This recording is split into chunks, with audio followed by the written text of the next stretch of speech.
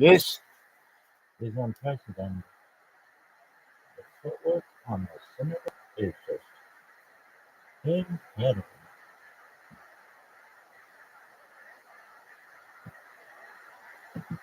Zuckerberg, you're the worst. Everyone dislikes you.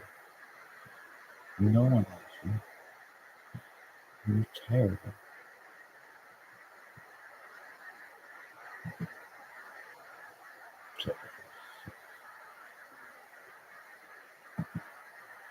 Zuckerberg, Zuckerberg.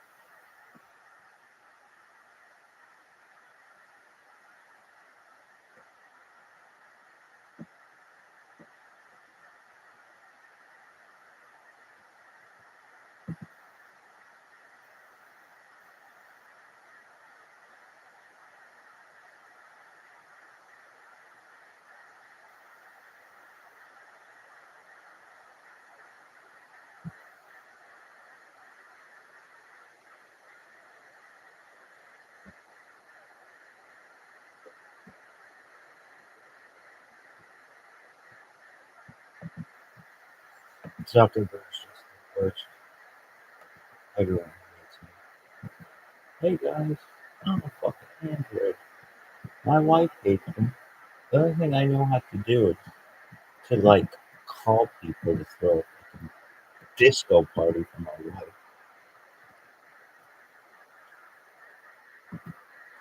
We don't even take video.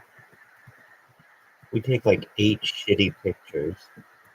None of the people really like us. Absolutely none of them. In reality, my wife doesn't even like me. My name is Mark Zuckerberg. The only reason why she's with me is because I am a billionaire. But aside from that, I'd be some fucking loser who no one likes. They all think he's the worst.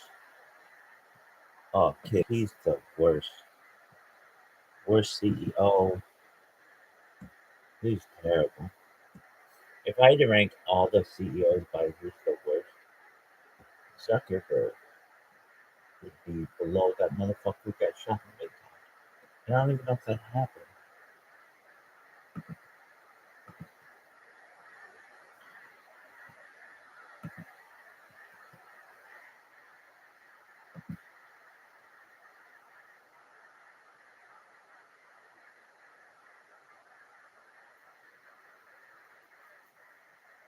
Yo, dog, what is this bull shit? This is just the worst. Everything about this is so bad. One time I was like, I'm gonna try it. Like the most boring stream of all time. And then I had this idea that was like, hey guys, how would you like to watch podcasts of Mark Zuckerberg sucking dick? Oh, you really enjoy that?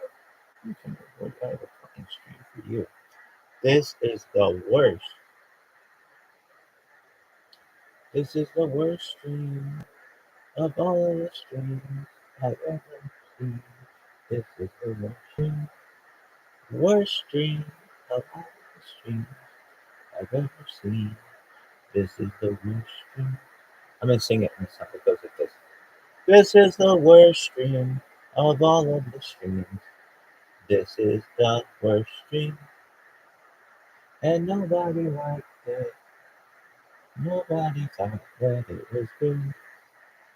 Because this is the worst stream of all the streams.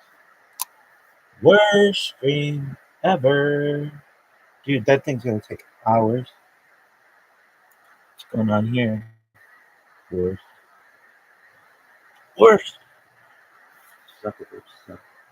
Oh, now that bitch is working. Look at this one. It's incredible. It was very, very athletic. One of the most athletic moves I've ever seen is when it's like this, and then like this. Yeah. Oh, man, I gotta do this.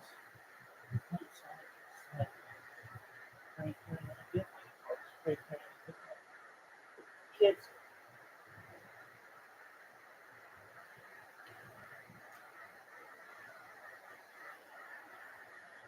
were any of you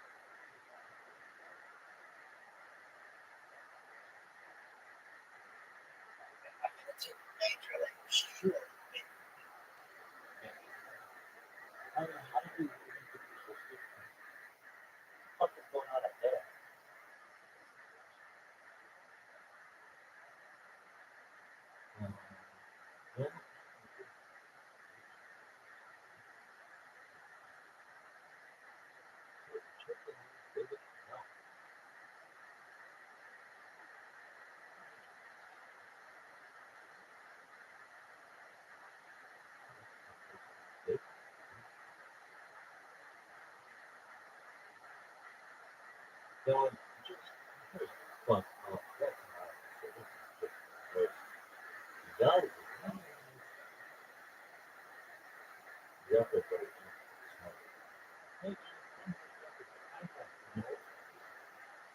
Not even my kids. I have a 6-year-old. She tells me my platform sucks. She's sick.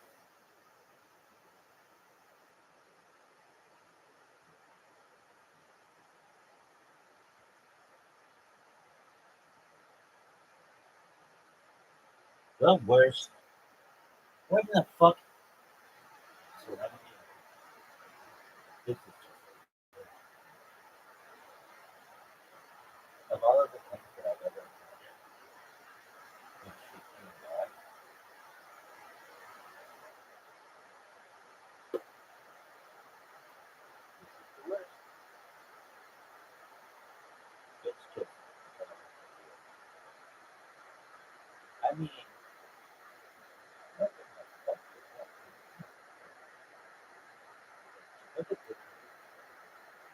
is that?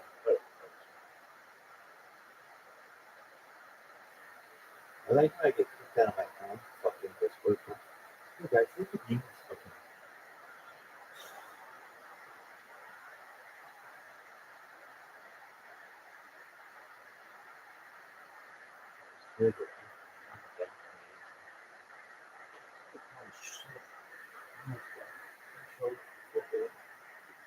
Look at this.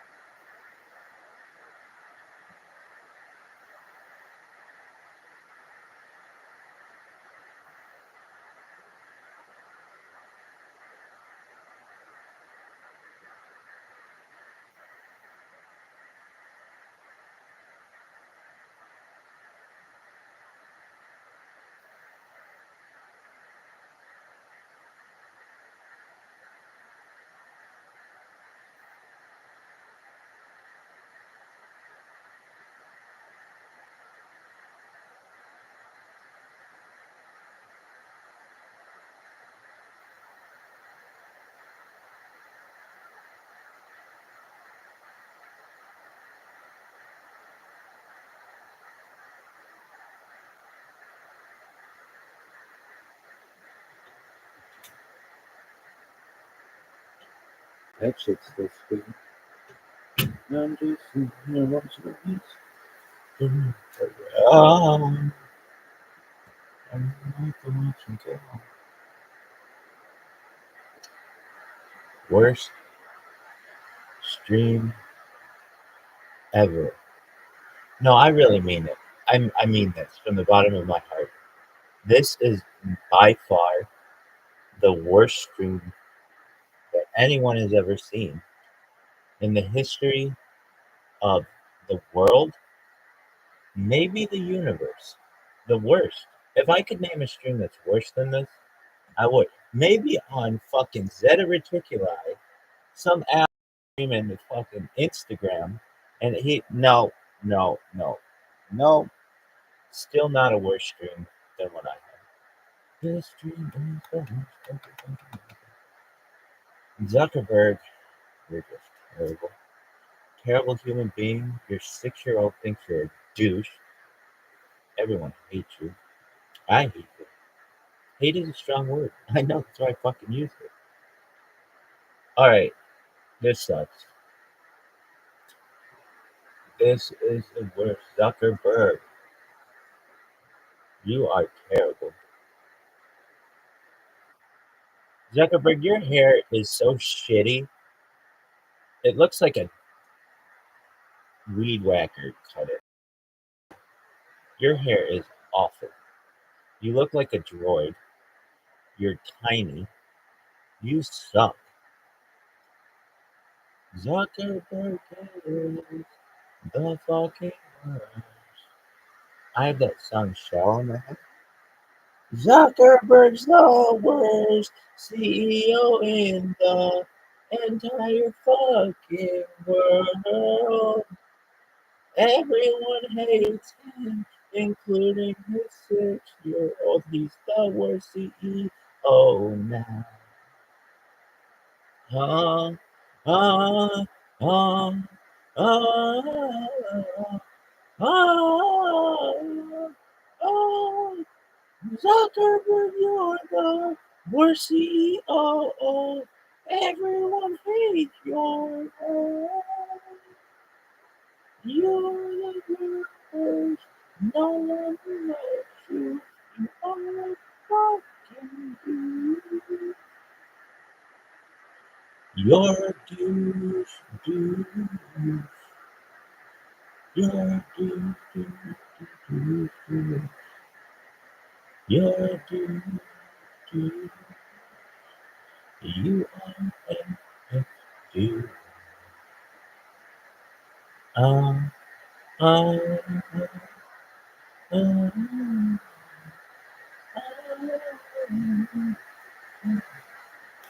Zuckerberg, you are such a fucking douche. Everyone hates you now. No one thinks you're cool. Then you fucking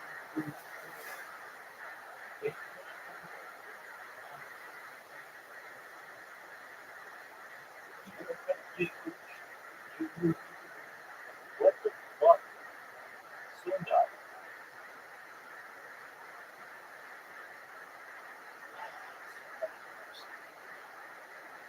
Sundar, you might have everyone thinks you're fucking Sundar's terrible. Everybody hates him. And this is the worst.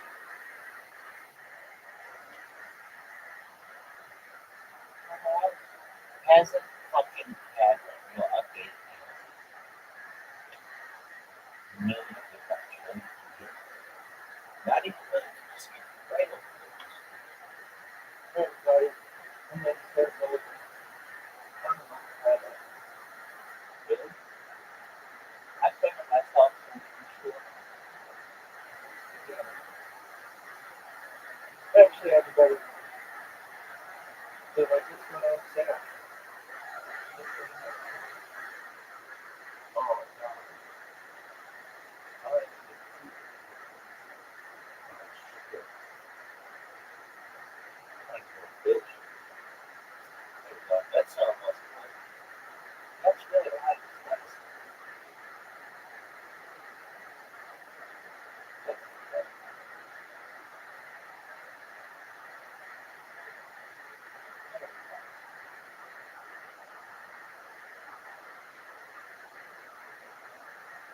Dude, this thing's doing that thing again.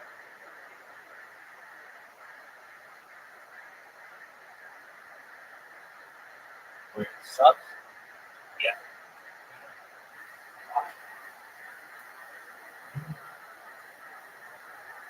Oh,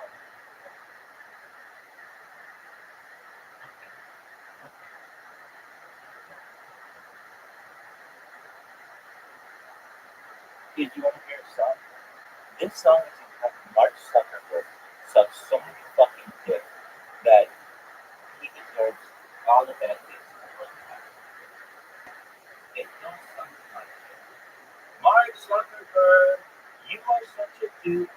Everyone thinks you suck dick. You have the worst platform for attention in the world. You have to level. You fans like Sundar Pichai out of the number one spot for worst CEO in the history of man. You are so shitty. Everybody hates you. No one likes you. And they think you're terrible. They think that you are the worst CEO in the history of mankind. This is the worst CEO in the history of mankind. The worst humankind. We're even at women this bitch. You are the worst CEO in the history of humankind. Like, when people will study Homo sapiens in the future, there will be a special footnote that explains how shitty the CEO is. People will be like, well, we just studied anthropology. Doesn't matter. Do you know how bad the CEO this motherfucker was? He sucked so much more. Just the worst. The worst. I can tell you this. I don't know. I know like a ton of CEOs, and he's not. If I know your spouse's name, you're on shit. You are so shitty.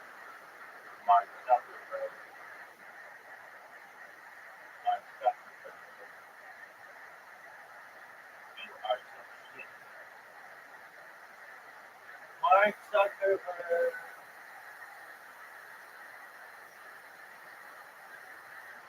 Zuckerberg. Zuckerberg. Zuckerberg.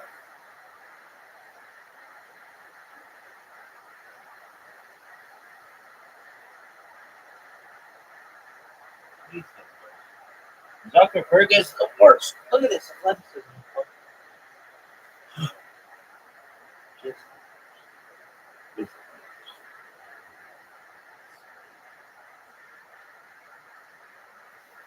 Look at this.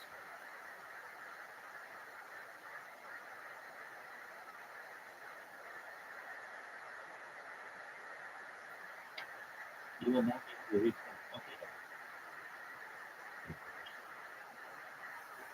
This is the worst.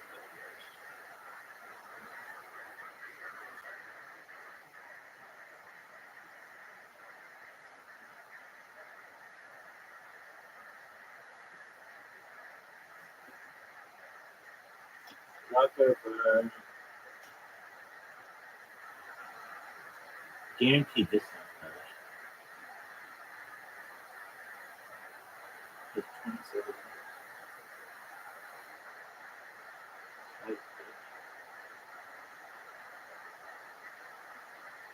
Maybe they fixed it. This is the worst.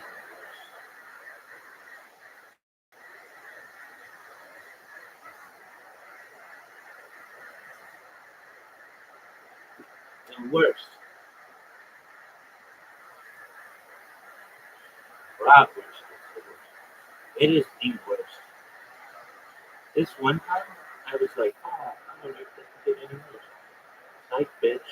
It is the worst.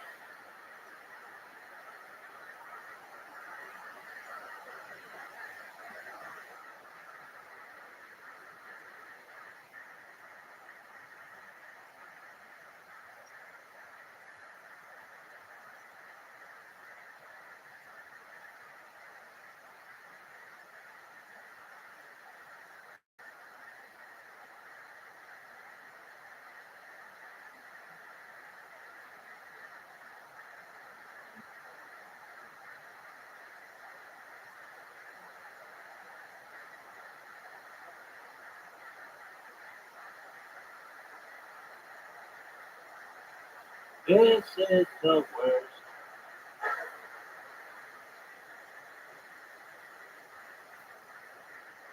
Look at this.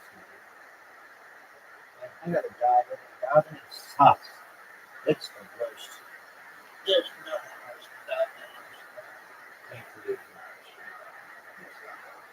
You might get good at it. Oh, it's the worst.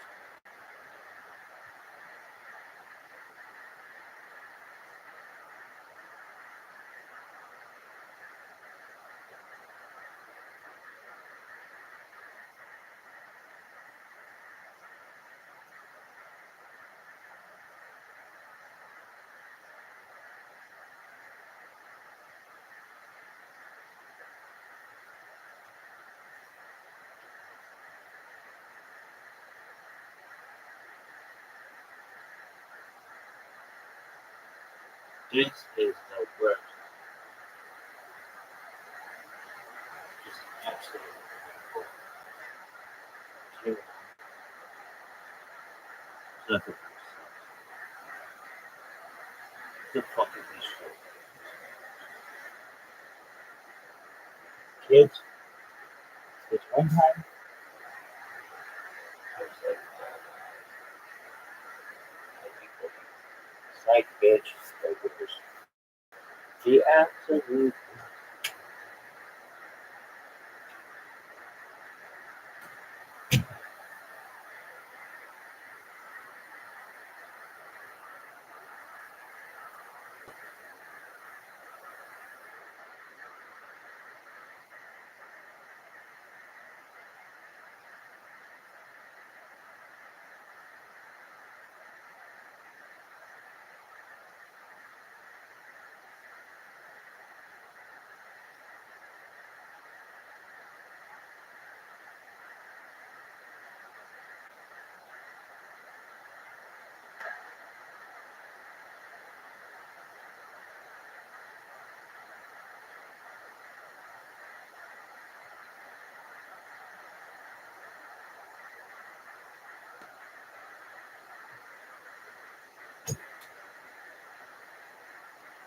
Worse. Zuckerberg. You're the worst. Everybody hates you. Zuckerberg. You're terrible. What in the fuck is this shit?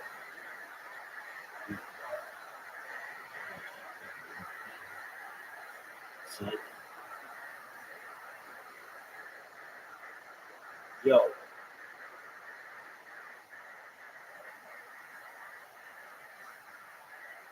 what in the fuck, dog?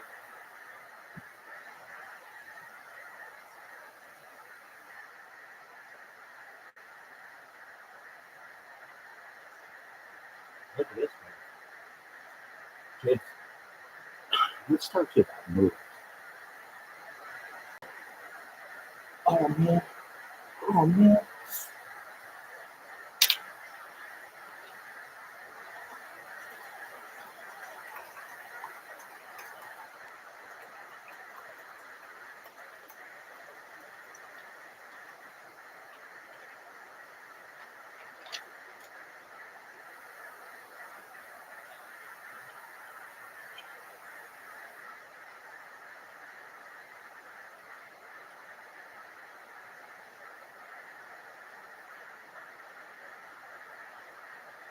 It's Watch Street.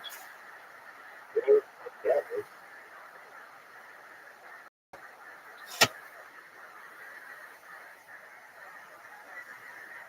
I don't like it.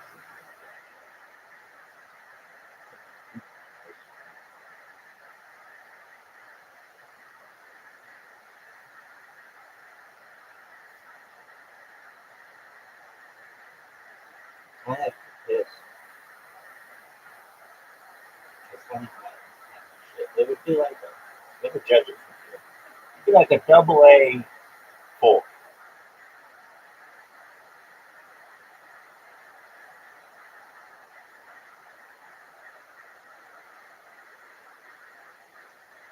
That tells you that it would be kind of solid and just like, it's like a basic.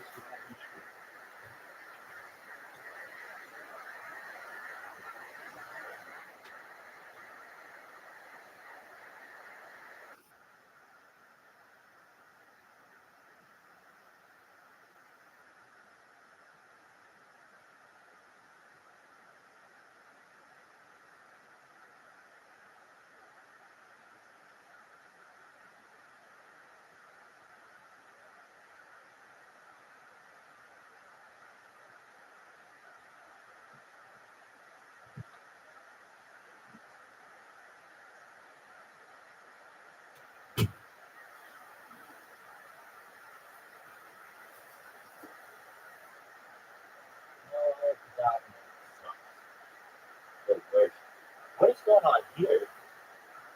What's going on with this? What keyboard?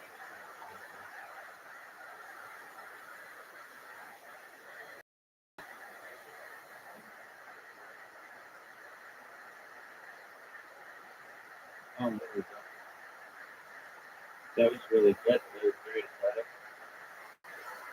Mm-hmm.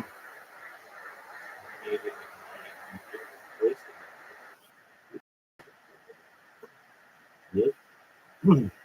Dog, this is the worst. Zuckerberg stuff.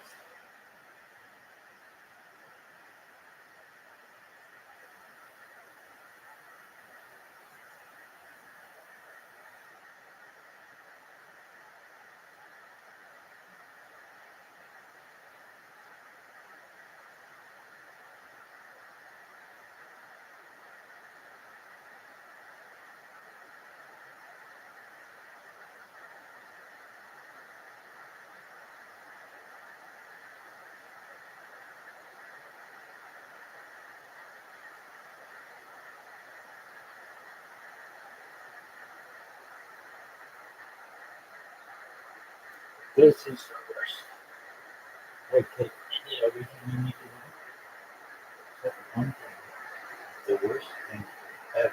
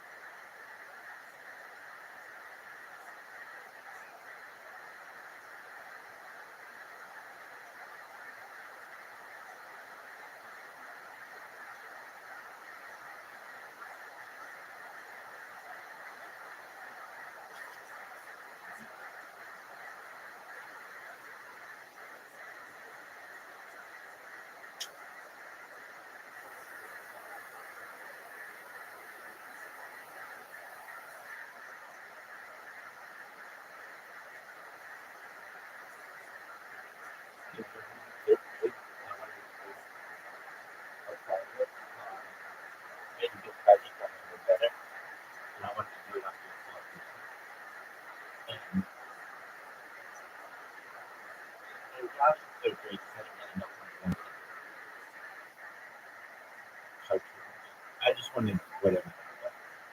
And then there's other people. So he didn't invent animation.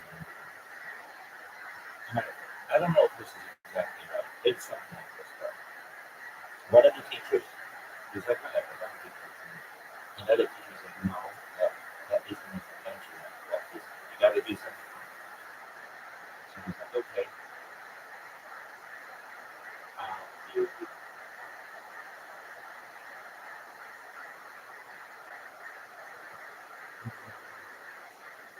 I want to do what? And I don't know, that's my mom. And she said, well, I don't know. I would have said he popularized animation, which is true, but he didn't invent it. So I think we went, I don't know, I think we went. And there weren't books about it. I mean, really, like, very, very cool. And I think we went, this is pre-internet, and we were able to find a book somewhere, and whether it helped us, we found a few things. There was like one certain like using the cells, and it was actually pretty wild. Then I was able to have read it. Do you like this? What? One of the best stories. This isn't Rothschild, but if you were telling stories, this one works.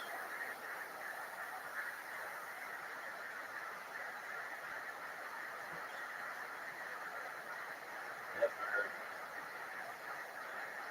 No, I don't think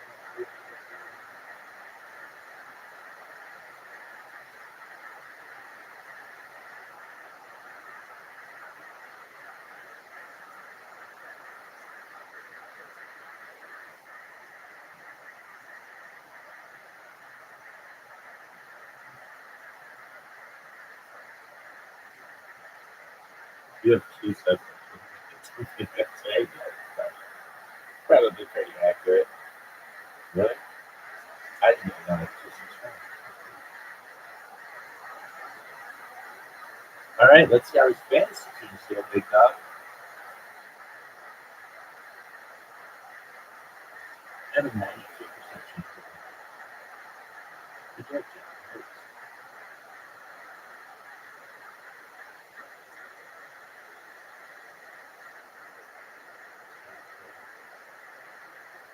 Oh shit. Out.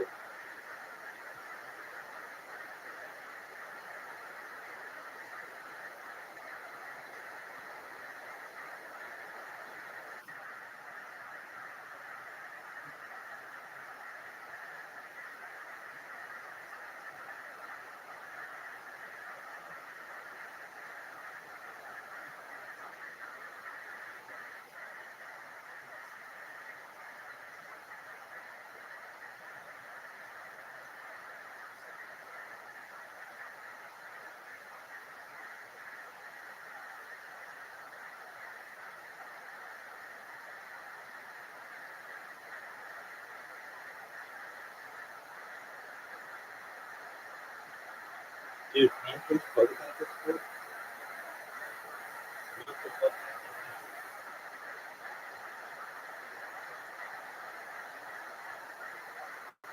this? Dude,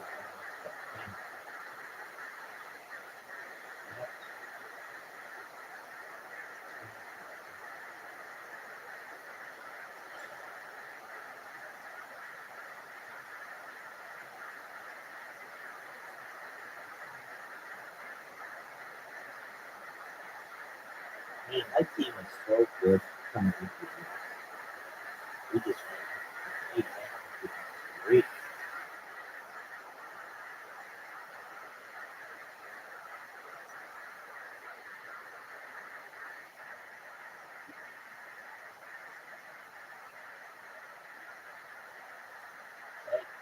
Thanks for being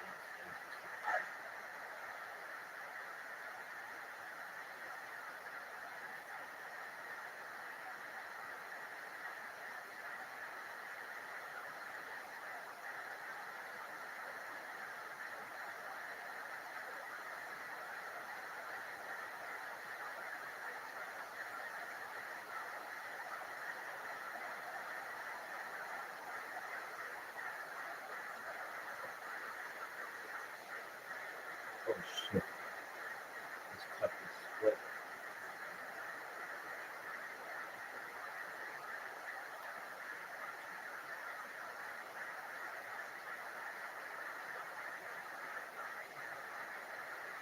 That is that first.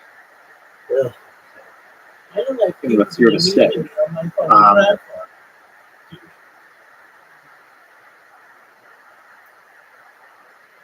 But I think that there's value in both, right? It's not. There's only value. I wouldn't want to run a fully remote company. Yes, there's an asterisk on that, which is that some of the other stuff you're working on. yeah, exactly. It's like all the metaverse work and the ability to feel like you're truly present, no matter where you are. I think once you have that all dialed in, then we may one day reach a point where it really just doesn't matter as much where you are physically. But I don't know. Today it still does, right? So yeah, for people there are all these people who have special skills and want to live in a place where we don't have an office. Are we better off having them at the company? Absolutely, right? And are a lot of people who work at the company for several years and then build up the relationships internally, and kind of have the trust, have a sense of how the company works? Can they go work remotely now if they want and still do it as effectively? And we've done all these studies that show it's like, okay, does that affect their performance? It does not.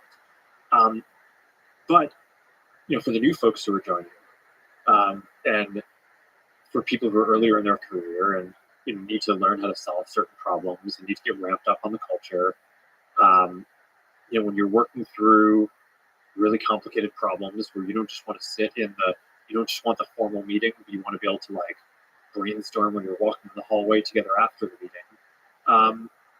don't know. It's like we just haven't replaced the kind of in person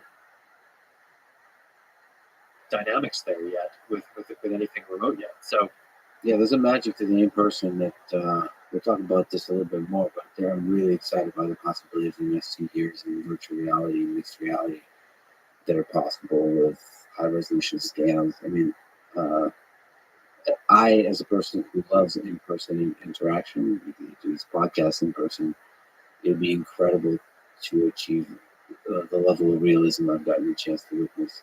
But let me ask about that.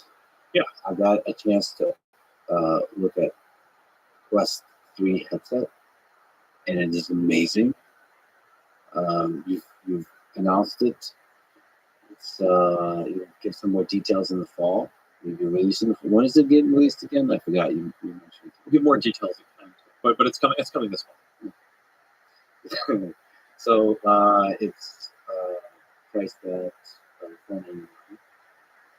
What features do you most excited There are basically two big new things that we've added to Quest 3 over Quest 2. The first is high resolution mixed reality. And the basic idea here is that you can think about virtual reality as you have the headset and like all the pixels are virtual and you're basically like immersed in a different world. Mixed reality is where you see the physical world around you and you can place virtual objects in, whether that's a screen to watch a movie or a projection of your virtual desktop, or you're playing a game where like zombies are coming out through the wall and you just shoot them. Or we're playing Dungeons and Dragons or some board game. We just have a virtual version of the board in front of us while we're sitting here. All that's possible in mixed reality, and I think that is going to be the next big capability on top of virtual reality. It is done so well. I have to say, as a person who experienced it today with zombies, having a full awareness of the environment and integrating that environment in the way they run at you while they try to kill you. It's just the mixed reality, the pass through is really, really, really well done. In fact, it's only $500. It's really well done. Thank you. No, I mean, I'm super excited about it.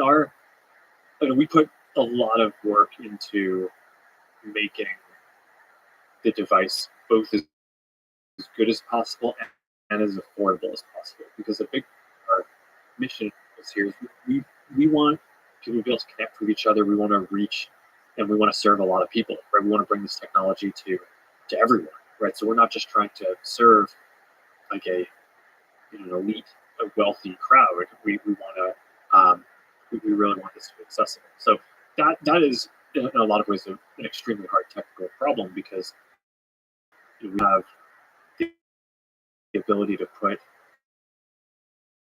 an unlimited amount of hardware in this. We needed to basically deliver something that works really well, but in an affordable package. And we started with Quest Pro last year. It was it was $1,500, and now we've lowered the price to $1,000. But in a lot of ways, the mixed reality in Quest 3 is an even. I'm really proud of where we are with Quest 3 on that. It's going to work with all of the virtual reality titles and everything that existed there. So people who want to play fully immersive games, social experiences, fitness, all that stuff will work. But now you'll also get mixed reality too, which I think people really like because it's sometimes you want to be super immersed in a game, but a lot of the time, especially when you're moving around, if you're active, like you're doing some fitness experience, let's say you're like doing boxing or something, it's like you kind of want to be able to see the room around you, so that way you know that like I'm not going to punch a lamp or something like that.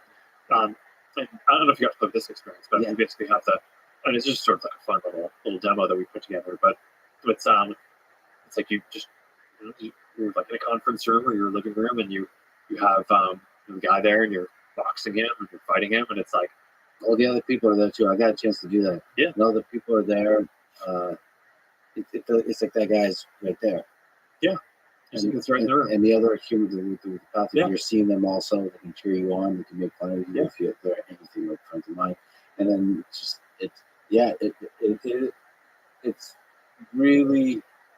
a really compelling experience. I mean, VR is really interesting too, but this is something else almost. This becomes integrated into your life, into your world. Yeah, and so I think it's a completely new capability that will unlock a lot of different content, and I think it'll also just make the experience more comfortable for a set of people who didn't want to have only fully immersive experiences. I think if you want experiences where you're grounded in, your living room and the physical world around you, now you'll be able to have that too. And I think that's pretty exciting. I really liked how it added windows to a room with no windows. Yeah. Me as a Did person, you see the aquarium one where you could see the sharks swim up, or was that just the zombie one? just a zombie one, but it's still outside. You don't necessarily want windows added to your living room where zombies come out of, but so the context of that game, it's I enjoyed it because you could see the nature outside. And me as a person that doesn't have windows, it's just nice to have nature. Yeah. Well, even if it's a mixed reality thing. It's kind of, like I know it's a zombie game, but there's a Zen nature, the Zen aspect of being able to look outside and alter your environment as you know it. Yeah. There'll probably be better, more Zen ways to do that than the game you're describing. But you're right that the basic idea of sort of having your physical environment on pass through, but then being able to bring in different elements external. I mean, I think it's going to be super powerful. And in some ways, I think that these are mixed reality is also a predecessor to eventually we will get AR glasses that are not kind of the goggles form factor of the current generation of headsets that people are making. But I think a lot of the experiences that developers are making for mixed reality of basically just have a kind of a hologram that you're putting in the world will hopefully apply once we get the AR glasses too. That's got its own whole set of challenges. Well, the headset's already smaller than the previous version. Oh yeah, so it's 40% thinner. And the other thing that I think is good about it is, so mixed reality was the first big thing. The second is it's just a great VR headset. It's got 2x the graphics processing power, 40% sharper screens, 40% thinner, more comfortable, better strap architecture, all this stuff that if you liked Quest 2, I think that this is just going to be, it's like all the content that you might have played in Quest 2 is just going to be sharper automatically and look better in this. So it's, I think people really love it. Yeah, so this fall. This fall, I have to ask, Apple just announced a mixed reality headset called Vision Pro for $3,500, available in early 2024. What do you think about this headset? Well, I saw the materials when they launched. I haven't gotten a chance to play with it yet, so kind of take everything with a grain of salt. But a few high-level thoughts. I mean, first, I do think that this is a certain level of validation for the category, right? Where we were the primary folks out there before saying, "Hey, I think that this, virtual reality, augmented reality, mixed reality, this is going to be a big part of the next computing platform." I think having Apple come in and share that vision will make a lot of people who are fans of their products really consider that. And then, of course, the $3,500 price. On the one hand, I get it with all the stuff that they're trying to pack in there. On the other hand, a lot of people aren't going to find that to be affordable. So I think that there's a chance that them coming in actually increases demand for the overall space. And that Quest 3 is actually the primary beneficiary of that, because a lot of the people who might say, "Hey, this, I'm going to give another consideration to this," or now I understand maybe what mixed reality is more, and Quest 3 is the best one on the market that I can afford, and it's great also, right? I think that's in our own way. I think there are a lot of features that we have where we're leading on, so I think that I think is going to be that could be quite good. And then obviously over time, the companies are just focused on somewhat different things, right? Apple has always, I think, focused on building really kind of high-end things, whereas our focus has been on we have a more democratic ethos. We want to build things that are accessible to a wider number of people. We've sold tens of millions of Quest devices. My understanding, just based on rumors, I don't have any special knowledge on this, is that Apple is building about 1 million of their device, right? So just in terms of like what you kind of expect in terms of sales numbers, I just think that this is, Quest is going to be the primary thing that people in the market will continue using for the foreseeable future. And then obviously over the long term, it's up to the companies to see how well we each executed the different things that we're doing. But we kind of come at it from different places. We're very focused on social interaction, communication, being more active, right? So there's fitness, there's gaming, there are those things.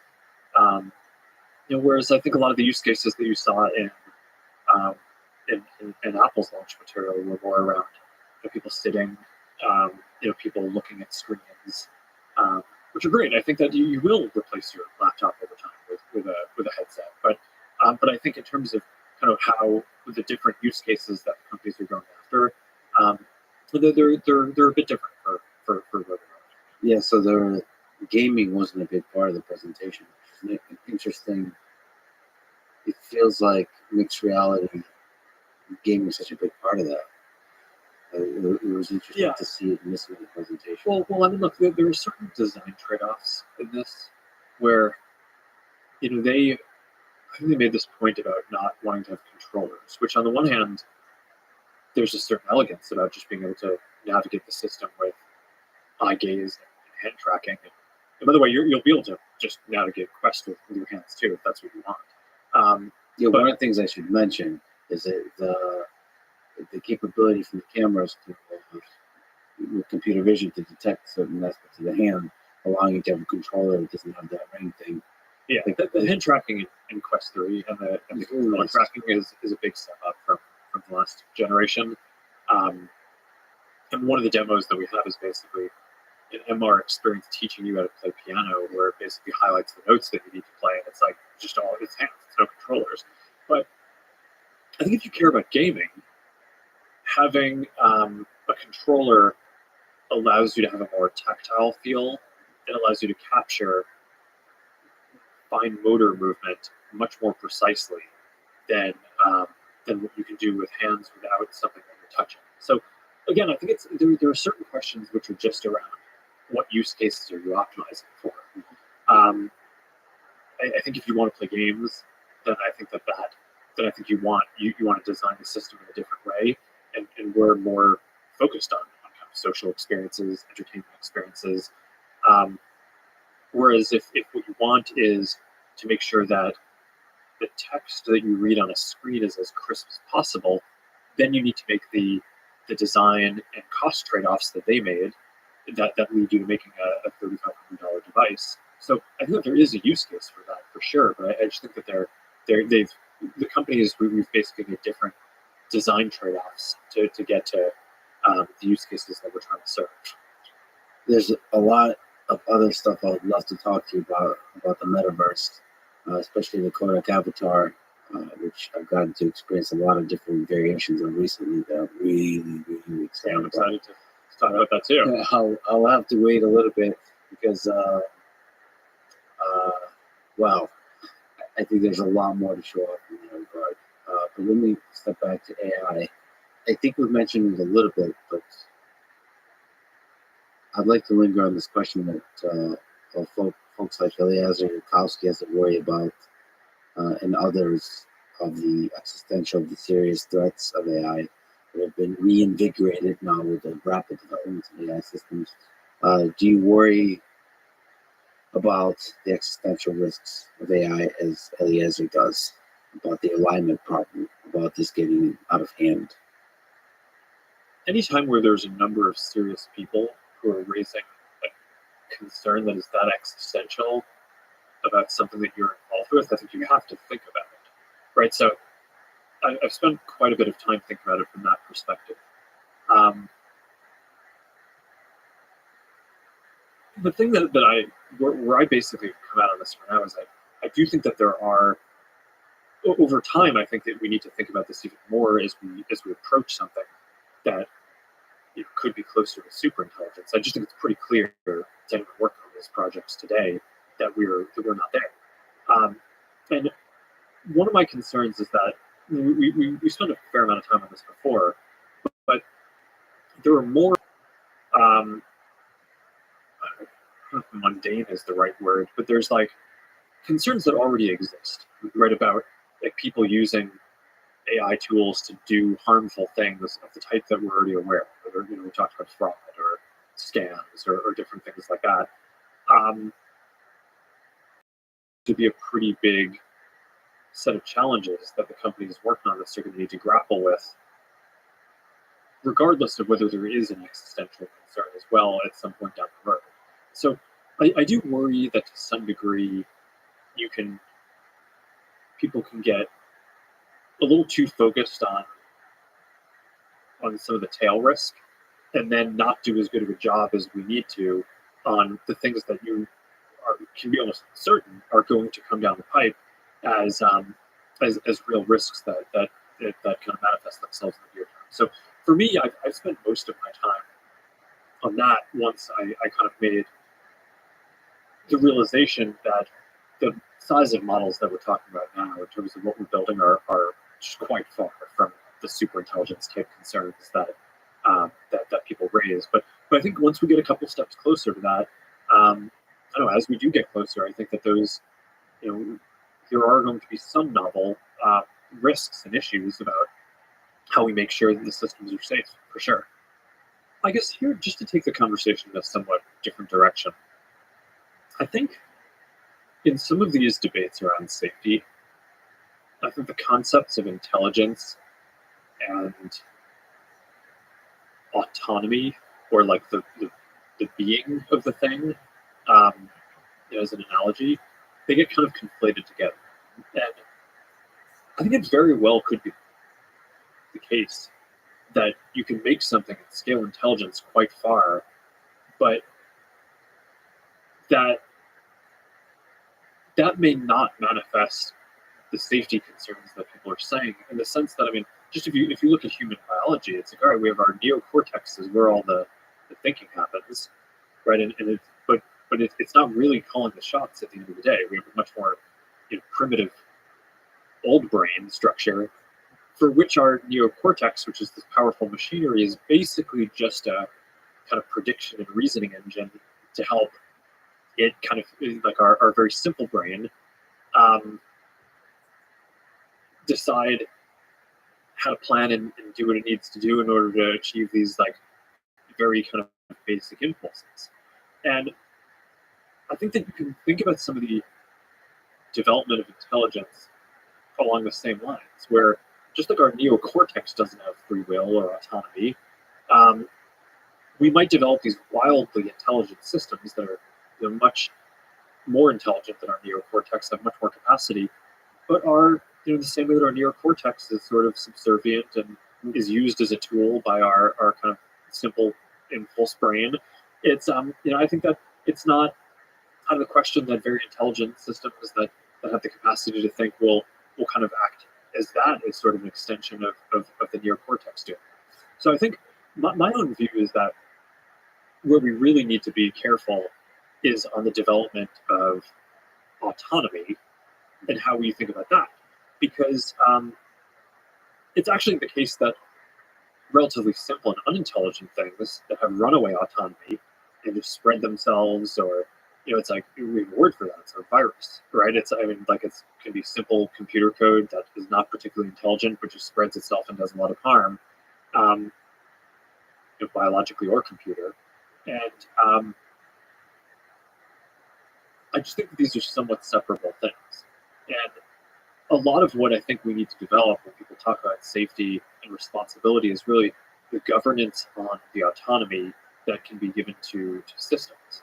And to me, if I were a policymaker or think about this, I would really want to think about that distinction between these, where I think building intelligent systems can create a huge advance in terms of people's quality of life, productivity growth of the economy.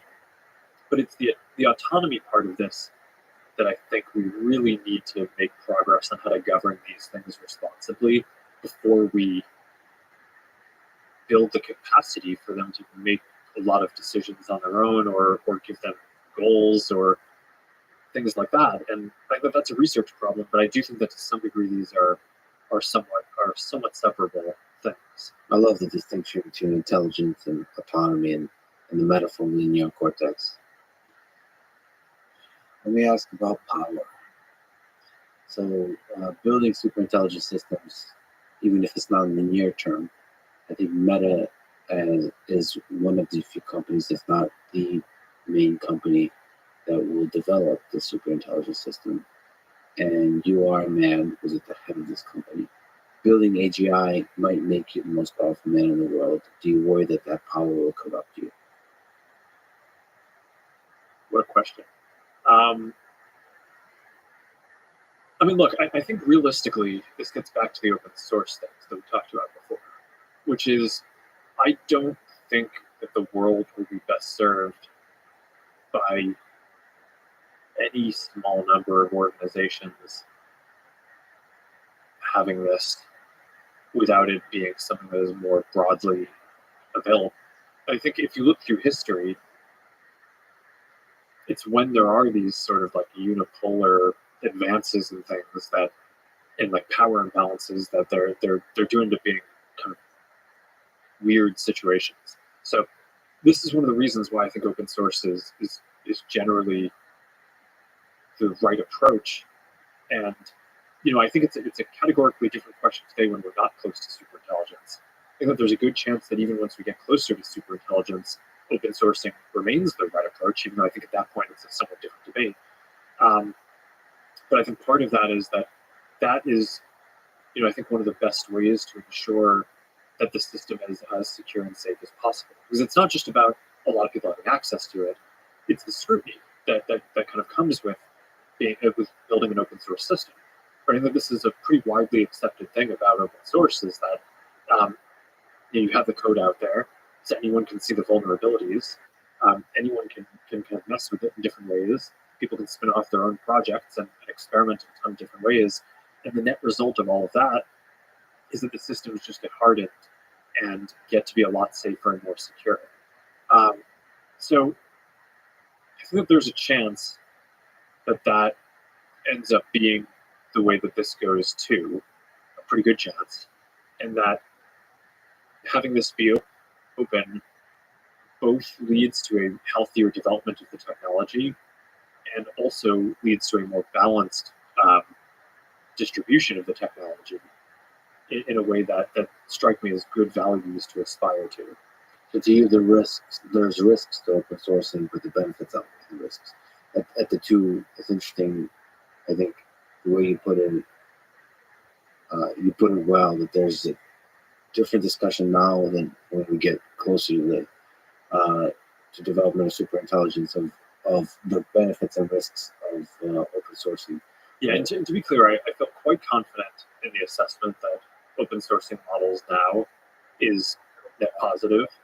I think there's a good argument that in the future it will be too, even as we get closer to superintelligence, but I certainly have not decided on that yet, and I think that it becomes a somewhat more complex set of questions that I think people will have time to debate, and will also be informed by what happens between now and then, and to make those decisions. We don't have to necessarily just debate that theory right now. What year do you think we'll have a superintelligence?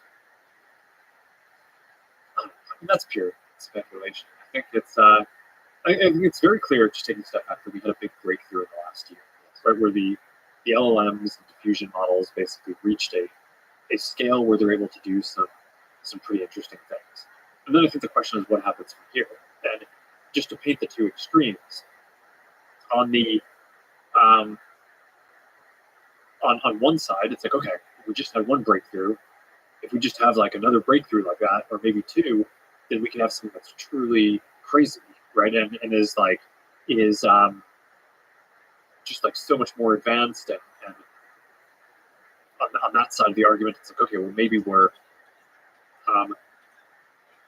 only a couple of big steps away from reaching something that looks more like general intelligence.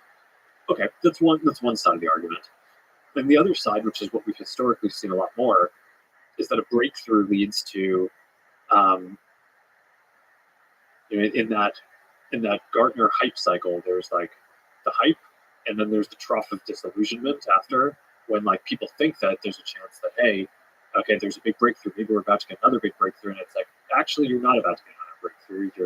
You're actually just going to have to stick with this one for a while, and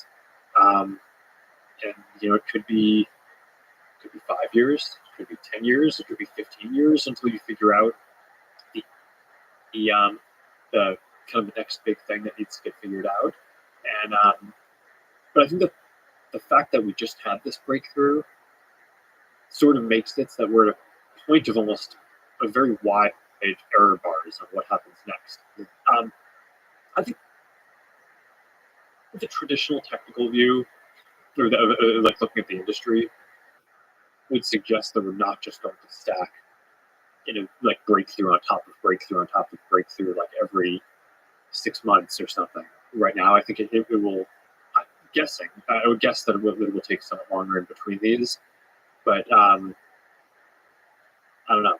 Well, I tend to be pretty optimistic about breakthroughs too. So I think if you normalized for my normal optimism, then maybe it would be even slower than we're saying. But even within that, like I'm not even opining on the question of how many breakthroughs are required to get to general intelligence, because no one knows. But this particular breakthrough was such a small step that resulted in such a big leap in performance as experienced by human beings, that it makes you think, wow, as we stumble across this very open world of research, will we stumble across another thing that will have a giant leap in performance? And also, we don't know exactly at which stage is it really going to be impressive, because it feels like it's really encroaching on impressive levels of intelligence. You still didn't answer the question of what year we're going to have super intelligence. I'd like to hold you to that. No, I'm just kidding. But is there something you could say about the timeline as you think about the development of AGI, super intelligence systems? Sure. So I still don't think I have any particular insight on when like a singular AI system that is a general intelligence will get created. But I think the one thing that most people in the discourse that I've seen about this haven't really grappled with is that we do seem to have organizations and structures in the world that exhibit greater than human intelligence already. So, one example is a company. It acts as an entity. It has a singular brand. Obviously, it's a collection of people. But I certainly hope that Meta, tens of thousands of people, make smarter decisions than one person. But I think that would be pretty bad if it didn't. Another example that I think is even more removed from sort of the way we think about like the personification of intelligence, which is often implied in some of these questions, is think about something like the stock market. Right, the stock market is it takes inputs. It's a distributed system. It's like the cybernetic organism that probably millions of people around the world are basically voting every day by choosing what to invest in. But it's basically this organism or structure that is smarter than any individual that we use to allocate capital as efficiently as possible around the world. And I do think that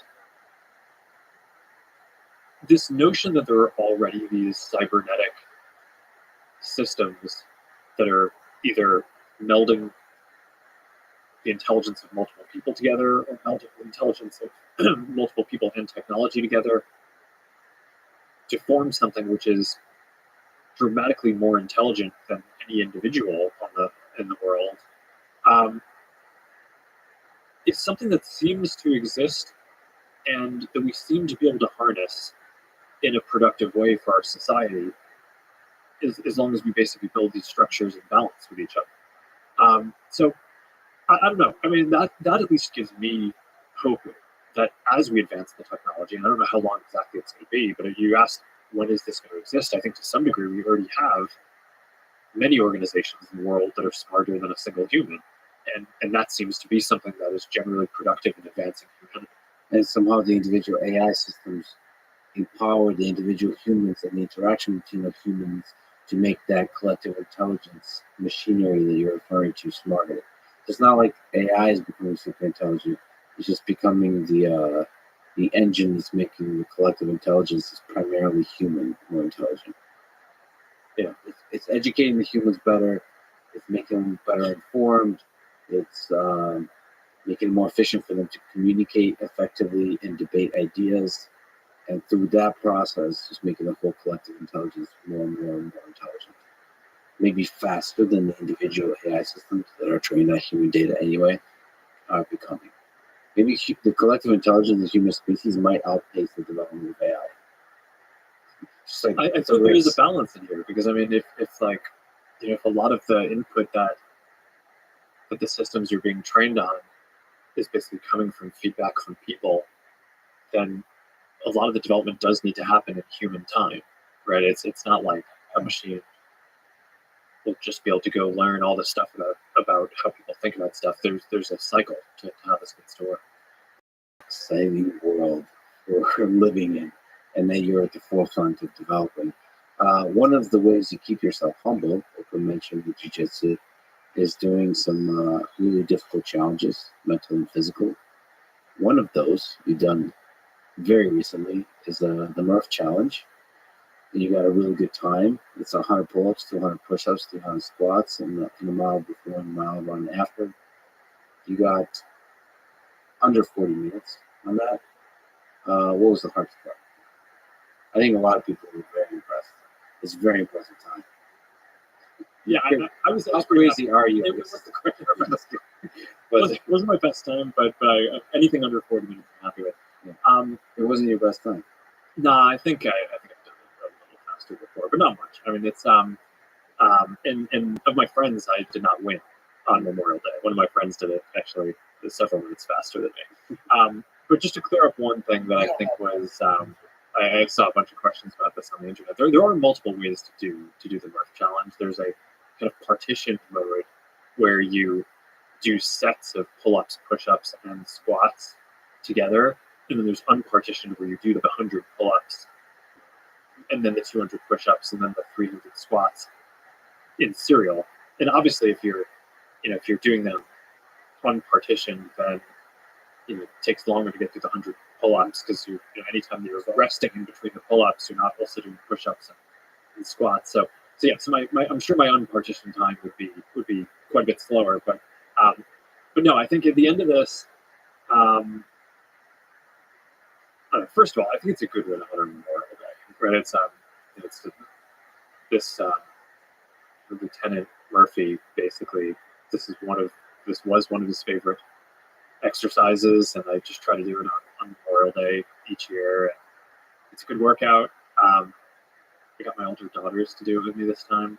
My oldest daughter wants a weight vest because she sees me doing it with a weight vest. I don't know if a 7-year-old should be using a weight vest to do pull-ups, but A difficult question a parent must ask themselves. Yes. I was like, maybe I can make you a very lightweight vest, but I don't think we could. So she basically did a quarter Murph. So she ran a quarter mile and then did 25 pull-ups, 50 push-ups, and 75 air squats, then ran another quarter mile in 15 minutes, which I was pretty impressed by. And my 5-year-old too. So I was excited about that, and I'm glad that I'm teaching them kind of the value of physicality. But I think a good day for Max, my daughter, is when she gets to go to the gym with me and cranks out a bunch of pull-ups. So I love that about her. I mean, I think it's good. She's hopefully I'm teaching her some good lessons. But I mean, the broader question here is, given how busy you are, given how much stuff you have going on in your life, what's like the perfect exercise regimen for you to keep yourself happy, to keep yourself productive in your main line of work?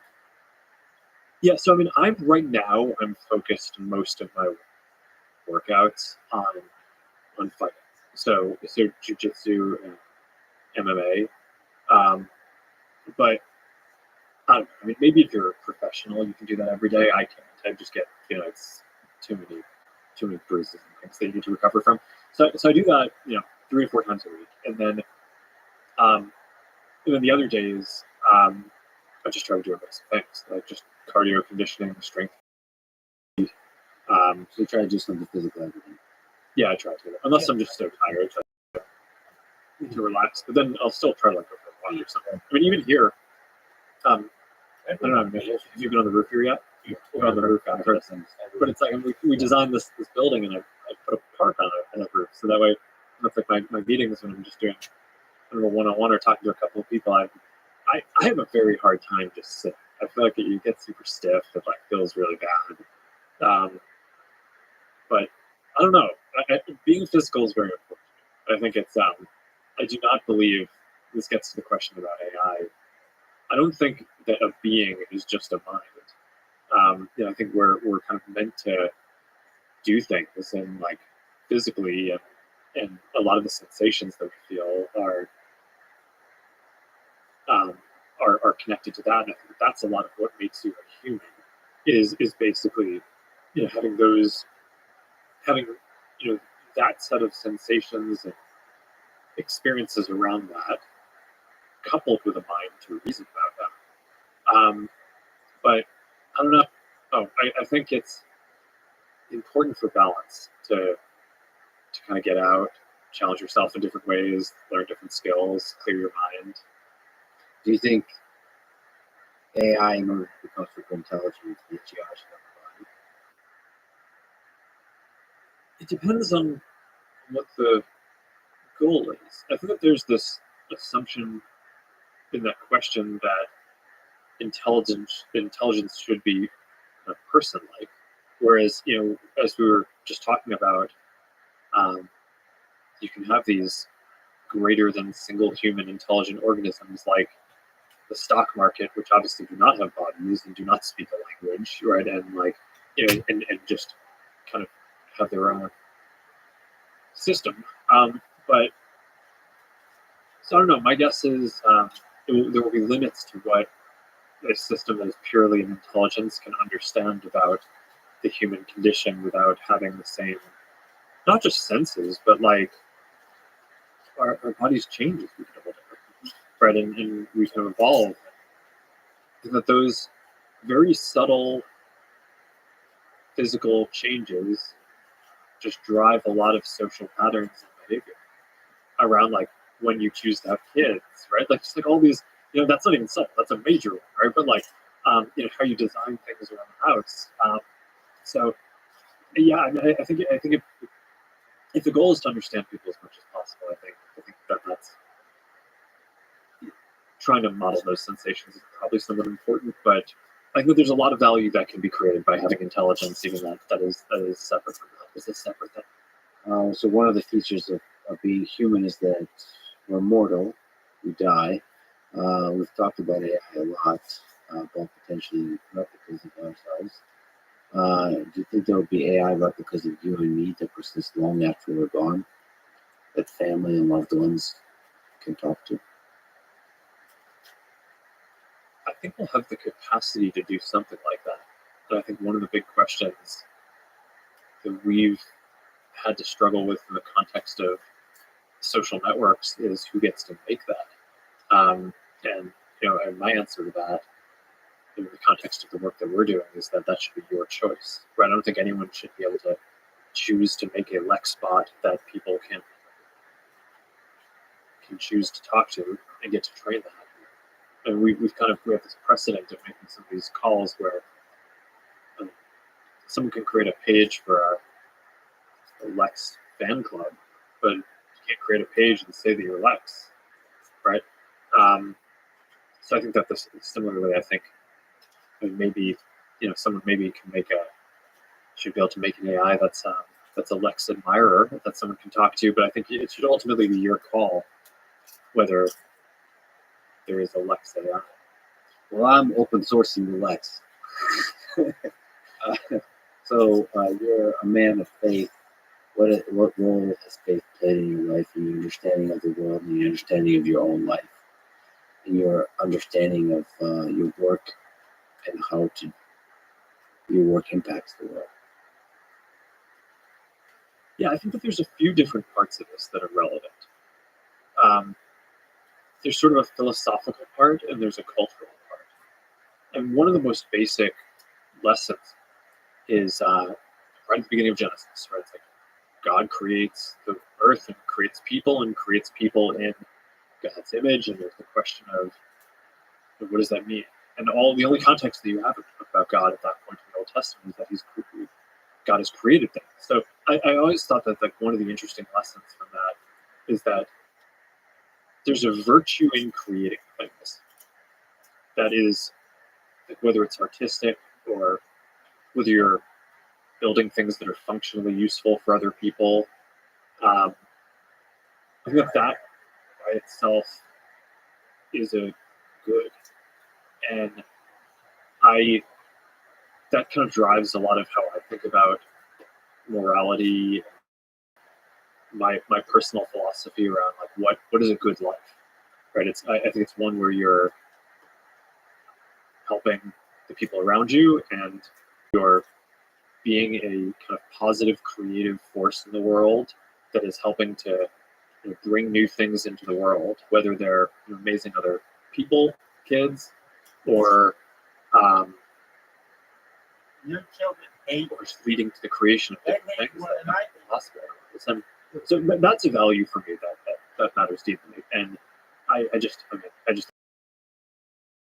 sort of trying to impart this value to them, and it's like nothing makes me happier than like when I come home from work and I see like my daughter's like building Legos on the table or something. It's like, all right, I did that when I was a kid, right? So many other people are doing this, and like I hope you don't lose that spirit where when you kind of grow up and you want to just continue building different things no matter what it is. To me, that's a lot that matters. That's the philosophical piece. I think the cultural piece is just about community and values, and that part of things I think has just become a lot more important to me since I've had kids. It's almost autopilot when you're a kid. You're in the kind of getting imparted to phase of your life, but and I didn't really think about religion that much for a while. I was in college before I had kids, and then I think having kids has this way of really making you think about what traditions you want to impart and how you want to celebrate and what balance you want in your life. A bunch of the questions that you've asked and a bunch of the things that we're talking about. Just the irony of the curtains coming down as we're talking about mortality. Once again, Yeah, same as last time. This is just the universe works. We are definitely living in a simulation. We'll go ahead on community, tradition, values, the faith. Well, a lot of the topics that we've talked about today are around how do you balance, whether it's running a company or different responsibilities with this. How do you kind of balance that? And I always also just think it's very grounding to just believe that there's something that is much bigger than you that is guiding things. That, amongst other things, gives you a bit of humility. As you pursue that spirit of creating this space, of creating beauty in the world, as Dostoevsky said, beauty will save the world. Mark, I'm a huge fan of yours. Honored to be able to call you a friend, and I'm looking forward to both kicking your ass and you kicking my ass on the mat tomorrow in jiu-jitsu. This incredible sport and art that we both participate in. Thank you so much for talking today. Thank you for everything you're doing in so many exciting realms of technology and human life. I can't wait to talk to you again in the metaverse. Thank you. Thanks for listening to this conversation. Let's start this podcast. Please check out our sponsors in the description. And now, let me leave you with some words from Isaac Asimov. It is change, continuing change, inevitable change, that is the dominant factor in society today. No sensible decision can be made any longer without taking into account not only the world as it is, but the world as it will be. Thank you for listening, and hope to see you next time.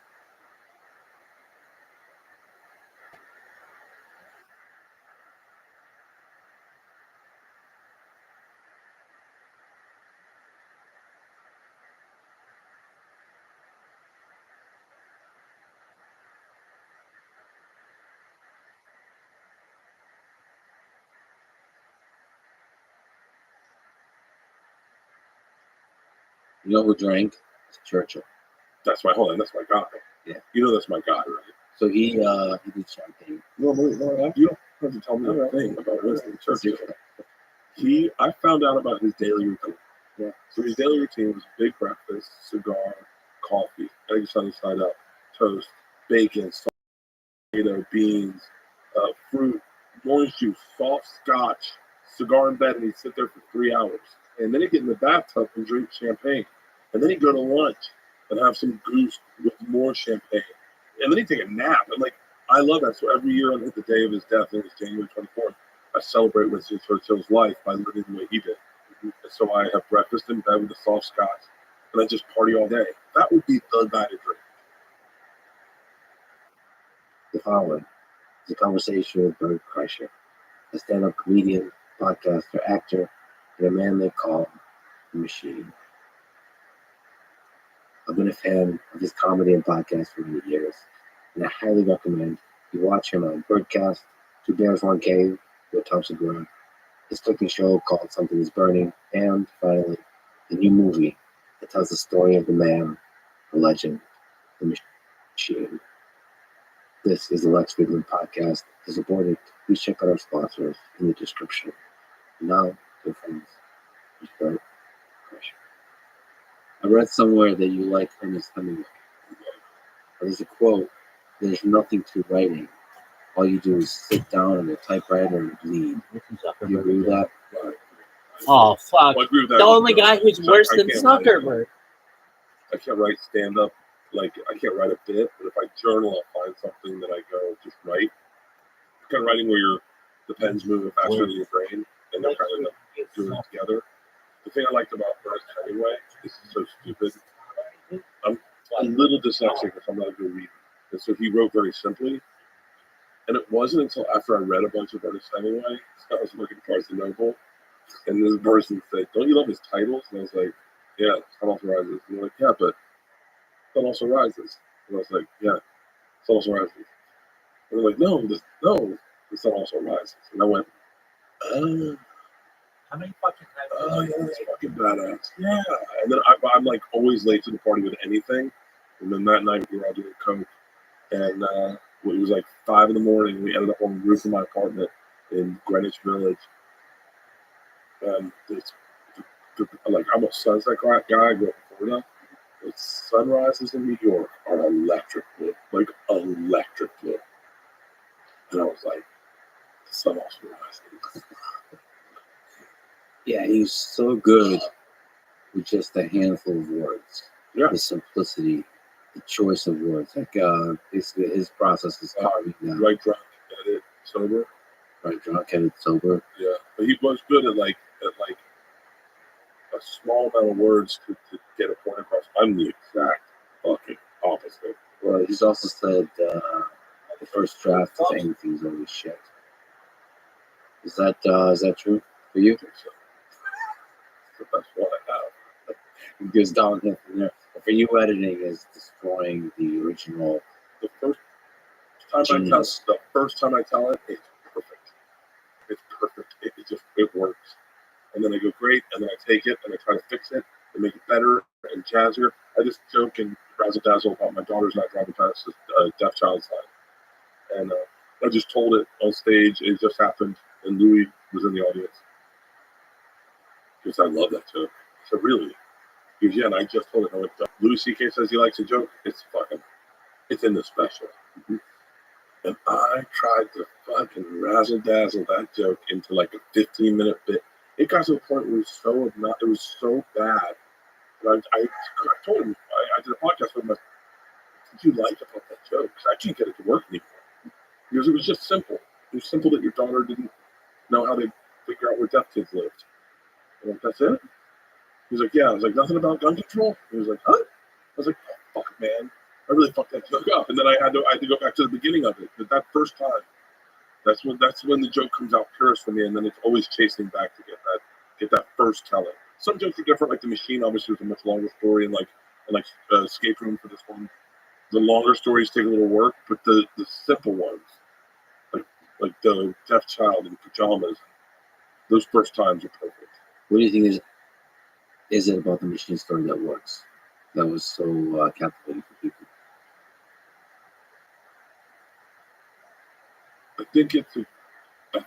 I don't know.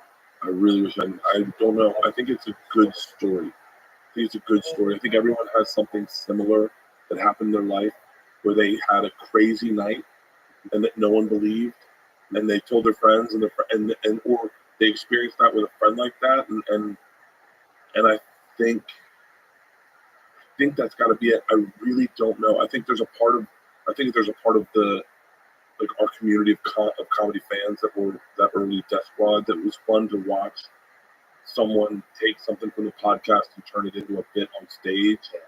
I think there's a lot of that, but I think people identify with a wild, crazy night that got out of control that they probably had too. I think. I don't fucking know. You think Putin knows who you are because of that story? I hope so. But there's a part of me that you got to understand is like, I'm not. I say stuff like that. I'm sure there's someone who hears that and they go, "Who is this fucking narcissist?" You're like, "No, that's not it. I'm just telling you the truth." Like, I understand what I'm supposed to say. I don't know. I don't know. That's hard to say. I don't fucking give a shit about that guy. I'm not that guy. I'm telling you everything that comes out of my mouth. The second it comes out, I'm going to be 100% honest. I don't know any other way to live. I kind of hope so. That would be fucking cool. And I know I guess he's a bad dude. I don't follow politics, son. It would be cool if, like, one day someone's like, he's on his computer and somebody goes, "Stileta." And he's like, "Yeah, that must be it." He's like, "Yeah? Yes, sir. Yeah, what are you doing?" And he's like, and shows it to him, and then he's like, "Fuck is this guy, huh?" It's not out of the realm of possibility that Putin's watched it. And yet this podcast has kind of made me realize how small the world is. For them to be some incredibly Yeah, especially the interesting people. like that's. It's gotten really crazy. The internet's really insane, and Netflix is really insane, and the reach of people that is really simple. But I'm a big fan of the show Drake Champs. I didn't think in a million years Roy would ever know who I was. And then he offered me to come to his podcast, and then when I got there, he told me he was a fan of mine. And I went, I remember moving to New York, listening to you and Capone. I'm sitting there going, wow. And the phone calls I've gotten since the movie came out and since Razzle Dazzle came out have been really insane when you realize as much as I know about people, and there's people I'm fans of that don't know who I am, but they're like some pitcher in fucking Florida that I follow the kids. I was fun to watch the pitch. There was a softball player in Tempe that she do catching drills, and I was really in softball with my daughter to watch her catching drills. There's a girl, Dee Glazer, who me and my daughters would watch her dance videos, and I hit her up. She's like, "You know who I am?" And you're like, "Oh yeah, that's the way the world works." What world leader would you drink with? Russian Putin. So Putin doesn't drink much. Yeah. Zelensky drinks but also not much. Boris Yeltsin. He would have been a fucking good one. I mean, I go. Hitler was a pussy. He drank wine with a spoonful of sugar in it. Never drank. What? Churchill. That's my That's my guy. Yeah. You know that's my guy, right? So he did champagne. You don't have to tell me anything about Winston Churchill. I found out about his daily routine. Yeah. So his daily routine was a big breakfast, cigar, coffee, eggs sunny side up, toast, bacon, sausage, tomato, beans, fruit, orange juice, soft scotch, cigar in bed, and he'd sit there for 3 hours. And he'd hold morning breakfast. And that's what they'd come in and he'd run through his day. And then he'd get in the bathtub for fucking an hour and drink champagne. And then he'd go to lunch. and have some goose or whatever the fuck they ate back then with more champagne, and then he take a nap. And like, I love that. So every year on the day of his death, I think it's January 24th, I celebrate Winston Churchill's life by living the way he did. And so I have breakfast in bed with a soft scotch, and I just party all fucking day. That would be the guy to drink with. That would be the guy if you could pick anyone to drink with. He drank every day throughout the day. He lived in 94. And was one of the most heroic figures in human history. Never surrendered. I mean, what a fucking badass thing. You know, he taught the queen. The queen was like a window licking idiot, right? Like she had a third grade education.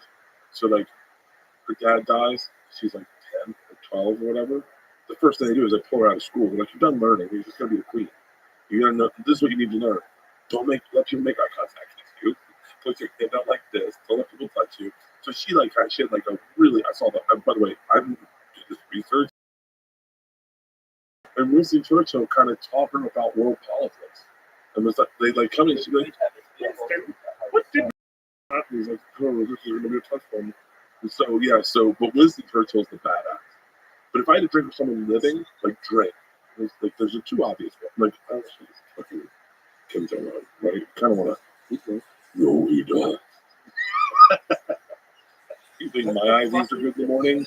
You know, Kim Jong-un's IVs are next. You're like, I feel up. He's like, it's amphetamine. He would be a badass. I think he drinks hard liquor. I think it's Scotch. Johnny Walker for you. That's what I've heard. I don't know what you heard. I like that. Okay, so I say things like that, but I'm sure I don't know if you ever party with someone who parties a little different than you, and then you notice like sometimes celebrity like athletes, and then like you're at a strip club, and they talk weird to a woman. You're like, oh, that's not me. I'm so sorry. So that'd be the thing. The atrocities would be hard to get past with them. Not just the atrocity, but the way of being. I agree with you. I actually don't like drinking. Yeah. Not all of them. Mm-hmm. And I don't like a drinking meeting. If someone goes like that, when people go like, hey, I'm taking you out tonight. We're drinking. Yeah. And then I go, oh, that's not the way I like to do it. It gives me anxiety. Like, our lives are very different. You and I? Yeah. Were you sturdy? No. We could start there. No, it was not. The differences continue from there, I'm sure. So when you get your pledge, they take you out, and their whole thing is we're getting you fucked up. That energy is not my energy. I don't like that. Like, I just go, why don't we just get drunk and feel really good about ourselves? Like, I never like took mushrooms to see Jesus. I just wanted to enjoy Rain-X on YouTube. Like, so like that for me is like one of my things. So if Kim Jong-un flew me to North Korea to drink with him, I'd be like, I have to start really getting blackout drunk on the plane to enjoy drinking with him that day. What's your favorite, like, different occasions, what's your favorite drink? What's your favorite way of drinking? No, it's berries. So what are the different contexts? Is it one-on-one? One-on-one? Like you sit down with, I don't know, Rogan invites you, like it's the Godfather, to sit down and finally talk about something. It's going to be whiskey. It's going to be like a nice whiskey. No, I like the rocks. I like lots of rocks. It won't be something expensive because Rogan is not a fancy boy. You know, like he's a real regular dude. He's a really regular dude. He's gotten less regular than more millions of dollars he has. I think there's parts of him where you're like, oh, wow, we can do this. Yeah. But he's a great. He'd be like Jack in the Rocks or like Buffalo Trace or one of the maybe the whiskey side. Rogan be whiskey rocks, and then like that's. I haven't hung out with Joe by ourselves. I think I'm back over the other night, but like it would be cool. My times with Joe's are always on podcast. Yeah, and I missed the times where we just have you and him at the store late night. Yeah, I'm okay with podcasts. Okay, I used to think this is like performative or something like this, but it's not really. No, it's just a chance to really sit down. I enjoy it because of the people I could never sit down with. Like David Cross. I would never sit down with David Cross because we don't run in the same circles.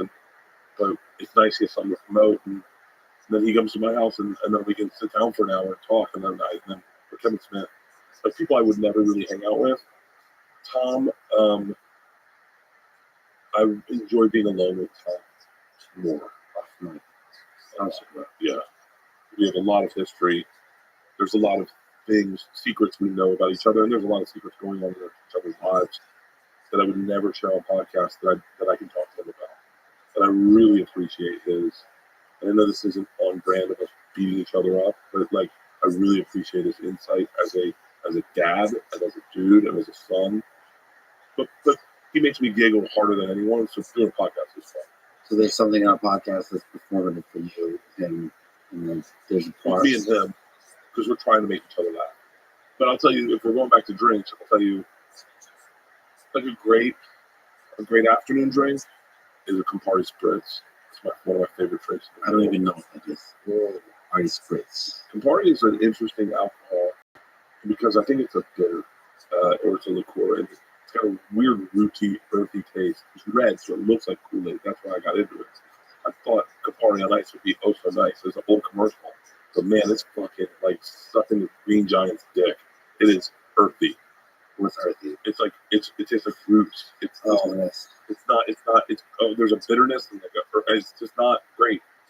And then someone introduced me to a Negroni, which is Campari and gin and a little soda water, and then Campari Spritz. Campari Spritz is Campari, Prosecco, and soda water in like a wine glass, and it is so enjoyable. It's got so many different profiles to it where you get the bitterness with the sweetness of the Prosecco, and then it flattens it out with the soda water, and it looks like Kool-Aid, so I love it. That's one of my favorite drinks to share in your context. You're in Italy, and you've been walking around Venice, and everyone went their own ways, and the whole family comes back together, and you meet at a statue, and your wife's sweating, and she's uncomfortable, and your daughters are 16 and 18, and they're like, what are we doing with the rest of the day? And you go, hey guys, it's Europe. Does anyone want a Campari Spritz? And everyone goes, I don't know what that is. You go, pour Campari Spritz. It's a minor and alcohol, so it's not going to light them up. But it gives them a little bit of a buzz where they're like, yeah, these are nice. I let these drink hers, so I drank hers. Georgia had hers. Leanne had hers. And we ordered another round. I ordered, and they're fucking refreshing. And the buzz is perfect. It's not too much because it's just a little bit of champagne and some Campari. The buzz is perfect, and then a couple of them, and then they kind of disappear, and then you're just walking around again. That's a great fucking drink. You ever drink alone? So there's two kinds of alone. One is alone at the bar. There's other people, but they're strangers. Right? They're kind of out there. Keep going. Tell one people I'll be alone, and then I'll play the rest. There's all kinds of. There's alone on a train. The transport is regular plane. And then there's just alone in an empty home. Or a hotel room. It's Hotel. Sunday night, and you're packing your bags, and you got a flight at 6 a.m. But Roadhouse is on, and you're like, shit. So you go down to the front desk and you go, is the bar still open? And they go, yeah, can I order some to take to my room? Sure. How about 6 Heinekens? 6 Heinekens? Then my wife wanted one too. She's up there. You voters up here. And you just say to yourself, I'm just getting 6 so that if I have 4, I just know I have 2 extra ones. And then you go through 6 and you're like, oh man, I'm not done yet. Dude, I've drank in every alone scenario you can possibly think of. I've drank alone in a helicopter with a dude who didn't know I was drinking. I was like, can I drink in here? And he's like, absolutely not. And then I poured it in a flask and I opened it and drank it. And he's like, dude, we're in a fucking helicopter. You don't think I smell that? The best alone drinking you can ever do, in my opinion, now we're getting to the weeds on it, is alone behind someone's back. Like when they don't know you're drinking, but you're drinking. Like Christmas shopping. And your wife says, all right, let's all split up. And you go, cool. And it's like 11 o'clock on a Sunday, and they just opened that bar by the elevator in the Beverly Center, and you just sneak over and you go, hey man, can I get a double jack on the Rothschild rocks? And you're like, sure. And you just have it, and you just go, let's just, and then you're off, and then you're like, yeah. And then you'll sneak one, sneak it, and then you buzzed and moving nuts. And then your wife's like, you've been drinking? You're like, yeah, I'm drinking by myself in a fucking ball. Yeah, on Christmas. How sad do you think I am? And then you go, yeah, I am. What about you? Do you ever drink in a dark place? So I had a chick break up, or a chick cheat on me when I came back from Russia, and she slept with my best friend, and I didn't know how to deal with the emotions I had. And my buddy, my college friend, said, "I can tell you this: if you drink, they go away." And I went, "Okay." And that was the first and kind of last time I ever did that, because I did it. I've done it a couple times, but I try to avoid. I try to avoid if there's emotion going to alcohol, like meaning, and not when it's anxiety, but like depression. I kind of sit in the depression or anxiety. I lean towards alcohol, like anxiety, like about flying or just like getting worked up on over something. But with depression, I try to avoid alcohol and just sit in it. Because I've gone there before. With anxiety is I land on time. But depression, heartbreak, all that. You just sit and feel.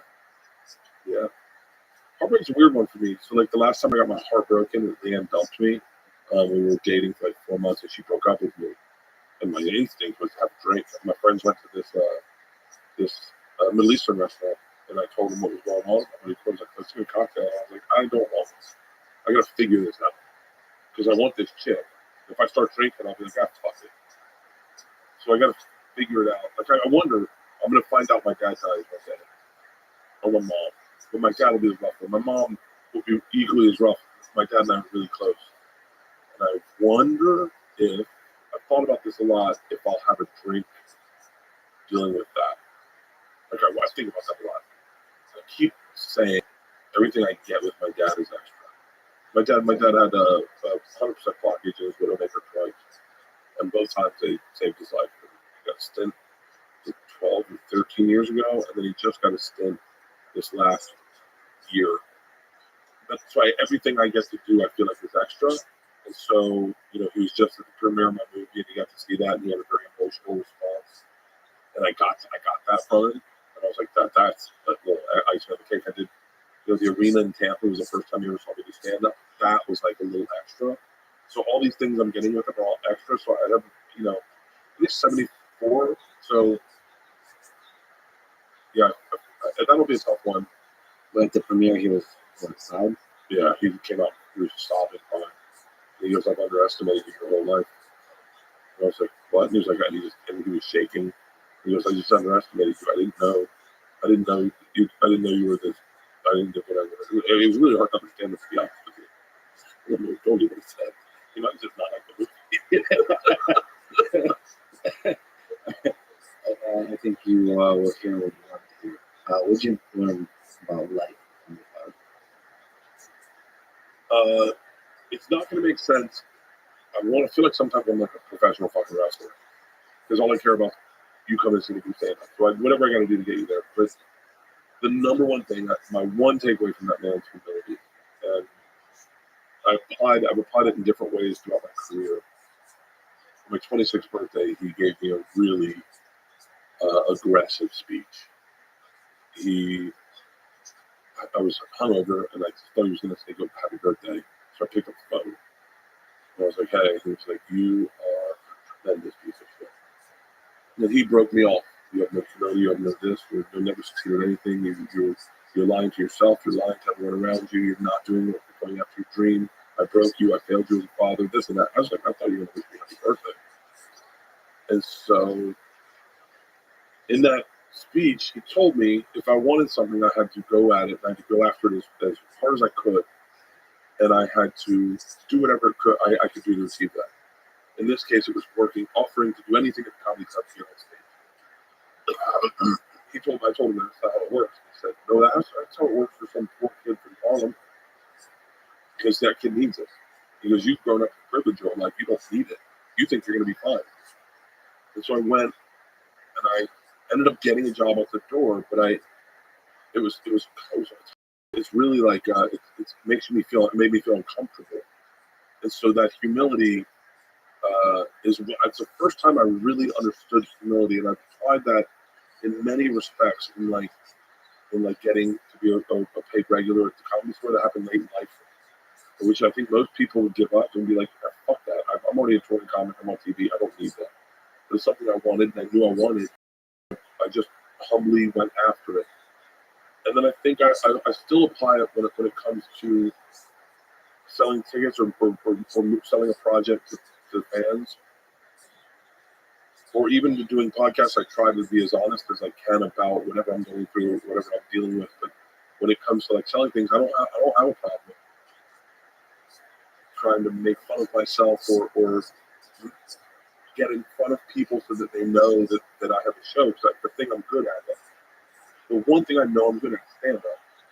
And I say that humbly, but like I want them to come there. So like people make fun of me, like before they're like, yeah, I'm not some clown in a Speedo who's gonna. I'm a real comic, and I go, okay, but I want them at my shows, and you can be that guy, and I'll be this guy. Yeah, the clown in the Speedo. Yeah, like, what are you gonna do? Funny people make fun of me for taking my shirt off. Like I guess behind my back, no one ever does it to me. Like no one would ever. Comics aren't that big for me. Yeah. But I always go like, what do you care? What do you care?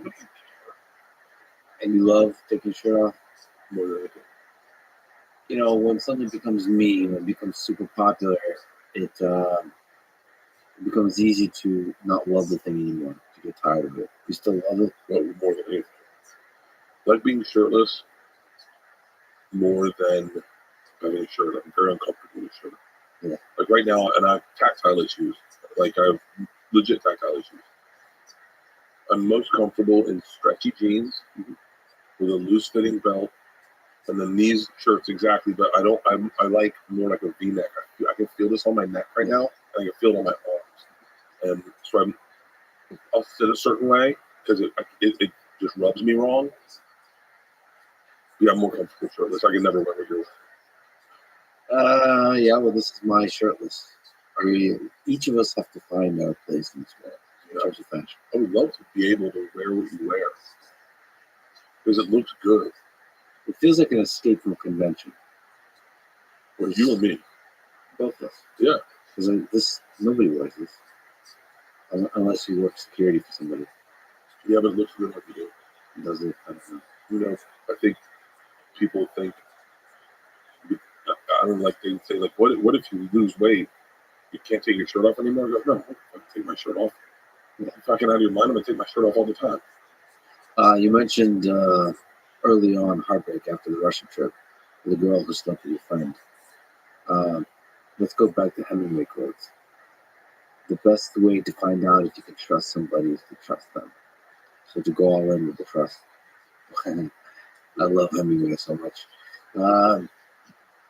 Have you been betrayed in your life? Yeah. What do you think about trust? It's an interesting question. I've been betrayed in my professional life a couple times by those friends. And I'm not someone who can, like, I have a mantra that, I don't know if people have heard it or not, but I hate sharing it, but it's true. The mantra is, do you think I'm weak? Like, do you think it's like, that's my thing. So I feel like people take advantage of me, and I go, oh, so you think I'm weak? Forget everyone that, like, and I name the people that have betrayed me. I'm a larger man than all of them. And so that's what really fucks with me is I go, you think I'm weak? Like where I grew up, when you do stuff, there was physical consequences. I grew up before that, like I've been beaten up a bunch. I'm not saying I can fight, but like I'm not scared of getting beaten up. And the times that I've been betrayed, and even I know even like by Ari, whichever people see that drugging as a betrayal, and I did for a period, but it was only because it was Ari, who was one of my best friends. And me and him had to work through that because I couldn't not love him. Like I couldn't not have him in my life. He means a lot to me. He really does. He's a great friend to have. But he's also, I don't know what was going on with him at that time, but he made a bad decision, and I had to forgive him for that because I knew he knew my mantra. I think I'm harder to trust people now. I'm not as apt to trust people at all. But there was a moment, I don't know if I've ever shared this, and I don't know how this will sound. There was a moment that information got leaked about a thing, and all my managers and agents, both Tom and my some of our managers and agents would like to separate us, or one of them get both of us. It's just more lucrative for them. So they have always kind of pitted us against each other a little bit, and they do it subtly. They'll do it to me and my team, and then his team will do it to me, and then my team will do it to him, and his team will do it to him. And there was a moment where information got leaked about this thing I was doing, and my team was like, just so you know, your boy Tommy is the rat. And I had to, it was the one time, and Leanne said, do you think Tom would do that? I said, I don't know how faith works. Like, I'm not a super religious person, but I will tell you that I believe in Tom, and I don't think he did it. And I will stand by that ignorantly. And I will ride or die with it, because I cannot live in a world where I don't trust him. If I don't trust him, then I am so fucked. And it wasn't him. It wasn't him. And it's a cool feeling to know that you could blindly trust someone, blindly have faith in someone, know that they have your best interest at heart. But yeah, it took me a while to get there. Rogan helped me get there, because I wasn't trusting him or anyone. I wasn't trusting anyone. I'd gotten bad thing, and I just wasn't trusting anybody. And Rogan, yeah, man, I'm trying to be a friend. I was like, yeah, I don't be friends. I couldn't understand why Rogan was interested in me, and I said to someone else, like, is he gay? Like, what's the fuck? Yeah. And then he was just a nice guy. He was just a nice guy. That'd be hilarious if Joe was sexually attracted to you this whole time. This whole time. It's the reason he keeps inviting me. I would be more excited if he tried to kiss me on the lips once. In a Scotty J way from Boogie Nights, where he's like, "What? You like my car?" Yeah. You know, nobody would believe that story. No one. Yeah. If I was Joe, I would kiss dudes all the time, and then when they didn't kiss back, go, you know. Yeah. When you trust people like that, and they fuck you over, that can really, really, really hurt. You end up on a treadmill in a hotel room, fighting with them. You fight with them all the time. You fight with them constantly. And I have this thing like I ruminate on an idea. I get it out of my head. And I hear the words they say, and it's all in your head. All in your head. It's like just fucking fighting, and then and then one day you get past it. Like one day you just go, fuck it. I'm not gonna live in real estate, and then you just forget about it. And then they reach out and they'll try to be a dick or a bully, because they're bullies. They're bullies is what they are. Don't ever forget it. They're fucking bullies. And they got bullied. It's not their fault. They got bullied. And then they try to bully you, and you don't have any connection anymore. You're like, oh, you can go fuck yourself. You can actually go fuck yourself. You're not my boss. You're not my wife. You don't pay me. Get the fuck out of my life. But this kind of mantra that you're not weak, you still want to be able to be fragile to the world and appear weak almost. I am. And that's the problem. I think I am pretty fucking weak. I'm not the strongest dude out there. I really think my feelings hurt all the time. Yeah. And so, but it sucks when you watch like your friend see something in you that you go, or they go, fuck him, he's not paying attention. Fuck him. Let's take his money. You know, fuck him. He doesn't know what fucking do it. Look, he's a drunk alcoholic. And you go, oh no, bitch, I pay attention. Like I'm wide awake. I'm here. I'm working my ass off. You're not gonna fucking. Well, that's the tough thing about like you and Tom Segura. You're at the top of your game, and the top of the world, some of the most famous comics in the world, and you could see money start to creep in, like business decisions. Yeah. I don't know. It's a tough place. It's really tough. We're, especially as we're growing. And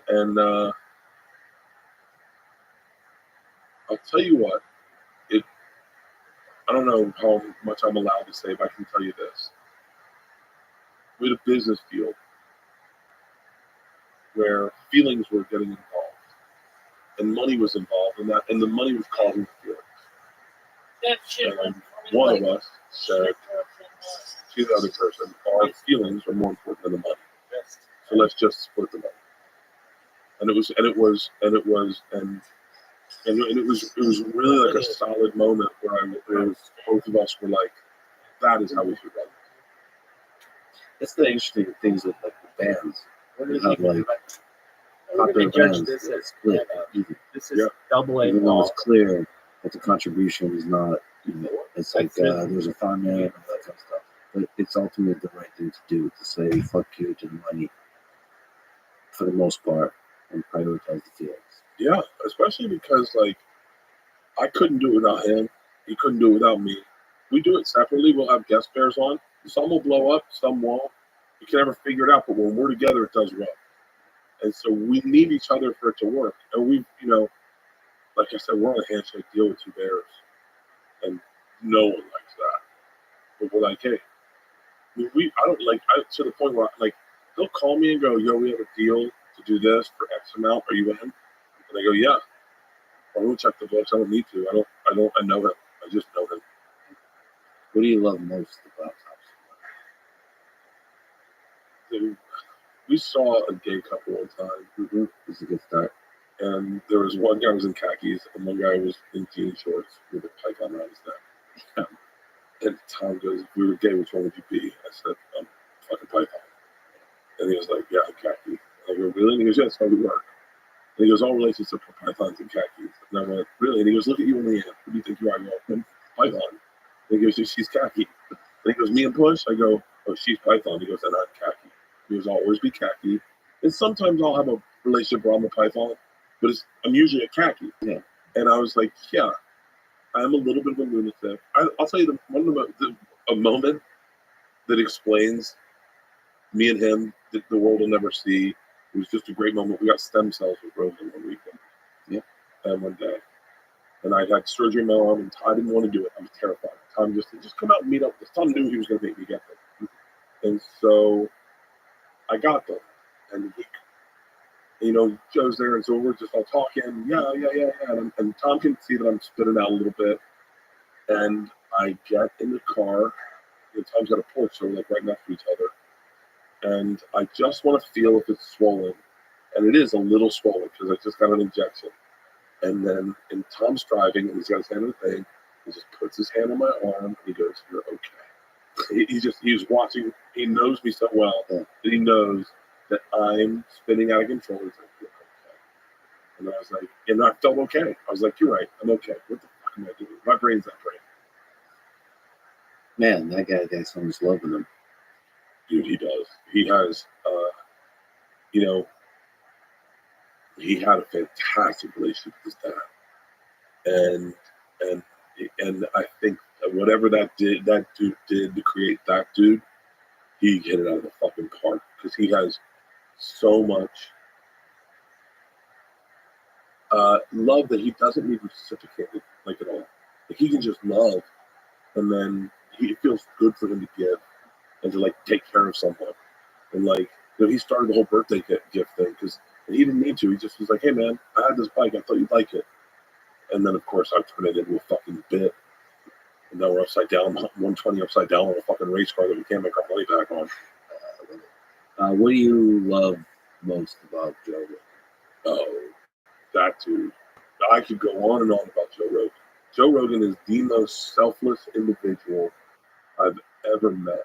He doesn't care if he has you on the podcast. He wants you to be the funniest person in the room. He wants you to be the smartest person in the room. Let me tell you something. Joe Rogan is 10 times smarter and funnier than me. He wants you to shine. He wants to put you over to his fans. That shit did not exist before he started doing his podcast. People didn't share you with their fans. No one was like, hey man, come on the road with me. They brought you on the road because they wanted you to suck. And they put you in bad scenarios. Joe Rogan wanted you to shine. He gave so many people beautiful careers, gave them careers, gave them. Joe could have looked at his podcast as his thing. This is my thing. I bring on these guys. I'm going to be the funniest guy in the fucking room. I know some guys that have done that. It might be me. I might talk over people not listening really well. Joe did the opposite. Now, look, I've tried to learn from Joe on my podcast and do the same. That guy, when you think about it, you name 10 of his friends, I bet 8 of them are doing arenas right now. They're all doing theaters. All his friends do theaters. All his friends do theaters. He is just, he won't accept this compliment. I tried paying it to him in Austin when I was in Austin last No, night. he's not going to accept the compliment. I gave him the gift too, and I said, "Hey, I need to show you. I can't just tell you this because it's going to fall on deaf ears. I need to give you a minute so you have something, so you know that I think about you and I'm grateful for having you in my life a lot for many reasons. I have more friends in my life because of you. He taught me how to trust people again. I have a career because of you. I have a major motion picture because of you. I do arenas because of you. Without you in my life, a lot of these things maybe never would have happened. I never would have told the machine on stage. I would have never started a podcast. I wouldn't have 3 podcasts. Like, I mean, all these things are things he didn't just take me to the water one time and give me a drink. He gave me a machete and he said, "This is how I get to the water. You got to put your own path. Let's give you a heads up. You can also use my path whenever you want." I mean, he is the most selfless individual. He will go down in history as one of the 10 most important people in stand-up comedy, without a doubt. He changed the game. It didn't exist like this before him, and he won't accept that compliment. What was the gift to be on? I can't tell you. Is it a dildo? It was a dildo. It was a double-sided dildo. I go, when you get free time, can we scissor fuck each other? You are happily married for 19 years. So I think you're a good man to ask. How do you find love? How do you date in order to find the love of your life? This is going to sound off, but don't tie yourself down. Meaning, like, don't spend time fucking with those little mini shrimp and peeling them every night when you know you're looking for a lobster. Yeah. Like, and so I think what happens to a lot of guys, they're so busy and like just getting pussy and going from here to here to here. Yeah. I was never that guy. I always wanted to find someone who understood me. I always wanted that.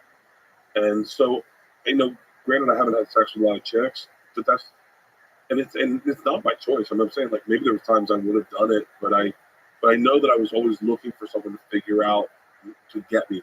And then I will say this: when you know, you know. When you know, you know. When you think I can't imagine a life without this person. That happened to me, and I can only say my experiences. I had Leanne, I loved her, and I didn't even realize it. And the second she dumped me, I went, "Oh no. Oh, I don't get to live a great life without her. She's the thing that's going to give me a great life." I knew it, undisputed. I went for a run, and she dumped me. I went to my shower, I cried. I went to Barnes & Noble. I bought Men from Venus, Women from Mars. I watched Fight Club in my closet. Yeah. I didn't drink. I drank a lot of NyQuil to sleep. And then I went for a hike in Runyon Canyon. I was running back down Outpost by Beneflex House, and the sun was setting, and I just said, "God, if you're listening, just give me this chick back. I'll never fuck it up.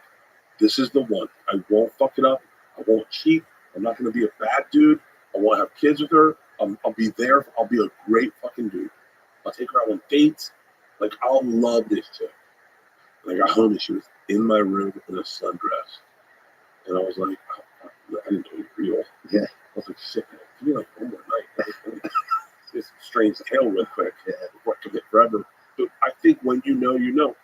This is so silly, but I follow that in business. Like, when you know, and like my assistant's with us, and someone goes, how do you find a good assistant? I go, when you know, you know. Like, people will show you who they are. I can tell you when I fell in love with my assistant. We were doing a TV show, and we worked past dinner, and all the dinner places were closed. And he just said, "Hey, I got like 4 meals. I didn't know which one you want, so I got 4 different meals for you. I ordered them. They're up in your room, and just let me know whichever you want. I'll take care of the rest of them." And I was like, that dude thinks about other people before himself. He didn't even get himself there. He just got me 4 dinners, and I was like, fuck. I did the same thing with my social media manager. The way she was operating was, I was like, I feel like she's thinking about me. And we connected on so many levels. And so many levels I could talk to her about things and ideas I had. And I was like, okay, I want her. I want him. I think it's got to be that thing when you know, you know. And if you it's so simple as like a personal trainer or like a jiu-jitsu class or like just where you go, oh, I'm connecting right now. Well, you have to allow yourself to notice that. I think you have to put yourself out there and you have to be available for it. You know, that's the hard, just being available for it. Because so many people just want to be busy, just dating. I just want to have someone in my life. I don't want to be bored. I don't want to. What if I die alone? I don't want to. I like just be available for it. What is this? Peeling the baby shrimp? Yeah. You could be having lobster. Lobster's still a lot of work, I have to say. Yeah, but it's lobster. So this is a fucking baby shrimp. And like, you ever get the ones in Brazil where you just go, fuck, I'll eat the shell. I don't care anymore. When you're so fucking hungry, you just handle a lobster like it's popcorn or baby shrimp like it's popcorn. I've done that in Vietnam. I've done that. Where I just go, it's too much work. So when you're in it, what's the secret to success in marriage? What do women do? I'm the wrong guy to answer that. I think, How to make love to a woman, like her question. how do you make love to a woman? I'll tell you how I do it. Yeah. I go down on her first. Make sure she doesn't orgasm. Yeah. And then I get my turn, and that's over pretty quick. It's like a itch to get your ears pierced because it feels a little prick and it's over. I don't know if I've done a great job at keeping her happy. I think I keep her interested. Like I think I keep her occupied. Like I'm like a little bit of a rodeo cut. Like I don't know. I mean, like I know we're happy right now. I know we're really happy, but I don't know if I ever did as good a job as she did. Like, she's always been like, she's always been a gangster. Like did everything. Just does everything. She does it all. She does everything. Like fucking everything. And she loves it. She just does it. And then she shows love for you by taking care of you. And so like I have a lot of times just been this like almost like step and repeat husband where it's like I come in to take a picture, like, hey, Monday, Tuesday. All right, I'm on the road Wednesday. Take care, guys. Or like Travel Channel, I moved for 2 weeks at a time. I left for the movie for 3 months. So like I don't know that I've ever done a bang up job. I buy like I go, I remember one time I was just like, I don't cheat on her, I don't hit her, I don't yell at her. I'm a pretty good fighter. I'm a really good fighter. Like I'm good at like going like, hey, we're on the same team. Oh, you mean de-escalation? I'm really good at like I'm very accountable. I'm very self-correcting. Like if we're in a fight and she points something out and I go, oh, you're right. I go, fuck, you're right about that. You're right. You're totally right. In the moment. I'm really good at that. And my wife's not. She's not a good apologizer. Like she needs to sleep on an apology, and then she can do it. I can apologize in the moment if I realize I'm wrong, and I'm really quick to find my fault. Yeah. I look for my fault because I go, tell me what I did.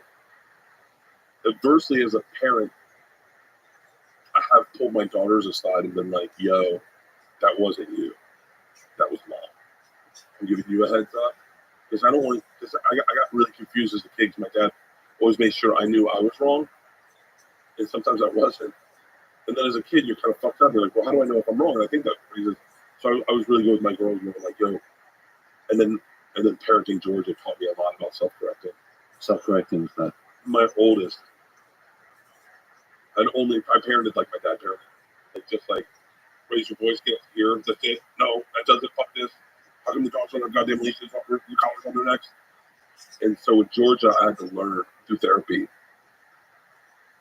that if the consequence is here, and the highest it goes is here, then why the fuck wouldn't they lie and do everything? Because they go, well, I know what it's like to hear, but if you can vary your consequence with child and find some conversation in it, and all of a sudden they're like, well, I don't like this. This does suck. I like this. I like when we talk. He says, write 1,000 words on why driving around your kids in a car is bad. So threaten extreme violence every once in a while. Just Yeah, let them know the dog can fucking bite. The dog can bark, the dog can bite. But if you pet him on his belly and wag its tail, yeah. Do you worry about being away too much? I mean, you're one of the most creative content pushers and creators out there. You're just constantly innovating, constantly putting stuff out there. But do you worry that pulls you away from like the experience of life? Yeah. That can bring contentment and happiness. Yeah, I feel like sometimes it cannibalizes your real life, where you start thinking in promo videos, where you start looking at a vacation as a bit.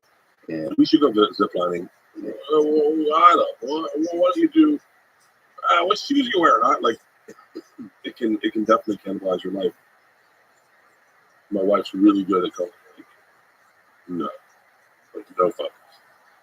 The girls are really good. The girls, when I started Instagram and stuff, they started saying stuff like, "Dad hits mom." And I'm like, whoa, guys. They're like, no, put the phone away. Yeah. Dad bless boys. And I'm like, whoa, stop. Yeah. What are some secrets, words of wisdom you could say for how to be successful online and everything you've learned? You're kind of like the Mr. Beast of comedy, just innovating constantly in terms of how to promote stuff, in terms of how to present stuff across the different social media, across YouTube, podcasts. I think the number one thing is don't be afraid to suck. No one sees the shit that sucks. Doesn't get views. It just gets forgotten. Yeah, just forgot. The good stuff they remember, and then that's all they bring up. The stuff that sucks just goes away, and they're like, "Oh yeah, did you do that? I don't think you did that. Fuck it, who cares?" Yeah. You know, it's like I watched. One of my favorite stories about this is a guy named Sean Pat. I was explaining Instagram stories to him and Ari and Mark Norman, and I was explaining that you can now sell tickets on Instagram stories. It was a spec when you swiped up, so tap the button, swipe up. And they didn't understand it. I said, let me show you. And I put up tickets for sale.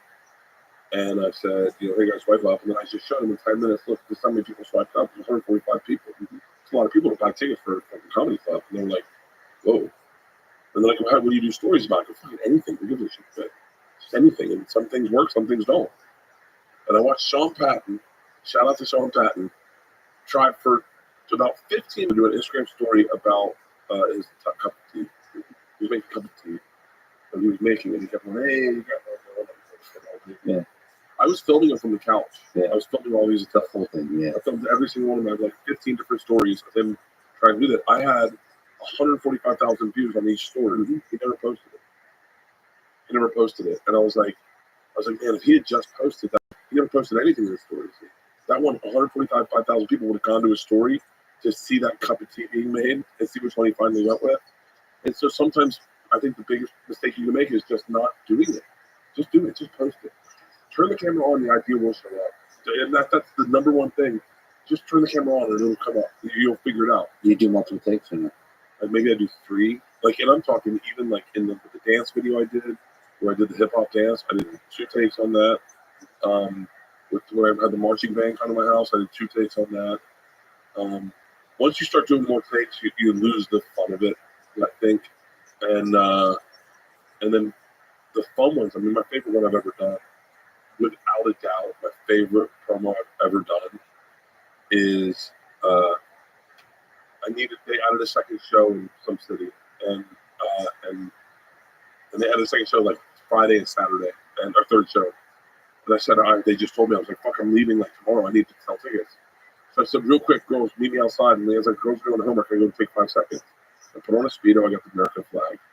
I gave Isla the hose. I gave Leanne the leaf blower. And I gave Georgia the drone. And I just had Georgia drone it back to reveal the leaf blower and the mystery scene was coming from Isla and Leanne. I'm in a Speedo with the American flag. I had Bob Seger playing, Rambling Man. And that night, Larry the Cable Guy texted me and he goes, "This is fucking genius." And I was like, it was just like, let's just shoot something. Who gives a fuck? And like, just shoot something. Just say something and put a little, just do a little movement into it. And those are back in the I used to be. I watched a bunch of my promo clips back in the day. I used to be really good. Now it's like I'm promoting so fucking many things. I'm just like I'm exhausted by my promotions. Yeah, because the well can dry up in terms of ideas. Yeah, and it's like, how many times am I going to show a picture of my ass? My ass sells really good. Like, whatever my ass is on Instagram, fucking 1 million views guaranteed. 1 million views. Your ass. And it's an active post. Like people are like, I did the best one I did the other day was where I superimposed my ass on my front, and it just looked beautiful. Yeah, no views. Oh, so you got reported? Oh, I see. It looked like a front vagina. Oh, is that what it was? Yeah, I think so. But yeah, my ass. I'm at a place right now where I'm promoting I'll be promoting this movie. I'll be promoting this movie until it goes to a streamer. I'll be promoting it shamelessly. I'm proud of it. I had a great time shooting it. It's in theaters. It'll be on video on demand. It'll be on the screen, I'm sure. I don't know, but I'm sure. I'm promoting Fully Loaded, my summer festival with 90 different comics. I'm promoting the Top Off World Tour that starts again this fall. I'm promoting my cruise, the Fully Loaded cruise. I'm promoting Red Rocks. I'm promoting so many things that today was the very first time in my career where I said, in January, I'm going to take a break. I'm going to take a break and go like, hey man, let's get your resting heart rate down. Let's get some sleep. Let's maybe take off like 3 months from drinking. Let's just really like slow it down and also not think. When you're thinking in turmoil all the time, it can be a little exhausting. I mean, you think it's exhausting to look at my feet. It's exhausting to be my feet. I'm my feet. It's less is more. One of the things one of the things that inspires me about Rogan, for example, is he almost never does this kind of stuff. Yeah. And how suddenly he does his podcast. Because you're right, less is more. How was he do it like once a month? No, he does it 3 times a fucking week. Yeah. More is perfect. But for example, when he does like a story or something like this, he does one take. It's kind of shitty. It's the same thing. It's elk with a bunch of jalapenos, a knife that he had sent to him by a fucking knife maker, and him going, look at this Traeger smoker. I reverse seared this. This is what's great. Look at this. I'm going to put it in the butter. And then, like, this is grass fed. This elk really raises my testosterone. Rogan you're right. With guys like Rogan, when he does do a story, they're a little precious. Yeah. And I don't think he's ever done a second take. Those stories. You have to really admire that. Like, if the shot is framed poorly, if the audio sucks, doesn't matter. Do you remember when this is like, you can get in the weeds on Rogan, and especially when it's Instagram. Do you remember when he got his polar plunge and he couldn't sit it in a minute? And then the next day, and then he must have gotten it on the internet bad. Yeah. He must have gotten it bad. The next day, he sat it for 20 minutes. And he lowered his core temperature by like 2 degrees. And it took him like a month to get that back. Yeah. That is that fucking man. What an interesting, I told you at the beginning, we were just talking. I really enjoy, I draw inspiration from men I'm not like. You, David Goggins, Cam Haynes, Huberman, I love, fucking, there's so many guys like that, Rogan, Tim Kennedy. Like, there are a lot of guys that are like just very different men than me, and I love Jocko Willink. Like, I love reading their stuff or listening to their audiobooks or listening to their podcasts because I'm so not like that. But then for me, when I add a little bit of that in my life, like I remember I don't know what you were doing, but you were walking us through your day, and it was so fascinating. It was like I did miles today. I listened to an audiobook on 28 miles, and I came and I worked for about 3 hours straight on AI stuff, and I'm like, and I was like, you sat at a desk, like you like sat at a desk, and I wouldn't even know what to do. I would start doing crafts, like I wouldn't like that. You went, I was like, is your computer like? Have you sat for like 4 hours? Focused on a single task. Me? Yeah. No, I'm sleeping for 4 hours. Yeah. Like I don't have that. I don't have a brain that like. I really admired it when I listened to you do it, because then you were like, you were fasting at the time. You were doing it fast, and then you talked about what you ate, and I was jealous. So I wanted to be able to be like that. And I think at that time we started. I think you're doing maybe bone broth or something. Yeah. But we started doing bone broth pretty religiously and adding that into a fast, because I was like, it does, for someone like me, it does feel cool to add a little bit of control into that. So integrating a little bit of a way of being from another person that you're not like. Yeah, so David Goggins is consistently pushing himself. I did it over the pandemic more, but I loved going, today I'm running a marathon. I'm going to go on the treadmill, and it's not going to be all at once. I'm gonna get through a marathon today. So let's get up, give us 6 pints of coffee, and let's see if we can do like 5 miles, and then know that we started there. And that was really fun because you could like, Cam Haynes does that too, where he goes like, he almost just sets the limit and then achieves that. His son Truitt is really fascinating because his son Truitt right now is trying to get and like I bet people would never think that this is who I watch. But I get real inspiration from those people because I showed a clip to Jocko to Isla because Isla's like me, like a person of her fluids. Impulse. I walked in on her one time. She was in the pantry in a bathrobe in the dark drinking a root beer. And I opened the door and she went, I said, what? She goes, I thought you were mom. Shut the door. And I shut the door to let her finish the root beer. She has a hard time waking up. I left her here. I want you to see this clip from Jocko. She goes, who's Jocko? I said, he's a Navy SEAL. She goes, he works at the zoo? No. He's a Navy fucking SEAL. I go, it's a badass job. She goes, it's a silly name. I went, no, it's not. It isn't a silly name. These guys are the toughest dudes in the world. She goes, it's kind of right though about the silly name. I never even realized it. Oh yeah, you talk to a child. Yeah. And so I go, watch this what he says about waking up. So his thing, and Jocko goes, first thing you do when you hear that alarm clock, you could roll over, you could go back to bed, you could snooze, but you get out of bed. And that's your first victory. And I let him pause and she goes, how great is that nap right after you hit snooze? Yeah, it's pretty funny. I go, oh, that's good. You're missing the point. Yeah. He's with Casey Neistat when he's telling this speech. He's with Casey Neistat.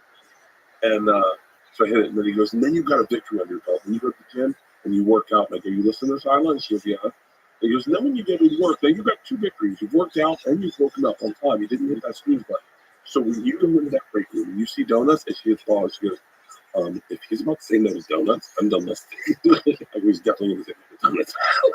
Do you think he's going to have a donut? And she goes, you like this guy? I go, I fucking love him. And she goes, do you think he'd like you? And I go, what do you mean? She goes, Dad, you hit snooze, you skip working out, and you love donuts. And I'm like, yeah, you're making a good fucking point. I go, but I do love that. Like, I love to watch that brain work and go like I don't hit snooze. Like I don't hit snooze now. I go fuck it because I'm up. But and then I go to the gym every single morning. I go to the gym every single morning. And today's National Donut Day. I didn't have a donut. And so like I try to apply these a little bit. Like I mean, the other side of me is like, tonight after we do this, I'll do another podcast, and then I'm gonna call Leanne and go, yo, we're in Beverly Hills. Meet me out here. Let's go have drinks. Let's go have fucking couple Campari Spritz. Okay, I was over at a friend's house in overnight. Let's get some edibles and let's fucking have a night about it. And get some sushi. Go have sex in the hot tub. And I gotta work out at fucking 10 in the morning. I gotta tell you that nap, you press snooze, Is the sweetest. That's my victory. First victory is pressing snooze and getting the nap on the butt. Have you ever had? I had so this morning I didn't work out. I'd press at like 5 in the morning until about 6. You're going hard right now. Yeah. And then I had I saw you through to Austin. Yeah. Just run around theaters and then you're back. Yeah, run around theaters to promote the movie, and then look, you only get one shot at these movies, so you might as well do it. And look, it's really hard to get people to go to the movie theater right now. And so I woke up at like 6, did 5 or 6, 7, did press, and then I went and I said, I'm really into podcast, history podcasts right now, and I was listening to this one about the conquistadors, and I was like, before when I woke up, I was like, I wouldn't mind going back to that. I said, I'll tell you what, I'm gonna take a little nap and go. Now I slept good last night. I slept like 7 hours last night.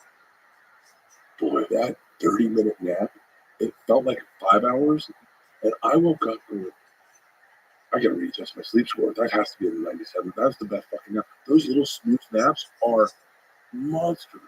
You know, I don't care. That's probably for me one of the peak experiences of life is those naps. I don't know what that is. Have you ever slept in a tour bus? A tour bus versus a regular bus? Like a tour bus. Like meaning like it's in a bunk. No. I think in a lot of buses in my life. Like you mean like just like a Greyhound? Greyhound. Those are very different. And then people public transit. They, that's just part of life at a Greyhound. I was on a Greyhound Just don't put sometimes. I stuff was on in a your Greyhound pockets. right when Notorious B.I.G.'s album came out in college. And I was going from Tallahassee down to Tampa. And the dude got on the tour bus, got on the bus next to me, black dude, and he sat down and he said, "Where you headed?" I said, "Tampa." He said, "You grew up in Tampa?" I said, "Yeah." I said, "You?" And he goes, "Yeah." I said, "You go to school with fam?" And he goes, "A family uniform, say the two schools, one's black, one's white." He goes, "No, I just got out of prison." I said, "You got out of prison?" And he goes, "Yeah." "Yeah, man, I got out of prison. I stabbed a dude, and I'm in prison. I just got out today." He goes, "What are you listening to?" I said, "Notorious B.I.G." And he goes, "Oh, shit, that's out?" And I went, "Yeah." And he goes, "I want to hear it. Can I hear it?" And I was like, "Yeah." And he used my headsets the whole bus ride to Tampa. I didn't have to. I was like, "He's tapping in. They're yours now." Yeah. I just sat next to him. You know, "Is you enjoying it?" He's like, "This is good." No, tour bus snaps. Yeah. When you're in a boat, it's ice cold. Bus isn't moving. 5 o'clock. We work out from like up until like 5 o'clock, 5:30. Show starts at 7. But that 5 o'clock to 6:30 nap is pitch black. It's like a coffin. And it is ice cold. And you got all your pillows and blankets in there. And you put a little history podcast on in the corner. And you just listen to like Kirkman Bashi or like, oh my God. So you're talking about like 5, 6 p.m. for a 7 p.m. show. Whoa, the best nap you'll ever have. You wake up so refreshed. Yeah. Like I've woken up from naps, like where I'm like, fuck yeah. Like those tour bus naps are the best naps. I think having a full productive day and then like 5, 6 p.m. to get a nap, and then you do something really stressful after that, like really, I prefer like a show. But if I do, like I really like doing podcasts late at night after a nap. I think I fucked up my podcast rhythm. Doing them in the day. And so sometimes I'm just like if I work out in the morning, I'm good in a podcast. But if I don't work out, I suck at a podcast. I'm just like, yeah, that's cool. No, I'm my favorite is I used to do this a lot. I haven't done it in a while. Is full busy day, nap at home, box of wine on the treadmill, and do that until like midnight, watching TV, box of wine. Boxing like on a treadmill. It's the best. How you sipping it? Like, You have a glass, but you have a box. The box fits on the corner of the treadmill, so you just got a little spigot. Yeah. And you just sit there and just put on like guys' grocery games or like just something. It's like a. you walking or are you running? I walk at like a 3-5. So what will happen is if you start at 3, casual walk, 20 minutes to get a mile in, and then you're gonna feel loose. Get up to a 3-5.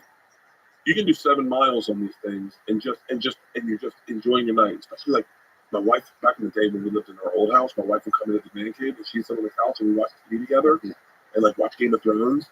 And you just like for an hour and you just get on the treadmill and do it. Oh man, I haven't done that as much lately. That was the fucking. You can lose yourself. You can forget yourself. You forget you're on the treadmill.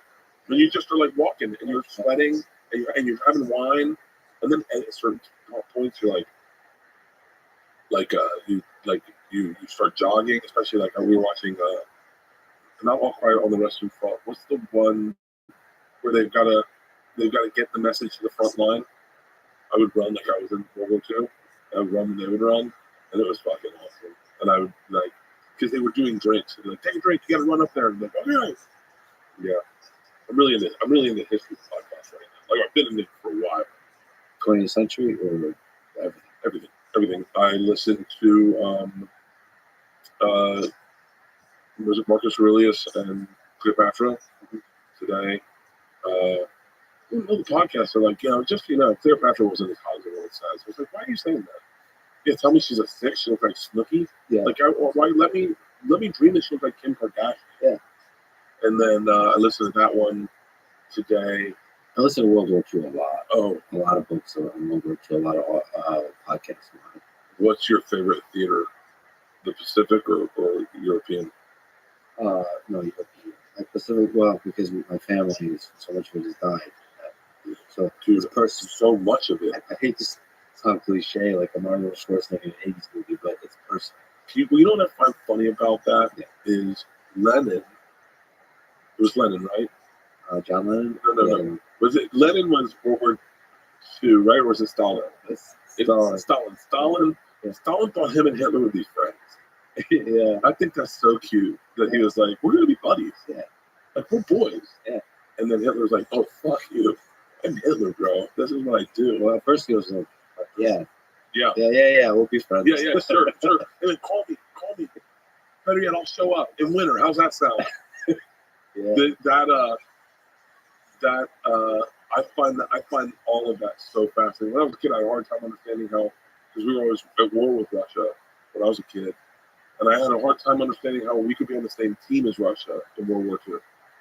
And I was like, wait, how did that turn south? And then you this podcast. Yeah, I'm that.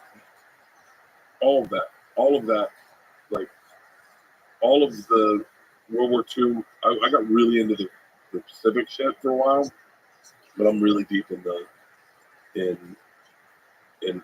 whole. We went to Normandy from the cliffs of Dover, and to think, so that's the fucking beach. That's the fucking beach. Oh shit, this is cold as fuck. These dudes jumped in ice cold water, and this isn't like a cool beach. Like this is, and it's just so insane.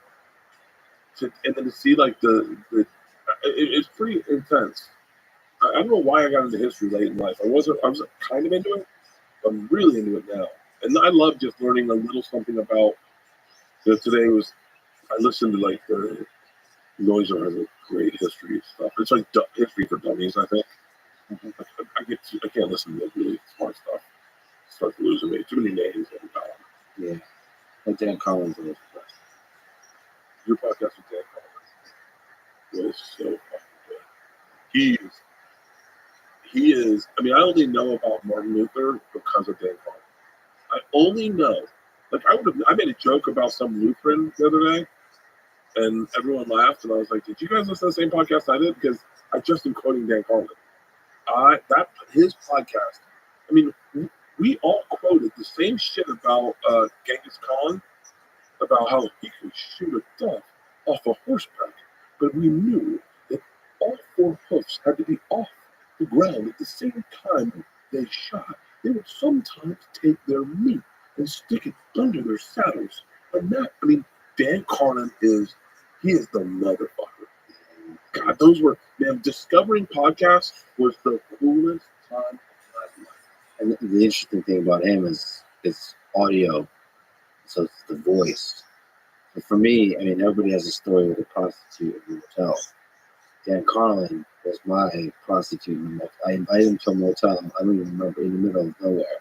He shows up with that voice, and the rest is history. Things that we'll never know what happened. Oh boy, did he like me. I'm just kidding. I'm really running with it. Yes, we did. We got along. I mean, he's an incredibly kind and thoughtful person. Constantly self-critical, thinking he's not good enough. He just works on those episodes forever. And he just thinks that there's these, just like the Goggins, there's these other historians that I think like weigh on him. Like they're going to judge him Really? in his mind. I talked to him, and then Daniel Patelli, and I guess his thing is, I guess his hang up is Carlin's is he's not like this, like he doesn't feel like he's a real historian, but he is. It's the way he shares the story. But we had a history teacher in 7th grade who was a con artist, and he came and taught our 7th grade, and he was a total con artist. All he taught us about was barnstorming and the JFK assassination. I walked away having such an appreciation for barnstorming. A very small blip on Americana. I know a lot about barnstorming because of this guy. Because he was passionate about barnstorming. It was the funnest 7th grade history class I'll ever take in my entire life. You mentioned tour bus. What's the best road trip you've been on? Have you driven across the country? Just you? No. We had one road trip in college where a bar had burned down, and we found out that the alcohol was still in the bar. So we took my Jetta over to the bar, and we emptied out the bar of all the burnt up liquor. We didn't know what anything was. We threw it in the trunk with no clothes, no clothes, and we said, let's just start driving. and we drove from Tallahassee and ended up in West Virginia, and just drove. We just drove. It was like 5 dudes. We drank. One person drove. I wasn't a big drinker. This sounds kind of crazy. I wasn't a big drinker in college until I went to Russia, and so I drove the majority of the way. And then we get somewhere, and we get a hotel room, and it was one of the most epic fucking weekends of just debauchery and chaos. And I think we took mushrooms, and we went down a river in tubes. So it's most about the bond between the 5 people Five dudes. versus like throwing yourself into meeting like strangers and stuff.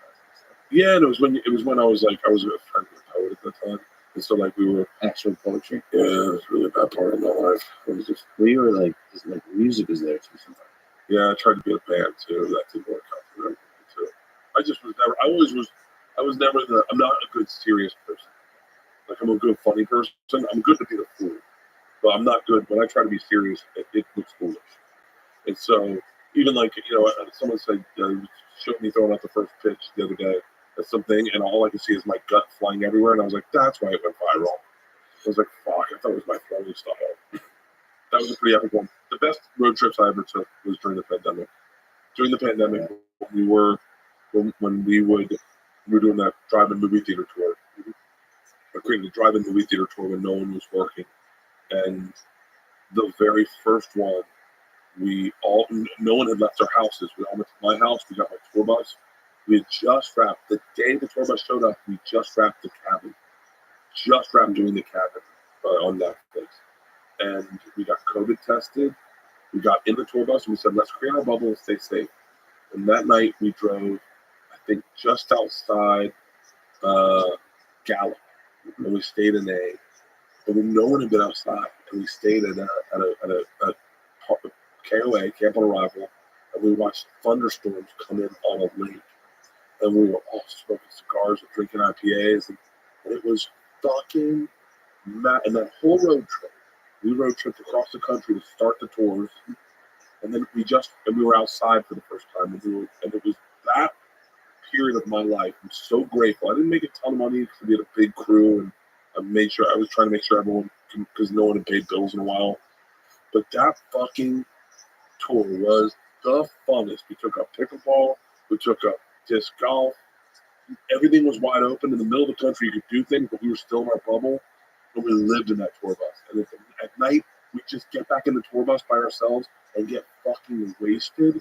And I mean, that fucking run, nothing will ever be like that. Yeah, because you like rediscovered the humanity, the camaraderie, because the pandemic kind of killed that.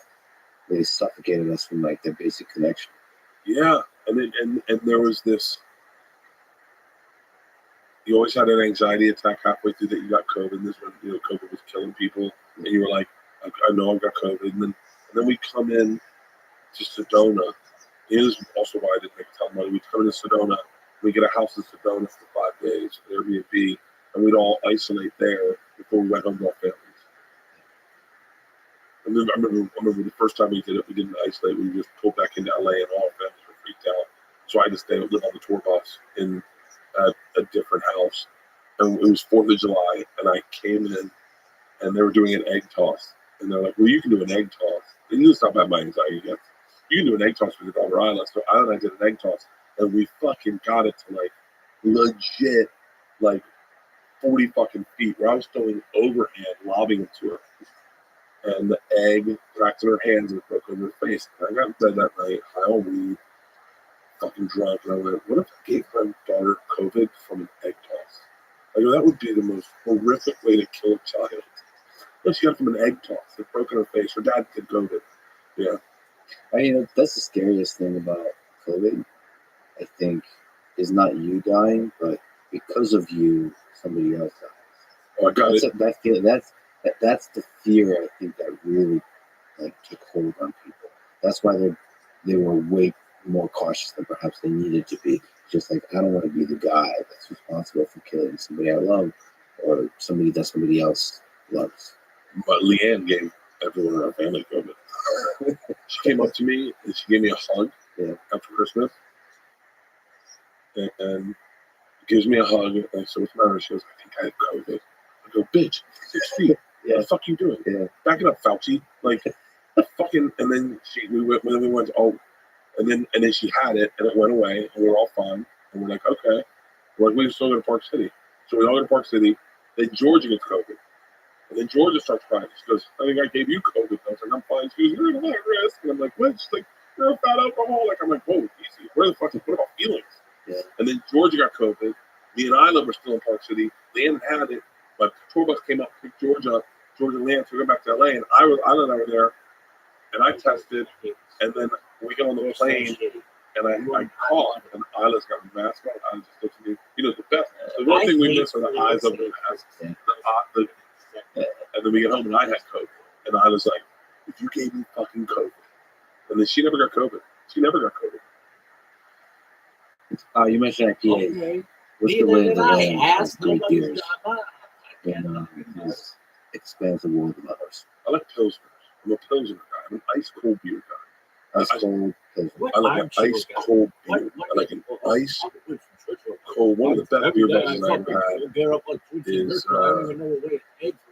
we had bought a new house when we were building it, and over COVID I didn't drink for like 3 months, 4 months, until we decided to go back out on tour, and we figured that out. And I was in the backyard, and Leanne came back with two tall boy German. It's not like we know these people. Cracked up to a subtle beer, and I was like, "Fuck yeah!" And the second that the beer buzz is different than anything. The second it hits you feel the spark, and you're just like, "Yeah, baby, I'm back." And then she's like, "You want another one?" I'm like, "Fuck yeah!" And then we have another one, and then that beer, especially an afternoon beer buzz, is just so pretty. It's different than a night beer buzz. Night beer buzz is like, oh, I guess we'll have a beer, and then a couple, I gotta go to work. All right. That afternoon, irresponsible beer buzz. Yeah. Pilsner. I don't mind an IPA, but I gotta be at somewhere. They gotta have an IPA, like I like a local IPA. Mm-hmm. There's gotta be food involved, and then I'm enjoying an IPA. I threw up an IPA in a bathtub in Salt Lake City one time. It was bad. What do you mean? Oh, you threw up in the bathroom? Okay. No. I was drinking in the bathtub. Like bathtub with some water in it? Or no? You're sitting in the bathtub? No. Shower. I had a growler of IPA. Yep. About 6 in the morning. Yeah. I have to fly that day to Vegas to jump off the stratosphere. Yeah. All I need is a little bit of a buzz to get myself on this fucking plane. I have anxiety going through my fucking head because I'm going to be the first person to jump off the stratosphere. And so I'm drinking an IPA out of a growler in a bathtub at 6 in the morning. And it just didn't sit right. And I threw it up. And I was off IPAs for like 10 fucking years. Yeah. I didn't have another IPA until I was like 46. Because I was like, all I could think about was throwing up that IPA in a bathtub, in a shower, and being like, I'm gonna throw up thinking about it. But yeah, I didn't fuck with IPAs for a while. And then during the pandemic, I got back into IPAs. I was that way with Jack and Coke, Jack Daniels and Coke. Really? That's so drunk many years ago that just couldn't look at it. I can't touch. What's Janis Joplin's drink? Southern Comfort. I can't touch Southern Comfort. You just drink it straight. The Southern Comfort is at 40%. That's hard. It's almost like a core. Honestly, it's really sweet. Yeah. Jack, double Jack on the rocks, lots of rocks. Yeah. I made a quote that I got a video that went viral about I'll never quit drinking. Yeah. And I have not gotten on a plane since that without having a flight attendant not even ask what I want. Walk up with a double Jack on the rocks, lots of rocks. I mean, it happens. So on times I don't want to drink. Yeah. I flew to Austin the other day. I was like, I'm not drinking on the plane because I felt sick. And man, he walked up. He goes, double Jack on the rocks, lots of rocks. I'm like, fuck, you know it. Yeah. But yeah, that's my drink. Wait, what's your drink? I thought you'd be a vodka guy. Well, vodka I associate with a lot of moments in my life of happiness because vodka is associated with shots and camaraderie. And there's Eastern Europe in general. A bunch of guys get together and you celebrate life intensely. Yeah. People fight, people just feel, people experience life in a deep way. You just get too drunk for a reason. But I don't see that as like drinking. That's like a journey towards a destination. It's like to me, drinking is like whiskey neat or beer, like you said, ice cold beer. Yeah. There's that afternoon beer. Like for a person like me who's extremely regimented and disciplined, sometimes we get the situation. I remember there's a bar at MIT where I just remember in the afternoon it was like a business meeting.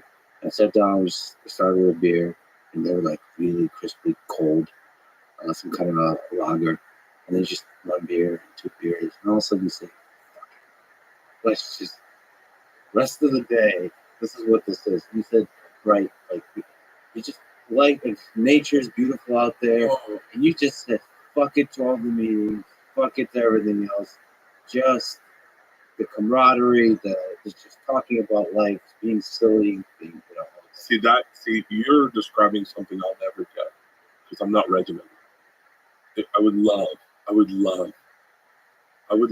only for the moment that you get to have. You get the most precious little angel's breath that anyone's going to get because you live this life that's dialed in and it's scheduled. And so when you say fuck it, it's like, that's like me doing coke. Like, it's like, oh, fuck it. Like, and you can just do that with beer. That is fucking amazing. I would love to live a regimented life just to get the chance to go, hey guys, I'm not performing surgery today. Fuck it. Hey guys, this bus full of kids gotta drive itself home. Fuck it. I couldn't even tell you. You know what's so interesting about me and you is like, you know I'm a fan of yours. I don't really know what AI is. Like, other than like dildos or AI, right? Like, Like if it has some electronics in it. it's not electronics. It's no, I don't think a dildo classifies as a robot. because I thought that's how they're going to take over fucking mankind. Just they start with the fucking womanizer that knows how to eat a pussy, and then they're like, we don't need men anymore. But like, it's so interesting that I couldn't even I can barely tell you what my dad does for a living. He's a lawyer. I can kind of he's called me and say, hey man, you gotta stop talking about what I do because you're not doing it. I go, what do you mean? He's like, that's not, whatever you're saying I do, I don't do. And so I couldn't even begin to explain your job to my daughter. Well, I think there's the way you do the job, which is the way you experience life, the regimented, just a 9-to-5 job, right? Do you work 9 to 5? No, but I work much more than that. Yeah. But there's no. Every kind of lifestyle has its complexities. 9 to 5 means you have to wake up at a certain time every day. Do people tell you to pull it back? Like you're working too hard? Yeah, a lot of people. What I want in my life, what I love in my life, especially people close to the middle, is they say work harder. Because everybody. How do you get them? How do you get them? I don't have anyone. Everybody's always worried about me. Everyone's worried about me. Everyone's always worried about me. The only thing, and no one ever says, if I showed you my DMs right now, my text, all it is like, hey man, I'm worried about it. But Joe, I love Joe to death. Not once has he always, I don't know if you've seen the Carrie and Joe eyes where like, I'm worried about you. Yeah. It's like, you're like, hey man, don't do that. Like, I'm worried about you. And you're like, don't fucking worry about me. I'm working. I'm just working. I love working. I love what I do. I can only imagine that you love what you do as much as I love what I do, because that's all I ever want to think about. It's all I ever want to talk about. It's all I ever want to be like. When my wife wants me to take August and whatever the fuck that's September. No, but like July and August off after we do fully loaded, and I was like, no. I said, what do you mean? Like, people said, like, well, I'll just am I like sitting in a chair and stuff? She said, no, you take up a hobby. I go, writing jokes? Can I get on stage? Can I do sets in the city? Because I'm not gonna fucking. Do you want me to like I don't understand people who don't. I don't understand people who don't have to drive to work all the time. I don't understand that. I envy it. Because I would love to just be like, I'm gonna play video games. I can't play a video game. If I did, I'd be on Twitch trying to make money. Like, I love. How do you find somebody who goes, you need to work hard? Especially when they see, like, I don't know what you look like, but I look tormented when I'm working very hard. Like, it means, like, it's easy to worry for my well-being. It's not like I'm happy, but I'm happy underneath it. plane every other day or every day, getting up at 6, working out, and then going until like 2 in the morning or 1 in the morning, and then going to sleep and then getting up at 6, working out, getting on a plane, going to another place. Like that's what my working is. Just a lot of travel in mine. If I didn't drink on planes, I don't think anyone would probably worry about me at all. They'd be like, "No, you're doing great." But the working out is there. So I got to ask you, because you and I seem to have a similar relationship with running. I like this idea of slow treadmill. I like running slow. Like, like a 10-minute mile or something like this. So I'll just run forever. Just listen to audiobook, listen to brown noise, think. I love it. What's brown noise? It's actually Brownian noise, like short brown noise. It's kind of like white noise, but deeper. So it's just noise like that. It kind of sounds like a waterfall. And I'll just listen to it. If something happens to me. I think there's, you can ask people about this. But apparently there's some science that kind of focuses on that. So it's funny because I think sometimes what people don't get about running is they get on and they put it on like a 6 right away on like a treadmill, and they go, I can't do this for fucking 30 minutes. But you can if you build yourself up to your 6 and you play games. I play games with myself a lot. Like I'll play games where I go, I can do this. I can do this. I can do this almost not all day long, but I can do this a lot longer. Like I did it for 2 hours the other day before my workout, or no, an hour and a half before my workout.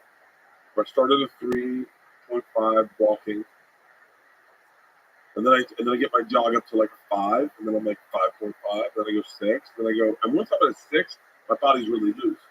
And so then I go, all right, bring it down to a 3.5, and then I go punch it to a 7.5 for a quarter of a mile, and then let's walk at a 4, let's jog at a 5. Right? I can do that. I love the called fartleks, I think, and I love those like where it's regimented running and sprinting at certain levels. I love that, and I love also when I work out to listen to music, but put on foreign language cooking shows. They just put it on mute. You don't need to hear it. For some reason, they're sexier. The way they're shot, they're sexier. Yeah, and it's like street food Asia, and you're just watching them make street food in Asia. There's one called broth. It's called broth, the nation of broth, and they're just making broths, and you're like, fuck, I want some broth. so this is South America, this is Asia. South America, Asia. They do one on pizzas. I've watched this one on pizzas. I've watched it. There's like 4 episodes. I've watched every episode so many times that my trainer goes, God, that's that fucking, I can watch that again. Yeah.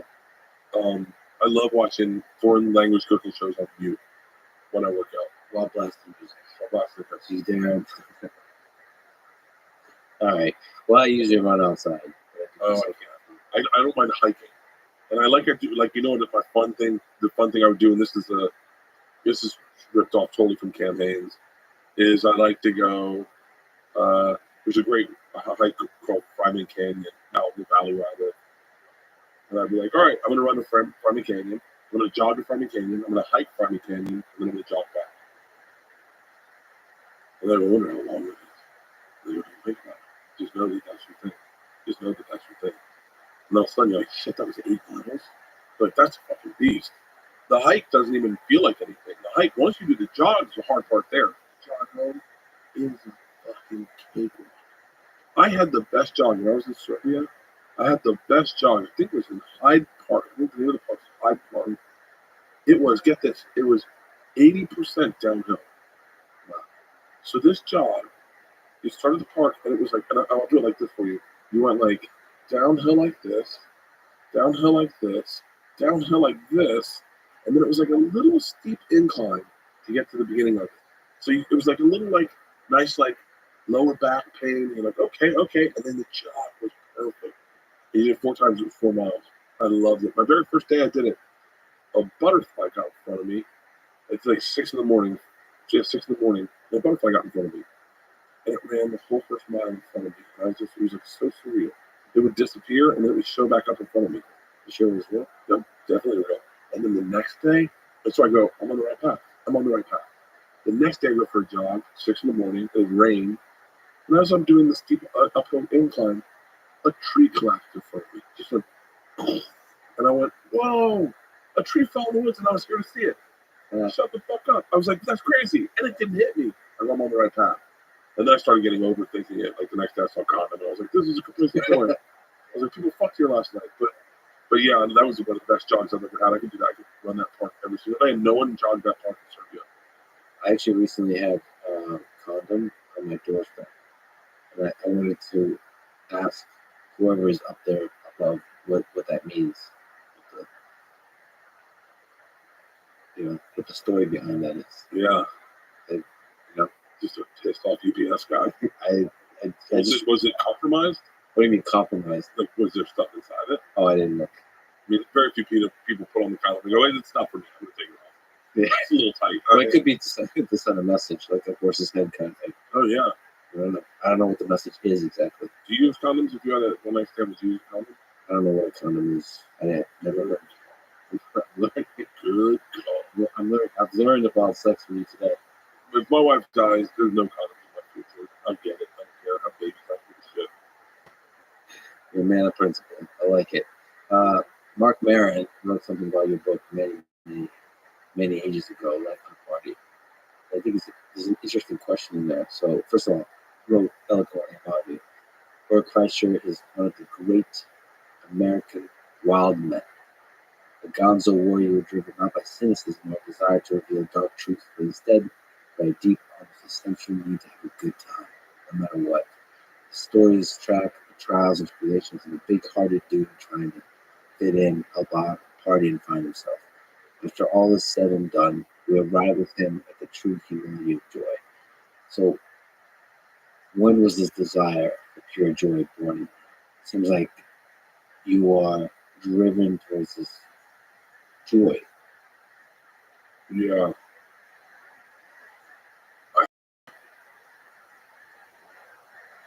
I think I arrived at it in college. I wasn't always the guy I am. I was really pretty serious dude when I got to college. Like dark, brooding serious? Yeah, I wanted to be like Eddie Vedder. I wanted to be like a poet and a fucking lead singer. I wanted to be taken seriously, and I wanted to be attractive, and I wanted to be, I wanted to be wanted by chicks and respected by dudes, and slowly but surely, I think the bird I really am chipped away at that and was like, I don't know. Like I would say funny things that would surprise me that were so funny. Meaning, like in my fraternity, I'd say things that were the funniest thing that I go, how did I think of that? And then slowly I was like, and I remember as I chipped away at that, and as I got older, I would lean towards that. We would go on a bus trip to like Clemson, and I would get on the walkie-talkie on the bus, and I would do stand-up for like an hour. I just make jokes for an hour, and I loved the impulse of like, you get on the bus and everyone's like, we're gonna drink, and you get that one group of girls that were gonna drink, and then to break them, and they're like, oh fuck it, fine, let's drink, and then that to watch that happen, and I think then when I went to Russia, this is so cliche for me to say, but interacting with those young banditi, they were pretty serious dudes. They were pretty stoic dudes. And when you could make them laugh, it was a real joy. Silliest things. I remember, we were told there was a club it was called Cafe Europa, or maybe Cafe Americana. That was where everyone really hung out, like all the real dudes, in St. Petersburg. And they had told us that, in our class that Russian women didn't have tampons. So they were like, bring tampons to give to the babushka that ran the floor. After all this time, the fact that you're Russian sucks is awesome. Yeah, you keep mispronouncing words horribly. Horribly. I'm so fucking bad. Yeah. I am so bad. That's how I got the name of the machine, right? Yeah. I was trying to say I'm a machine, yeah. And I said I'm a car. Yeah. And they just were like, huh? And so I came into the room one night with a top pocket full of tampons. And they were like, what are those for? I said, girls. How are we going to pick up girls? And the look on their face was so pure joy. I remember the first time I pulled out lemons. And it sounds make believe now to say it because it's been in the movie. And I brought out lemons for lemon drops. I had vodka and lemons and sugar and a pocket knife and a fanny pack. and I put out lemons, and this guy Igor goes, "Oh, the machine runs on lemons." Like it was just so foreign that you would need lemon for them. And so I think, and I made friends with those guys. Like I'm like friends, you do whatever you can, but like definitely me and that guy Igor were legit friends. Like, but from a place of joy. Like, yeah, joy like, it was like real. Seeing them light up. And then I remember backpacking through Europe after that, and realizing I could bring a spark of fun to like a campfire. And I had little tricks. Like I learned all the currencies around the world, and so I challenge people to a currency game. I go, let's go head to head. You say, you name a country and the currency, and I'll name a country and the currency. And I would slow roll them. I just do all the dollars, right? The Chinese dollar, the American dollar, the Australian dollar. I run through all the dollars, and they'd be like, you only know the dollars, and then I start getting really deep. I could make an event out of a night.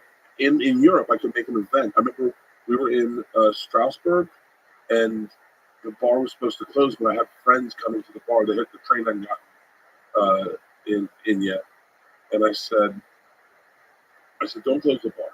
I'll stand on the bar and I'll entertain everyone in this room. I'll dance. I'll do whatever. If you can just keep the bar open. And the guy goes, if you can keep me laughing, I'll keep the bar open. And I danced and made this guy laugh on a bar for legit. I'm not even like legit 30 minutes until my friends walked in and they're like, what the fuck's going on? I had this ability to without humility, I didn't mind looking like a fool and like doing, and they were really stupid jokes at the time, just very like base American frat boy jokes. But I had a spark. When I came back, I feel like I learned how to do that and do funny things that were like fun. Like I would go to a football game, and I brought a camera around with me a lot. I like to take pictures. And I remember one of the jokes I go is like, hey everybody, I told my parents I have a lot of friends. Can you guys gather around and we'll take a picture? And so like 50 people would lead around like, yeah, and like just the dumbest, silliest things. And I wasn't a big self promoter, so these would happen, and I was just doing them for me and my friends. I'd bring a guitar out and I'd just make up songs, and so I think in watching this serious bird get chipped away at until my like 6.5 year of college, where it was just this silly guy, and then Rolling Stone's written about me, and I remember a couple of serious dads going, yo, you got a chance to turn this into something. You need to go to me. You need to follow your dream. And I tried to stand up the first night, and I was like, I maybe wasn't the funniest guy, but man, they laughed and we had a good time for 30 minutes, and it worked, and it was stream of consciousness. And I was like, yeah. And then of course, that same little path you take gets convoluted in New York because you want to be a serious comic and you want to be taken seriously, you want to be edgy, and you want to say that. And then slowly but surely, the real bird chips away at it. It's like, yeah, man, just fucking take your shirt off, kill a beer, and fucking tell the machine story. Tell a story about your stupid kids. Like, just you don't need to be the fucking edgiest dude in the room. Leave that to the good ones. Let Bill and fucking Joe and Tom. Those are the legit fucking gangster comics. Those are the fucking. You're never gonna out fucking Chappelle. Those guys are fucking gangsters. Do what you do. Have fun. Make life fun and seize the day and fucking try to bring a spark to people and let them forget about their fucking day. And the interesting thing about alcohol, I don't really like drinking in terms of the actual physical, like how it makes me feel. But there's the camaraderie that happens. I wish there was another way to get there, but I don't think there is. That joy you get of just everybody get together, take shots or drinking. Not the polite kind of drinking, but just everybody just the fuck it kind of drinking. Yeah. And when someone goes, all right, I'm like yeah, that. All right, yeah, that's the funnest. And then especially when you have a big group, and there's like a big group, and like we were at the premiere the other night, and I was working. I was legit working. I tried to sell the movie to media outlets, and busting with the boys. My wife flew them in to surprise me, and they're over on the red carpet, and they're like, yo, let's skull a beer, let's kill a beer, and I was like, oh, and then I'm like, oh, fuck it, this is what life's about. At that moment, where they're like, yeah, that's the funnest fucking. Especially when I get Leanne to do it, when I get Leanne to get a drink, and she's like I was just supposed to drink last night, and she was like, you want to just, we should go have a glass of wine in the front yard, and you're like, oh, my heart skips a beat. I go, glass wine in the front yard. Are we gonna talk wild? Are we gonna say crazy shit to each other? Like, fuck yeah. In the front yard. Front yard. What are we doing in the front yard? Let the dogs play. Big trees in the front yard. Was he sitting on the roadway sitting? Sitting in the Adirondacks on the front porch, letting the dogs play, letting the dogs rest in the front yard. Maybe go to pick some cherries, look at the fucking trees, hear the wind going through the front yard, and then you go to the backyard. That's where the cigar comes out, a little more privacy. But yeah, red wine, all back. Keep our sulfites low. Yeah, wine is a whole nother one too. I feel sophisticated. Oh, yeah. I traveled before Ukraine. I went to Paris for the first time. I drank wine there, and I felt like I was a sophisticated man. You know, Dude. I I mean, just speak with French, but you don't need to. you know, Just start smoking too. Just have a fucking cigarette. I was gonna start writing poetry. Dude, Like Hemingway. there's like a glass of wine in Italy, and like I just in, like we went the most beautiful fucking day of my life. Just outside Florence, they have all those vineyards and stuff, and we took a Vespa tour, and it was fucking. And Isla's too young to ride, so she's on the back. Now everyone can drink there, you know. You're not supposed to drink and drive Vespas, but they don't. They go, a glass of wine is nothing. You're like, well, okay. I guess I'll have a couple. If you think one's nothing, then I think two's nothing. Also, This is drunk for a Vespa. drunk, not even drunk, just lightly feathered. Where and it's beautiful. My wife hasn't been drinking. Georgia's too young. Isla is too young. But I had dinner with a couple, and we're going through these hills, and it starts raining.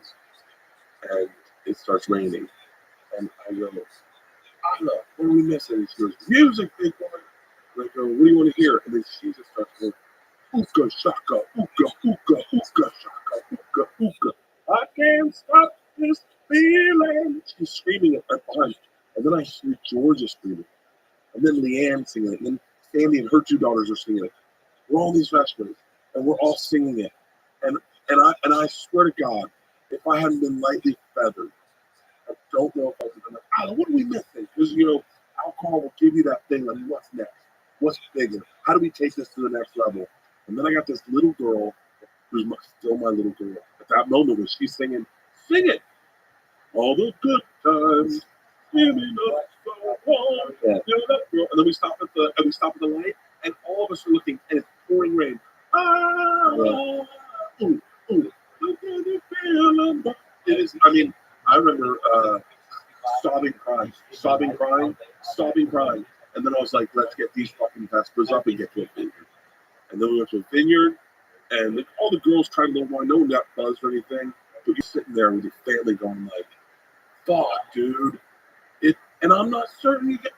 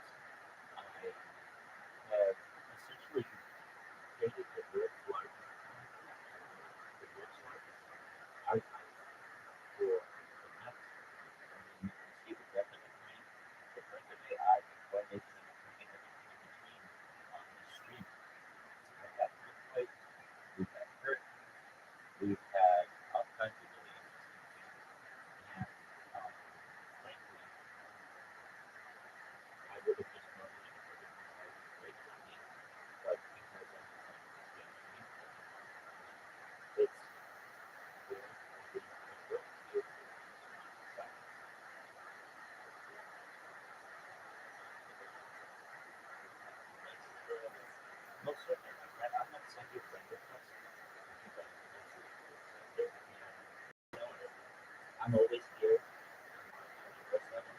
So when I'm here bored, come on in.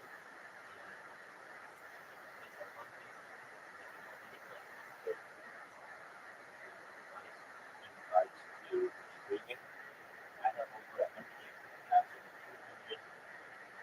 Instagram accounts with 300 Twitch accounts, over 1,000 TikTok accounts, over 2,000 Twitter accounts, over 10,000 people. So when it comes to making accounts, I always have 25% for that.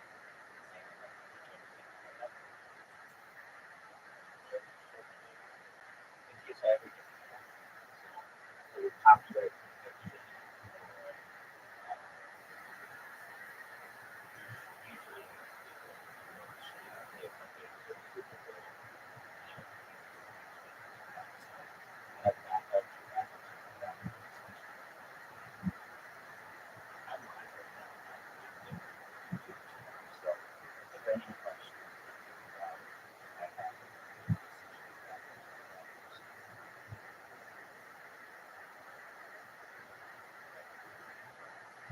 so yeah, that's what I do. And I'm also a Rabbi and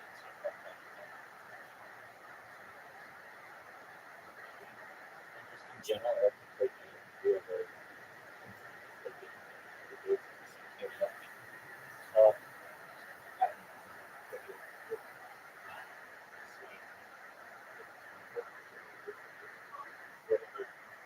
whenever there are people there, always saying, yeah, I'm that excited.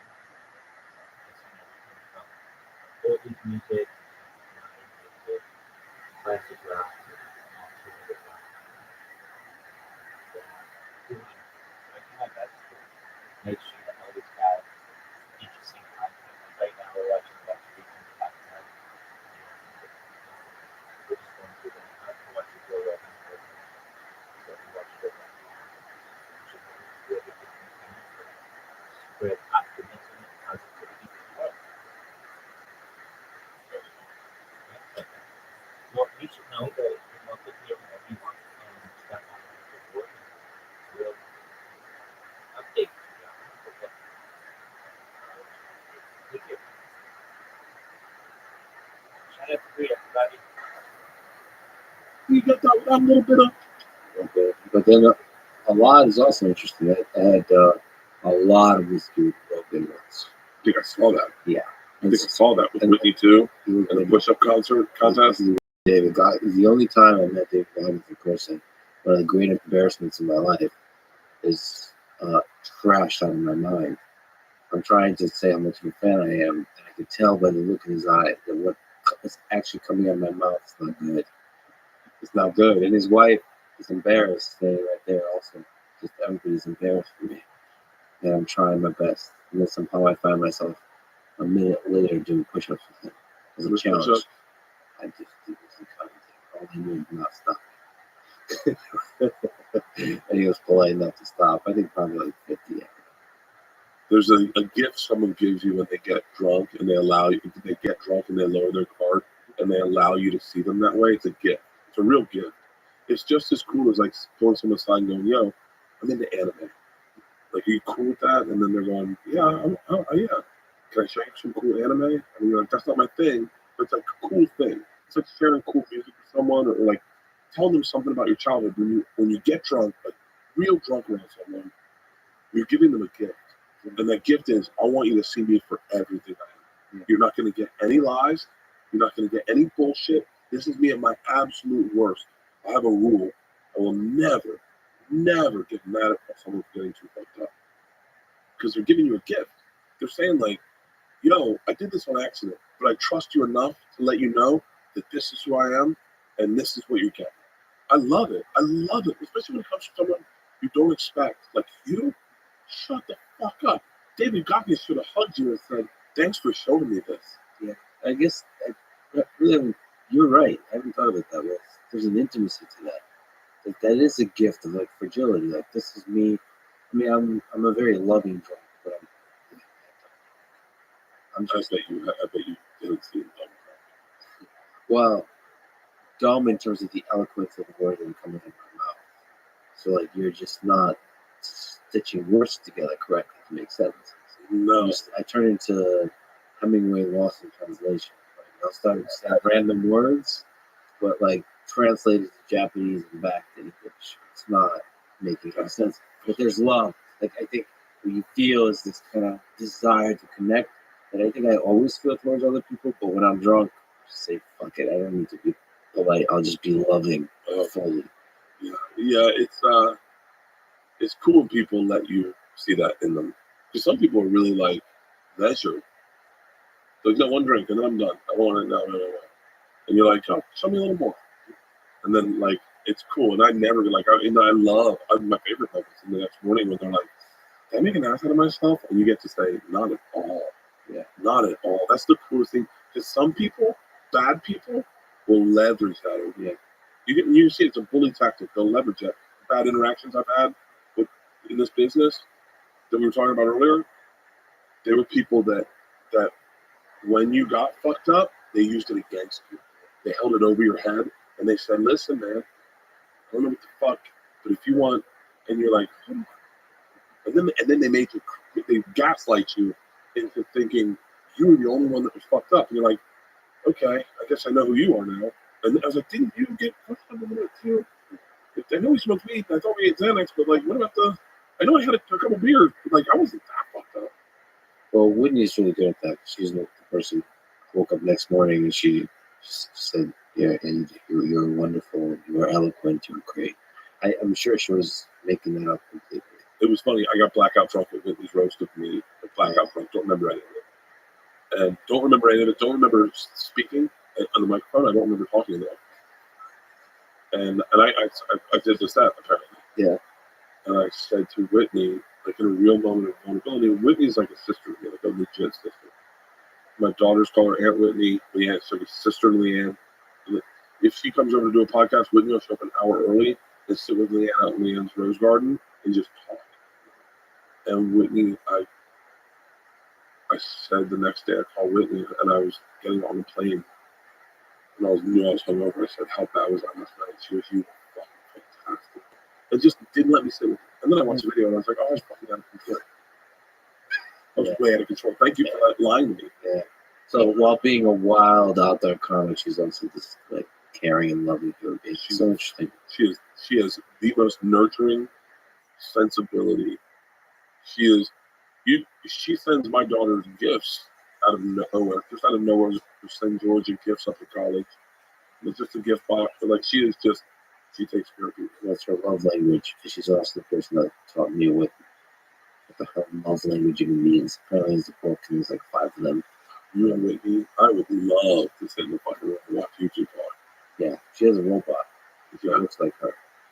And that's the future, that robot. I told her she should have that robot do porn.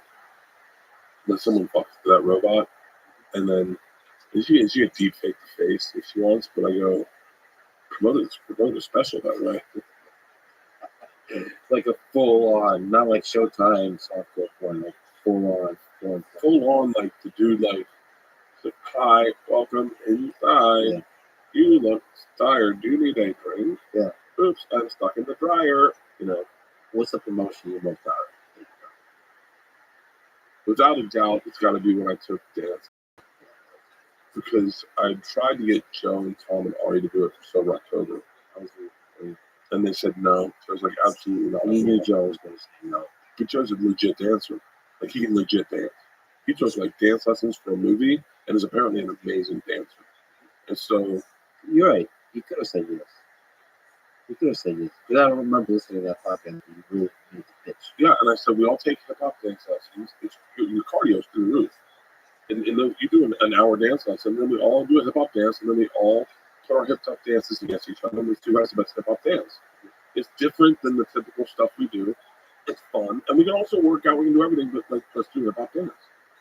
Joe adamantly was like, that's a horrible idea. I will not do that. And then Tom and Ari just whatever. They were like, yeah, I realized with Joe. We'll do something else. And then I was like, but I knew I liked hip-hop dance. So I was like, I'm going to take hip-hop lessons anyway. I'm going to just do it over Sober October. And I'm going to fucking do it. And maybe I'll do a hip-hop dance video and then show it to them and let them rate me. And then we did it.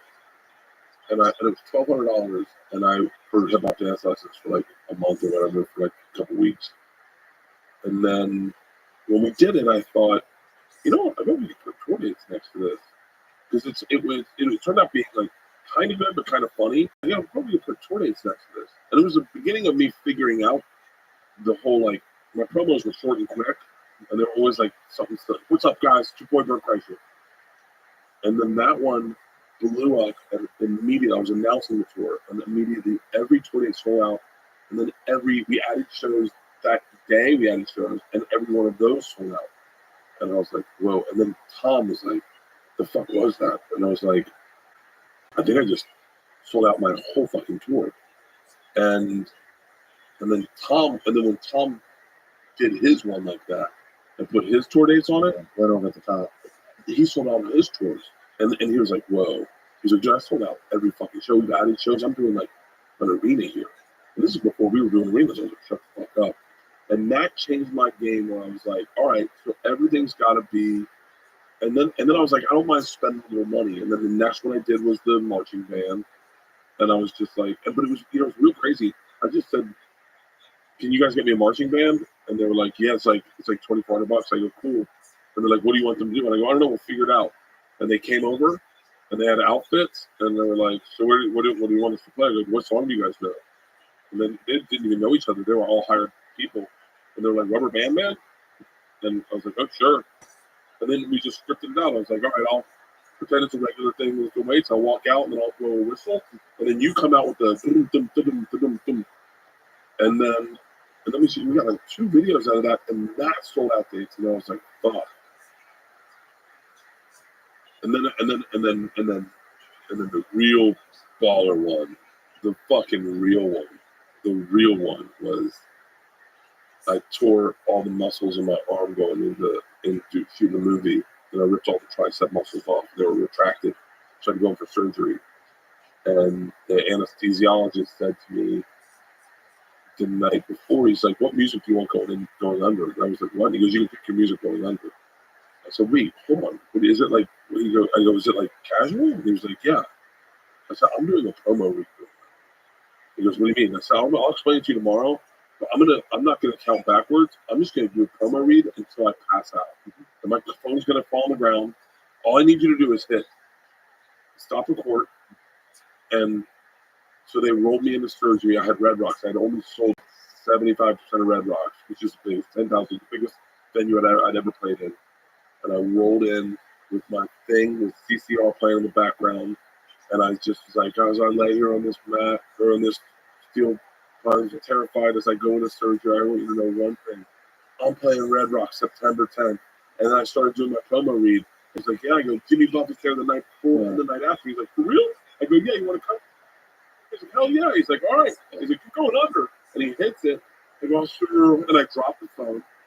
Woke up out of surgery, and the first thing I said, where's my phone? And he goes, you got it. And the end's like, I've already watched it. It's good. And I went, for real? And so like that was a big one. That was a big one too. Yeah, that was genius. But that was sort of opportunity to kind of jump into that idea. Have you ever met Mr. Beast, Jimmy? No. So he's I got to hang out with him for a day, listen to brainstorm ideas. Yeah. He kind of sounds like you, but on steroids in terms of like, first of all, willing to spend any amount of money on the idea. Like anything is allowed. Anything is allowed. I love that energy. The only thing is no like rated R stuff. So he's really trying to go like for the broader audience, for kids and so on. So that's the limitation. So you can't do like most of the ideas that pop into my head when anything is allowed is kind of dark. Yeah. But the point is to really aggressively brainstorm every single day at the whiteboard. Like what? And he does that for YouTube Shorts too. For 1-minute videos.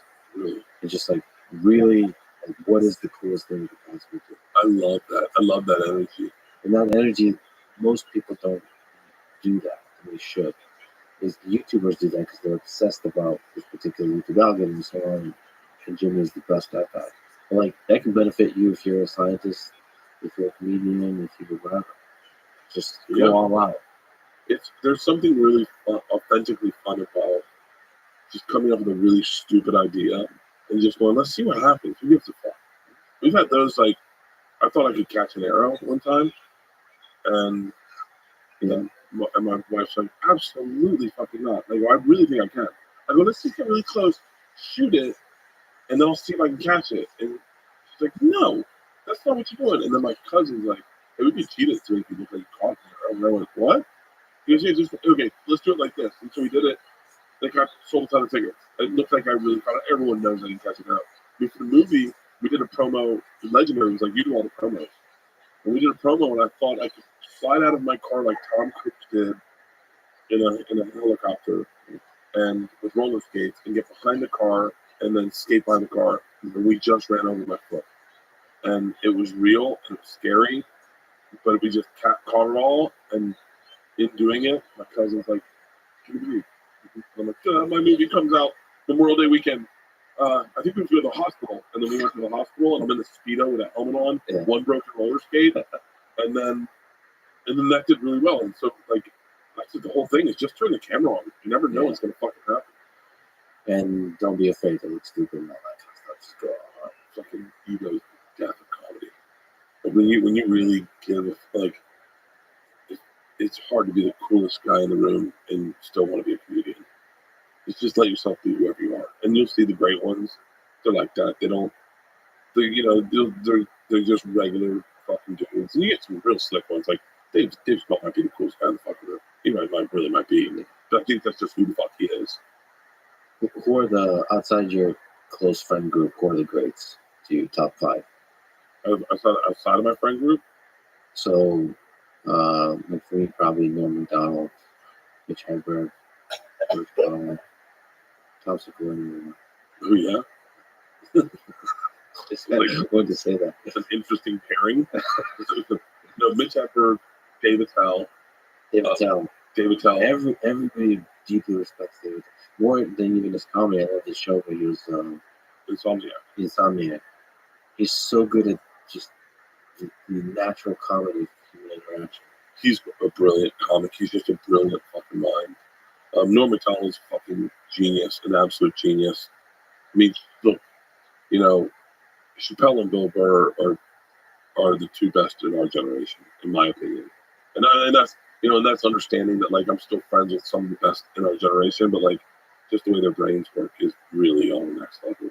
Like, those are guys. Stanhope is the same way. Just fucking genius. Rogan, Segura, those are my friend group. That's my really close friend group. But, like, those other guys I'm friends with, but they're not, like, that's, like, yeah. Louis C.K. No, Louis C.K. He's amazing. It's hard to do because you start, like, forgetting the, like, people, and then it's almost like people go, oh, so you didn't like that person? You're like, no, I fucking love that person. I mean, there's, for me, like, Robin Williams. It's a whole nother thing. Oh, yeah. Sarah Silverman, I love Janine. I'm a fucking big Janine fan. I love her brain. Maron's fucking hilarious. Patton's brilliant. David Cross. I mean, there's like, it's really, to ignore those guys, and those guys are like the whole forefront of the alternative comedy front. They're fucking amazing. Yeah, and the people that have, like, Maron or Joe that have podcasts, it's interesting. It's an interesting pairing because you get to know, like, everything about them, but then they're also comedians. I've gone to Joe's club a lot. I listen to Joe and just a whole group of comics do comedy and go to the same set over and over and over to see how it changes. It's really cool. It's the coolest thing when I first started to watch. Someone like Attell was really brilliant at it because you watch him tinker with the set. And he'd have an idea like hitting someone over the head with a hammer from behind. And then he'd work it 9 different ways. You'd be like, whoa. So the hitting a hammer in the head is the thing that he's working on. I hope Eddie Murphy comes back. He's one of the greats. Chris Rock, fucking bring the pain. It's like the reason I got into comedy. Do you have advice for young folks? You seem like a stellar example of a successful human being. Or more seriously, a very kind of non-linear life. I give advice for young people in high school and college. How to have a good life they can be proud of. Don't worry too much about what you do when you get older. But when you do start worrying, find the thing you love and it will never fuck work. I can't imagine what it must feel like to be a lawyer and have to read papers or whatever they do all day and know that that's my day. I mean, it must feel like what school felt like for me. If you find that thing you love to do, you will work endlessly, effortlessly, and hard as fucking shit every day, and you'll love every day of your life. Find what you love and let it kill you. Bukowski said that. So then that's the fucking thing, because that's what I'm doing. I'm letting it take. I'm on that fucking bullet train to fucking nowhere on this fucking comedy journey. I love it. I love it. So it's like the Hunter S. Thompson thing. What is it? How do I put it? Basically, you're not supposed to be end up in a well-preserved box, slide in sideways, smoke, just beat up. Yeah. Just a giant mess. I love those guys that can really live that life. They're like, yeah, man, I'm breaking it down like a guy like Tony Hawk or Matt Hoffman.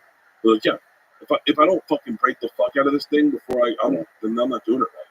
Then again, there's also Churchill who tried to break the thing. He couldn't. Lived into his 90s. A bad motherfucker.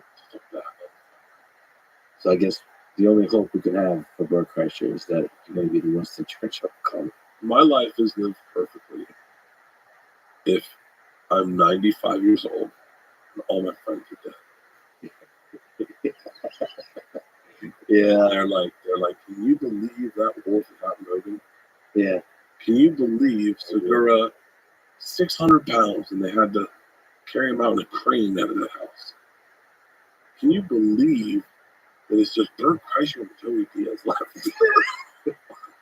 Just standing there in October. In October, just the two of you left. Just laughing. I'm 95 at the Mark Twain Awards. And they're like, Bert Kreischer's still fucking here. Who saw that coming? I hope so. Bert, I'm a huge fan of yours. It meant so much to me when you said that you knew who I was, like we were talking about. It's so cool. It's so cool. Thank you for putting so much joy and love out there in the world. I'm a huge fan, and thank you for the love you've given me. Thank you, man. I am a huge fan of yours. You keep doing you. I'll keep doing me, and then let's see if we can meet in the middle sometime. Yeah. Have a cold beer in the afternoon. Love you, brother. Love you. Thanks for listening to this conversation with Bert Kreischer. To support this podcast, please check out our sponsors in the description. Now, let me leave you with some words from Hunter S. Thompson. Life should not be a journey to the grave with the intention of arriving safely in a pretty and well-preserved body, but rather the skin and broadside, in a cloud of smoke, thoroughly used up, totally worn out, and loudly proclaiming, wow, what a ride. Thank you for listening. I hope to see you.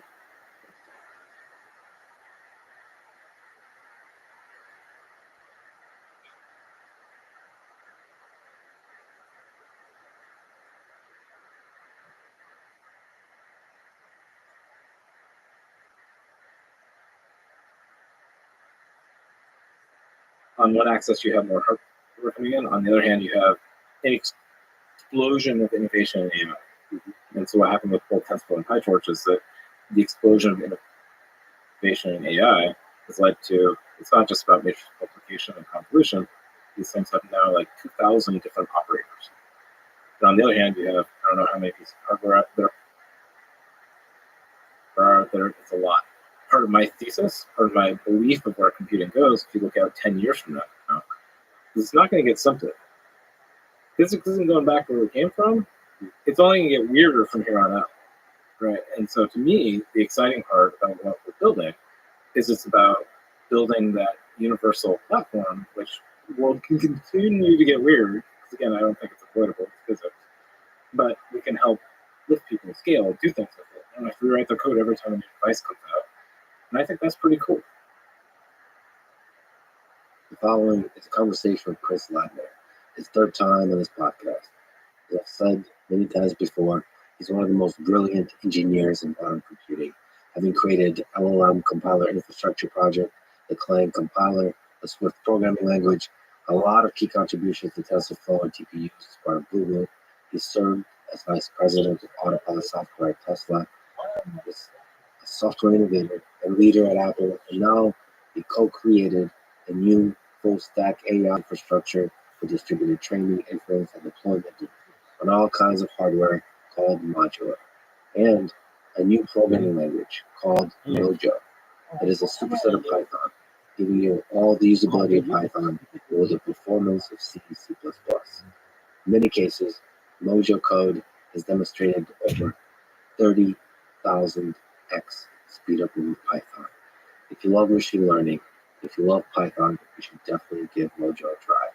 This programming language, this new AI framework and infrastructure, and this conversation with Chris is mind-blowing. I love it. It gets pretty technical at times, so I hope you hang on to the ride.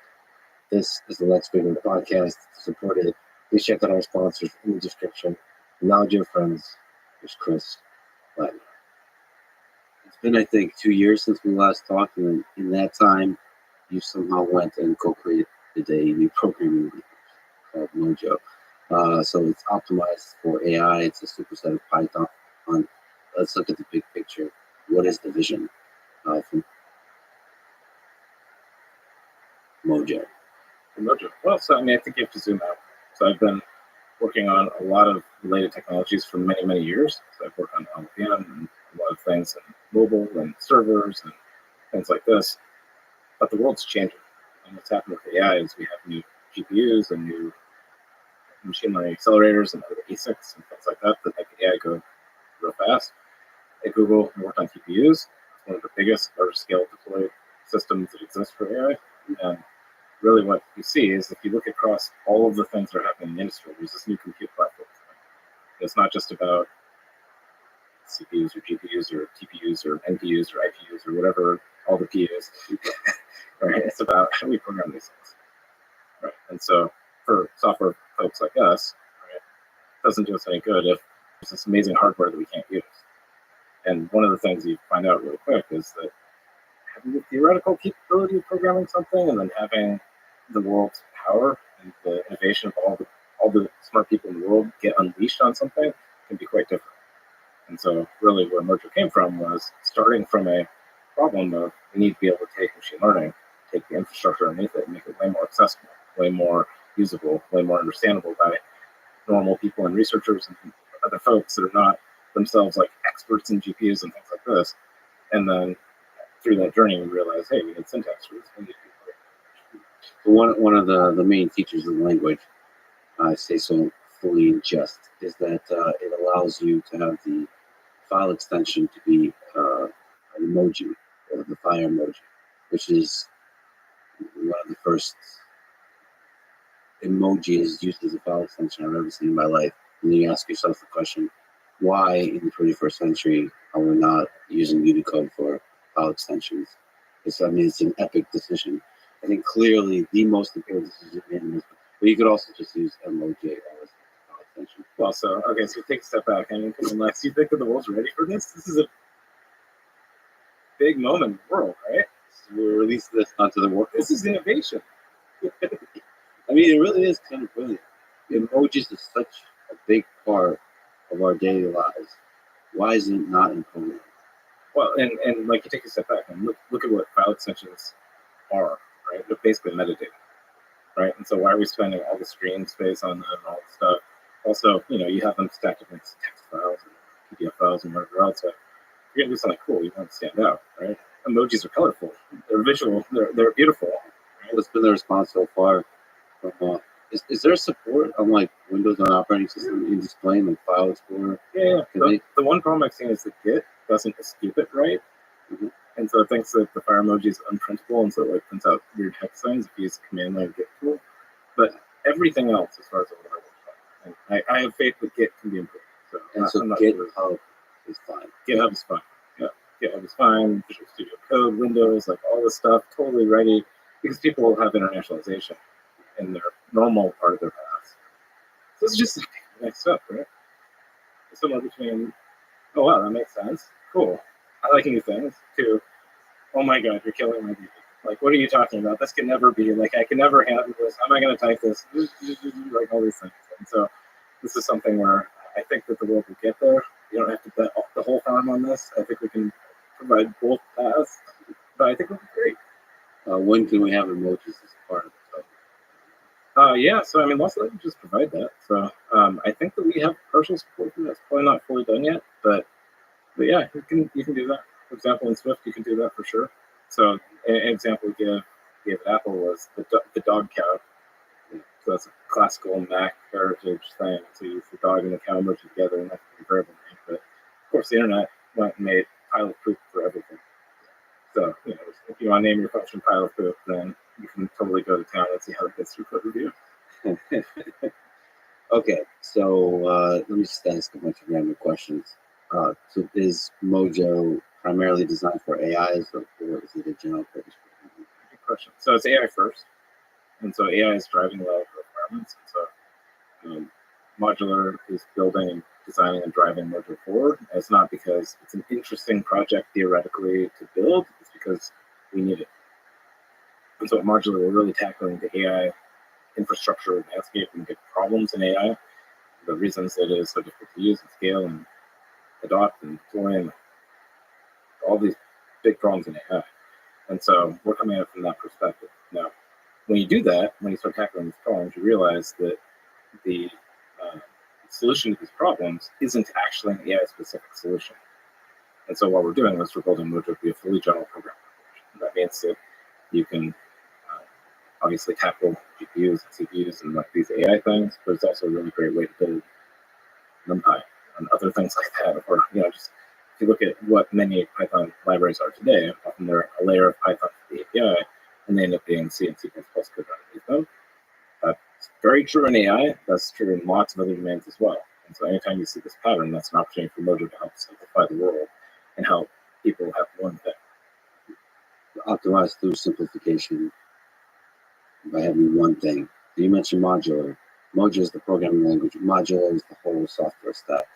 So just over a year ago, we started this company called Modular. Yeah, what Modular is it's about taking AI and up-leveling it into the next generation. And so if you take a step back, what's gone on in the last 5, 6, 7, 8 years is that we've had things like TensorFlow, and PyTorch, and these other systems come in. You've used them, you know this. And what's happened is these things have grown like crazy. They get tons of users. It's in production deployment scenarios. It's being used to power so many systems. AI is all around us now. It used to be controversial years ago, and now it's a thing.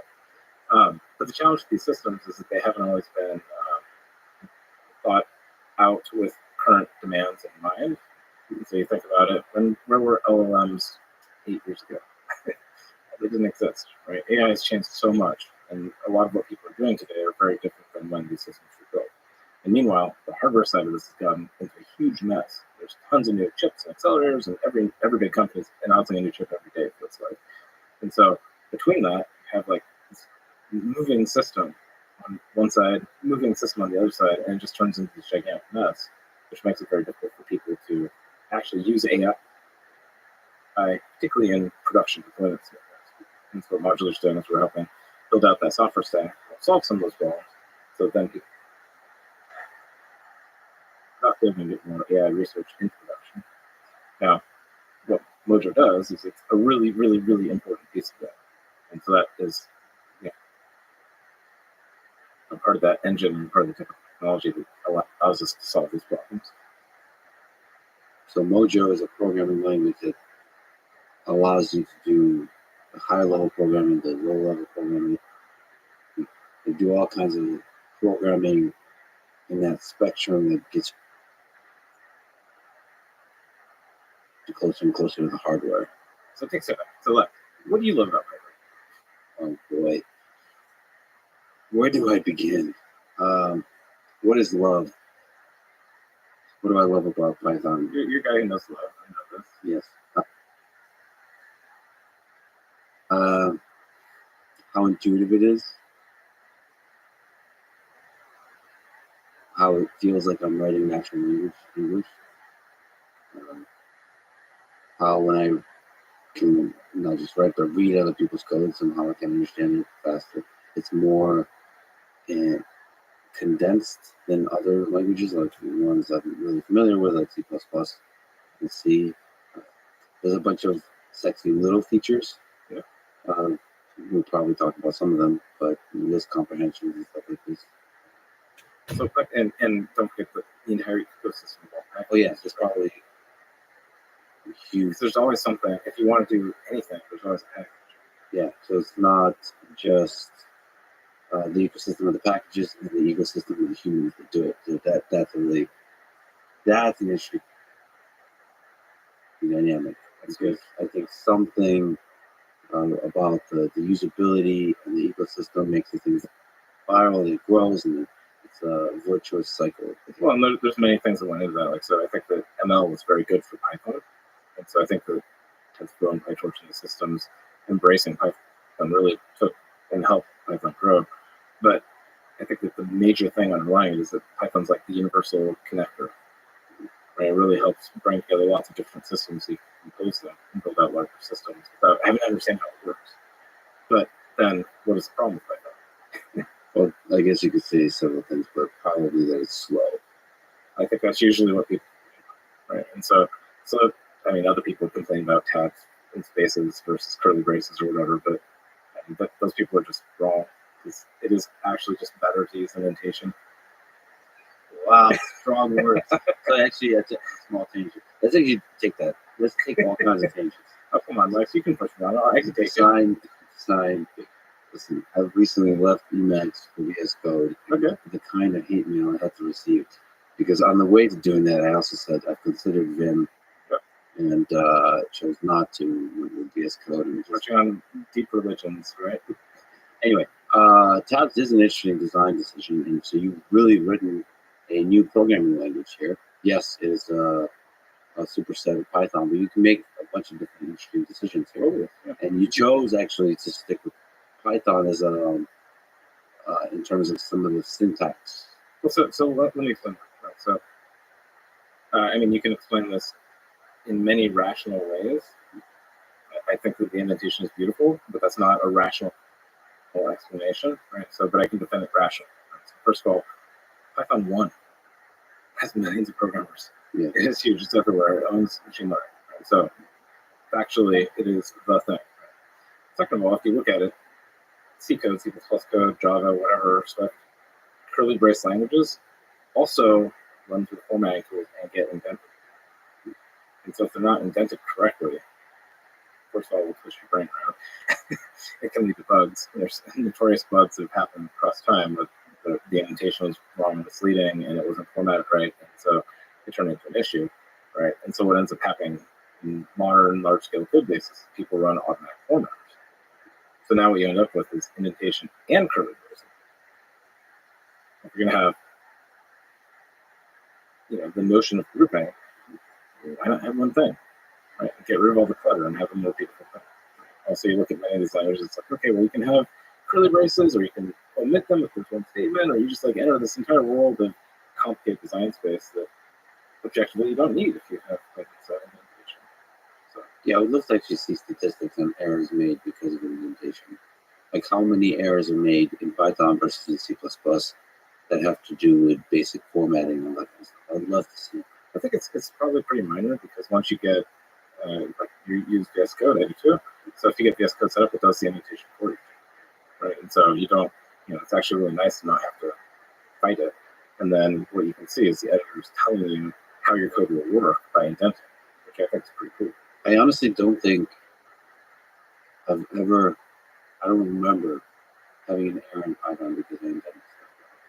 So I mean, I think that there's, again, this is religious, and so I can joke about it, and I love to kind of, I realize this is such a polarizing thing, and everyone wants to argue about it, so I like poking it a little bit, right? But frankly, right, come back to the first point, Python, like it's huge, it's an AI, it's the right thing. Like we see Mojo as being an incredible part of the Python ecosystem. We're not looking to break Python or change it or quote unquote fix it. We love Python for what it is. Our view is that Python is just not done yet. And so if you look at, you mentioned Python being slow. Well, there's a couple of different things that go into that, which we'll talk about if you want.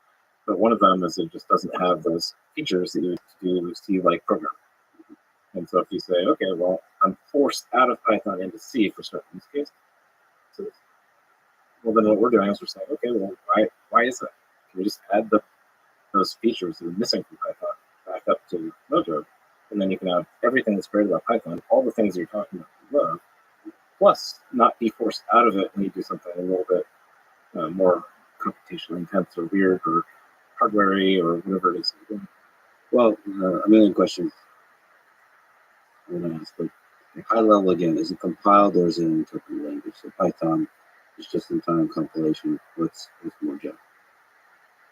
So Mojo, the complicated answer, does all the things. So it's interpreted, it's chip compiled, and it's statically compiled. And so this is for a variety of reasons. One of the things that makes Python beautiful is that it's very dynamic. And because it's dynamic, one of the things they added is that it has this powerful metaprogramming feature. And so if you look at something like PyTorch or TensorFlow, or even a simple use case, like you find a class that has the plus method, where you can overload the dunder methods, like dunder add, for example, and then the plus method works on your class. And so it has very nice and very expressive dynamic metaprogramming features. In Mojo, we want all those features to come in. Like, we don't want to break Python, we want it all to work. The problem is you can't run those super dynamic features on an embedded processor or on a GPU. Or if you could, you probably don't want to just because of performance. And so we entered this question of saying, okay, how do you get the power of this dynamic metaprogramming into a language that has to be super efficient in specific cases? And so what we did was we decided, okay, we'll take that interpreter. Python has an interpreter in it, right? Take that interpreter and allow it to run it compile time. And so now what you get is you get compile time meta. And so this is super interesting, super powerful, because one of the big advantages you get is you get Python-style expressive APIs. You get the ability to have load operators. And if you look at what happens inside of like PyTorch, for example, with automatic differentiation, computer mode, like all these things, they're using these really dynamic and powerful features at runtime. But we can take those features and lift them so that they run at compile time. So because C++ has metaprogramming with the templates, but it's really messy. It's super messy. It's always, it was accidentally, different people have different interpretations. My interpretation is that it was made accidentally powerful. It was designed to be Turing complete, for example, but that was discovered kind of along the way, accidentally. And so there have been a number of languages in the space. And so they usually have templates, code instantiation features of various sorts. Some more modern languages or some more newer languages, so let's say, like, they're fairly unknown, like Zig, for example, says, okay, well, let's take all of those types you can run it, all those things you can do at runtime, and allow them to happen at compile time. And so one of the problems with C++, which is one of the problems with C++, is it's okay. Everybody hates me for a variety of reasons, anyways, I'm sure. Right? I've written enough the way they show love. I have written enough C++ code to earn a little bit of grumpiness with C++. But one of the problems with it is that the metaprogramming system templates, it's just a completely different universe from the normal runtime programming. And so if you do metaprogramming and programming, it's just like a different universe, different syntax, different concepts, different stuff going on. So again, one of our goals with Mojo is to make things really easy to use, easy to learn, and so there's a natural stepping stone. And so as you do this, you say, okay, well, I have to do programming at runtime, I have to do programming at compile time. Why are these different things? How hard is that to pull it up? Because that sounds, to me, as a fan of metaprogramming in C++, again, how hard is it to pull that off? That sounds really, really exciting, because you can do the same style programming at compile time and runtime. That's really good. Yep. And so, in terms of the compiler implementation details, it's hard. I won't be shy about that. It's super hard. It requires, what Mojo has underneath the covers is a completely new approach to the design of the compiler itself. And so this builds on these technologies like LINR that you mentioned, but it also includes other caching and other interpreters and JIT compilers and other stuff. So you have like an interpreter inside within the compiler. And so it really takes the standard model of programming languages and kind of twists it and unifies it with the runtime model, which I think is really cool. And to me, the value of that is that again, many of these languages have metaprogramming features, like they grow macros or something. Like Lisp, right? I know your roots, right? And this is a powerful thing, right? And so, if you go back to Lisp, one of the most powerful things about it is it said that the metaprogramming and the programming are the same, right? And so that made it way simpler, way more consistent, way easier to understand, reason about, and it made it more composable. So if you go to the library, you can use it both at runtime, which is pretty cool. I mean, for machine learning, I think metaprogramming, I think you could generally say is extremely useful. And so you get features, I'll jump around, but there's the feature of auto-tuning and adaptive compilation. It blows my mind. Well, so let's go back to that. So, all right. So what is machine learning? Like, what is a machine learning model? It's really interesting to me because what PyTorch and what all these frameworks are kind of pushing compute into is they're pushing into like this abstract specification of a compute problem, which then gets mapped to a whole bunch of different ways. Right? So this is why it became a meta program. So you want to be able to say, cool, I have this neural net, now run it with batch size 1,000. Right? Do a mapping across batch. Or okay, I want to take this problem, now run it across 1,000 CPUs or GPUs. And so like this problem of like just describe the compute and then map it and do things and transform it are like actually it's very profound, and that's one of the things that makes machine learning systems really special. Maybe can you describe auto-tuning and how do you pull off? I mean, I guess adaptive compilation is what we're talking about. Yeah. How do you pull off auto-tuning? I mean, is that as profound as I think it is? It just seems like a really we mentioned list comprehensions. To me, from a quick glance at Mojo, which by the way I have to absolutely like dive in. As I realize how amazing this is, like I absolutely must dive in. That looks like just an incredible feature for machine learning. Yeah. Well, so what is auto-tuning? So take a step back. Auto-tuning is a feature in Mojo. It's not so very very little of what we're doing is actually research. Many of these ideas have existed in other systems, other places, and so what we're doing is we're pulling together good ideas, remixing them, and making them into hopefully a beautiful system. Right?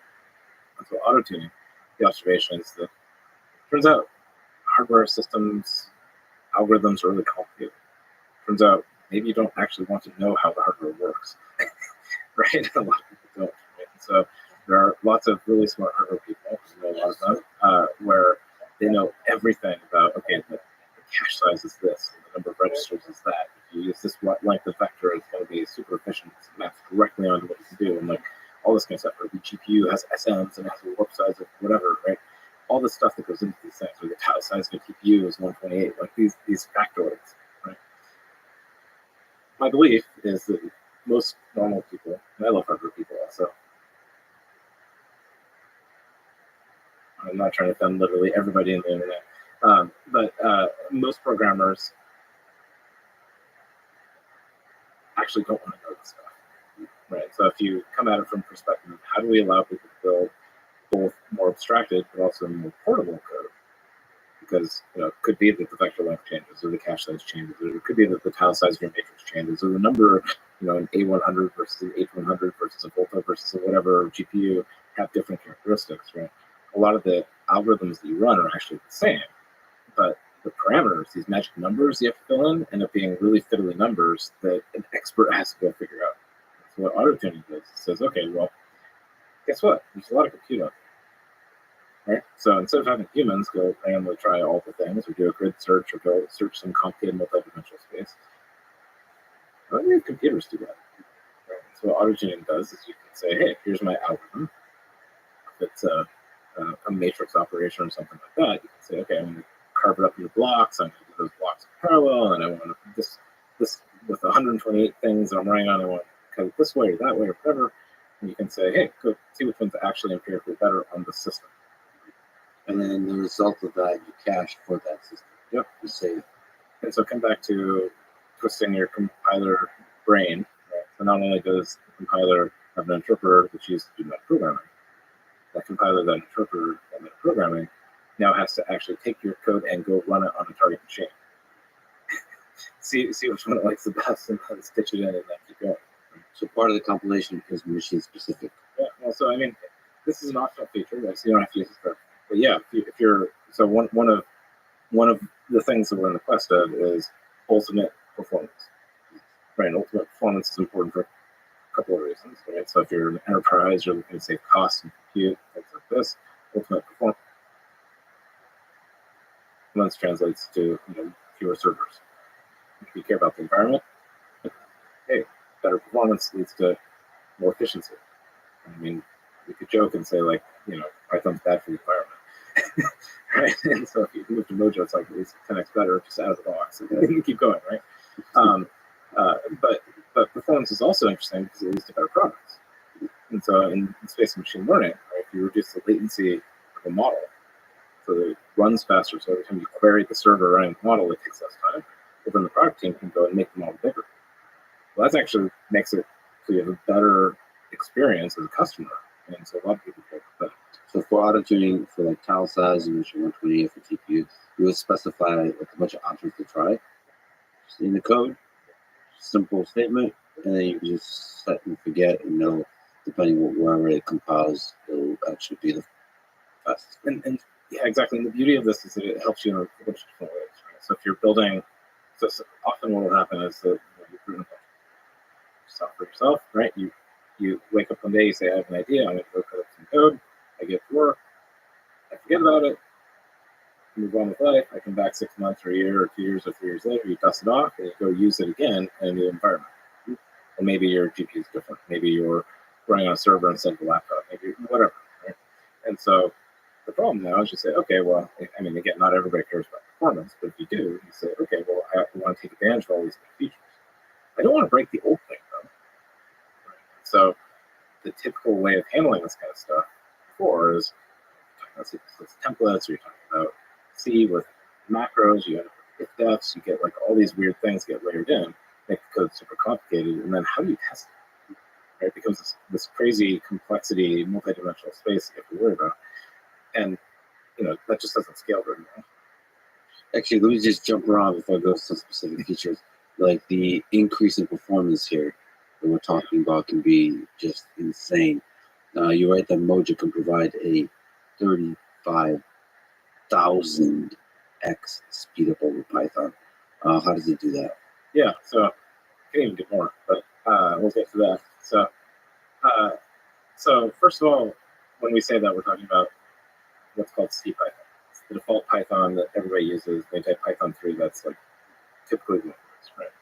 CPython is an interpreter. And so interpreters, they have an extra layer of like bytecodes and things like this that they have to go read, parse, interpret, and make some kind of slow from that perspective. And so the first things we do is we move to a compiler. So just moving to a compiler, getting the interpreter out of the loop is 2 to 5 to 10x speed up depending on the code. So just out of the gate, just using more modern techniques. Now, if you do that, one of the things you can do is you can start to look at how CPython started to lay out data. And so one of the things that CPython did, and this isn't part of the Python spec necessarily, but this is just sets of decisions, is that if you take an integer, for example, and put it in an object, so in Python, everything's an object. And so they do the very logical thing, keeping the memory representation of all objects the same. So all objects have a header, they have like payload data. What this means is that every time you pass around an object, you're passing around a pointer data. Well, this has an overhead. It turns out that modern computers don't like using pointers very much and things like this, is you have to allocate the data, and you have to reference count it, which is another way that Python uses to keep track of memory. So this has a lot of overhead. And so if you say, okay, let's try to get that out of the heap, out of a box, out of the direction, and into the registers. That's another 10x. But it adds up if you're reference counting every single thing you create, that adds up. Yeah, and if you look at people complain about the Python GIL, this is one of the things that hurts parallelism. That's because the reference count. Right? So the GIL and reference counting are very tightly intertwined in Python. It's not the only thing, but it's very tightly intertwined. And so then you lean into this and say, okay, cool. Well, modern computers, they can do more than one operation at a time.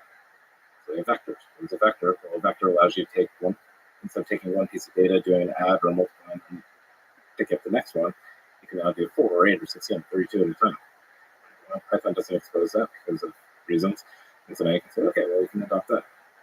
And you have threads. You have like additional things, like you can control memory hierarchy. And so what Mojo allows you to do is it allows you to start taking advantage of all these powerful things that have been built into hardware over time. And it gives, the library gives very nice features. So you can say, just parallelize this, do some parallel, right? So it's very, very powerful weapons against slowness, which is why people have been, I think, having fun, like just taking code and making it go fast, because it's just kind of an adrenaline rush to see like how fast you can get things. Before I talk about some of the interesting stuff with parallelization and all that, let's first talk about like the basics. We talked to indentation, right? So this thing looks like Python. It's sexy and beautiful, like Python, as we mentioned. Yep. Is it a typed language? So what's the role of types? Yeah, good question. So Python has types. It has strings and integers. It has dictionaries and all that stuff. But they all live at runtime, right? And so because all those types live at runtime, Python, you don't have to spell them. Python also has like this whole typing thing going on now. A lot of people use it. Yeah. I'm not talking about that. That's kind of a different thing. We can go back to that. But typically the you just say I have a def, and my def takes 2 parameters. I'm going to call them A and B. So that is great, but what that does, that forces what's called a consistent representation. So these things have to be a pointer to an object with the object header, and they all have to look the same. And then when you dispatch a method, you go through all the same different paths, no matter what the receiver, whatever that type is. So what Mojo does is it allows you to have more than one kind of type. And so what it does is allows you to say, okay, cool, I have an object, and objects behave like Python does. It's fully dynamic, and that's all great. And for many things, classes, like that's all very powerful and very important. But if you want to say, hey, it's an integer, it's 32 bits, or 64 bits, or whatever it is, or it's a floating point value, it's 64 bits, well, then the compiler can take that and it can use that to do way better optimization. Turns out, again, the interactions is huge, and you can get better code completion because you have, because the compiler knows what the type is, so it knows what operations work on it, and so that's actually pretty huge. And so what Mojo does allows you to progressively adopt types into your program. So you can start, it's compatible with Python, so then you can add however many types you want, wherever you want them. And if you don't want to deal with it, you don't have to deal with it. And so one of our opinions on this is that it's not that types are the right thing or the wrong thing. It's that they're a useful thing. Well, so it's kind of optional. It's not strict typing. Like you don't have to specify type. Exactly. Okay, so it's starting from the thing that Python's kind of reaching towards right now, with trying to inject types into it. Yeah, with a very different approach, but yes. Yeah. What's the different approach? I'm actually one of the people that have not been using types very much in Python. It's okay. Why did you say? It just, because I know the importance. It's like adults use strict typing, and so I refuse to go out in that sense. It's a kind of rebellion. But I just know that it probably reduces the amount of errors, even just forget about performance improvements. So it probably reduces errors if we need to strict typing. Yeah, so I mean, I think it's interesting to look at that, right? And the reason I'm giving you a hard time is that there's this cultural norm, this pressure, this like there has to be a right way to do things. Like grown-ups only do it one way, and if you don't do that, you should feel bad. Yes. Right? Like some people feel like Python's a guilty pleasure or something, and it's like when it gets serious, I need to go rewrite it. Right? Yeah. Well, I mean, cool. I understand history and I understand kind of where this comes from, but I don't think it has to be a guilty pleasure. Yeah. Right? Yeah. So if you look at that, you say, why do you have to rewrite it? Well, you have to rewrite it to deploy.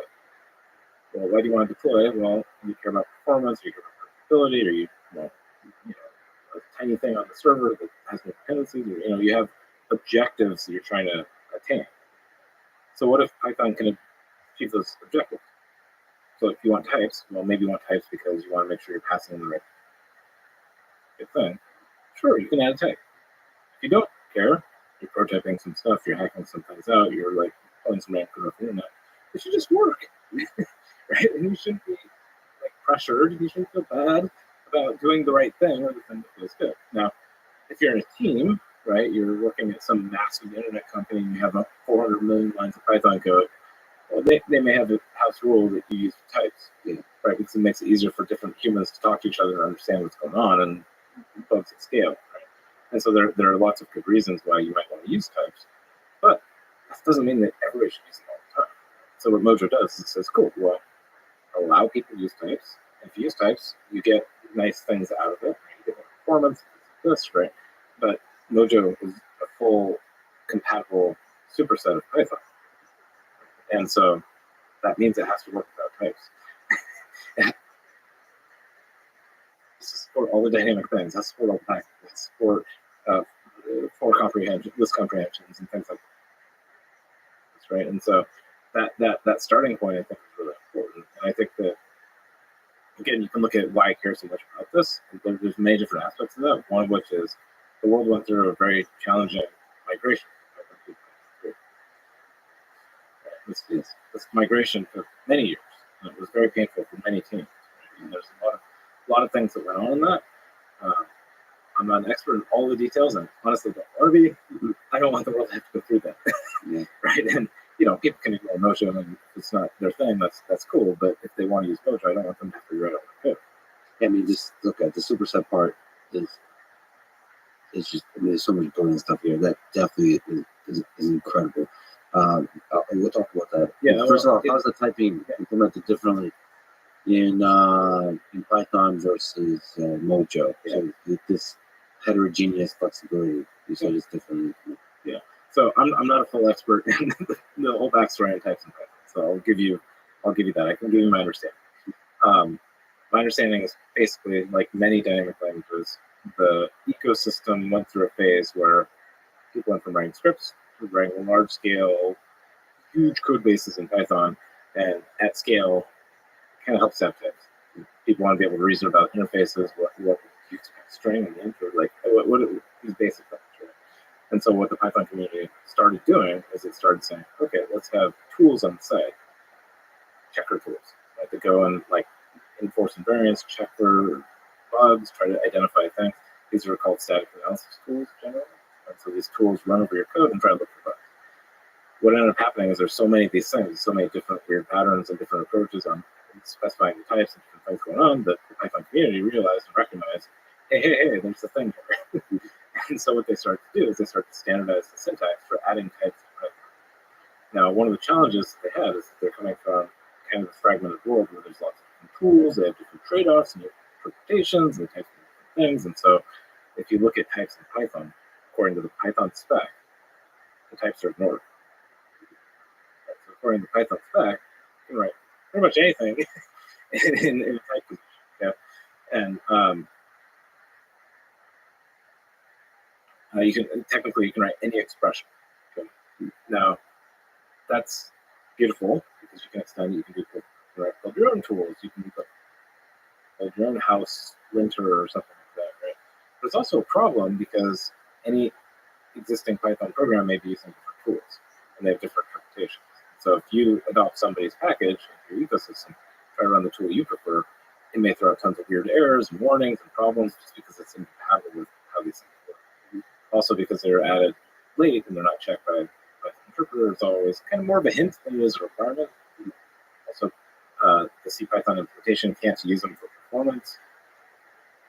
And so it's really that's the big one, right? So you can't utilize for the compilation, for the different kind of compilation. Yeah, exactly. And this all comes back to the design principle. They're kind of hints. They're kind of, the definition's a little bit murky. It's unclear exactly the interpretation in a bunch of cases, and so because of that, you can't actually, even if you want to, it's really difficult to use them to say like it is going to be an int, and if it's not, it's a problem. Right? A lot of code would break if you did that. So in Mojo, right? So you can still use those kind of type annotations. It's fine, but in Mojo, if you declare a type and you use it, then it means it is going to be that type. And the compiler helps you check that, enforce it, and it's safe. And it's not a like best effort hit kind of thing. So if you try to shove a string type thing into an integer, You get an error. maybe from the compiler compile time. Nice. Okay, what kind of basic types are there? Yeah. So Mojo is pretty hardcore in terms of what it tries to do in the language, which is the philosophy there is that we, again, if you look at Python, right? Python's a beautiful language because it's so extensive, right? And so all of the different things in Python, like for loops and plus and all these things can be accessed through these underbar methods.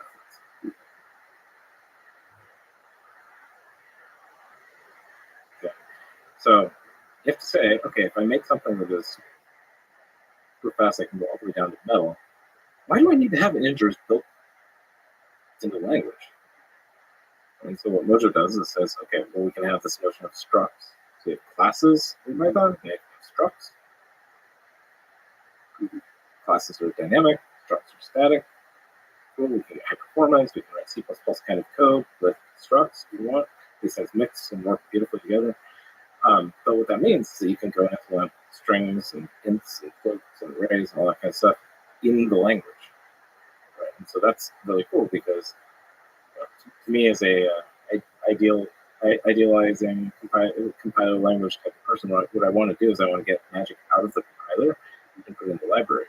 Because if somebody can, if we can build an integer that's beautiful and has an amazing API and does all the things you'd expect it to do, if you don't like it, maybe you want a big integer, maybe you want a sideways integer, I don't know, like what all the space integers are, then you can do that, and it's not a second class system. And so if you look at certain other languages, like C++, one I also love and use a lot, int is hard-coded in the language, but complex is not. And so isn't it kind of weird that you have this std complex class, but you have int, and complex tries to look like a natural numeric type of things like this, but integers and floating point have these special promotion rules and other things like that that are magic and are hacked into the compiler. And because of that, you can't actually make something that works like the book of types. Is there something provided as a standard? Because because it's AI first, numerical types are so important here. So is there something like a nice standard implementation of digital form? Yeah, so we're still building all that stuff out. So we provide integers and floats and all that kind of stuff. We also provide buffers and tensors and things like that you'd expect in an ML context. Honestly, we need to keep designing and redesigning and working with the community to build that out and make that better. That's not our strength right now. Give us 6 months or a year, and I think it'll be way better. But the power of putting it in the library means we have teams of experts that aren't compiler engineers that can help us design and refine and drive us forward. So one of the exciting things we should mention here is that this is new and fresh.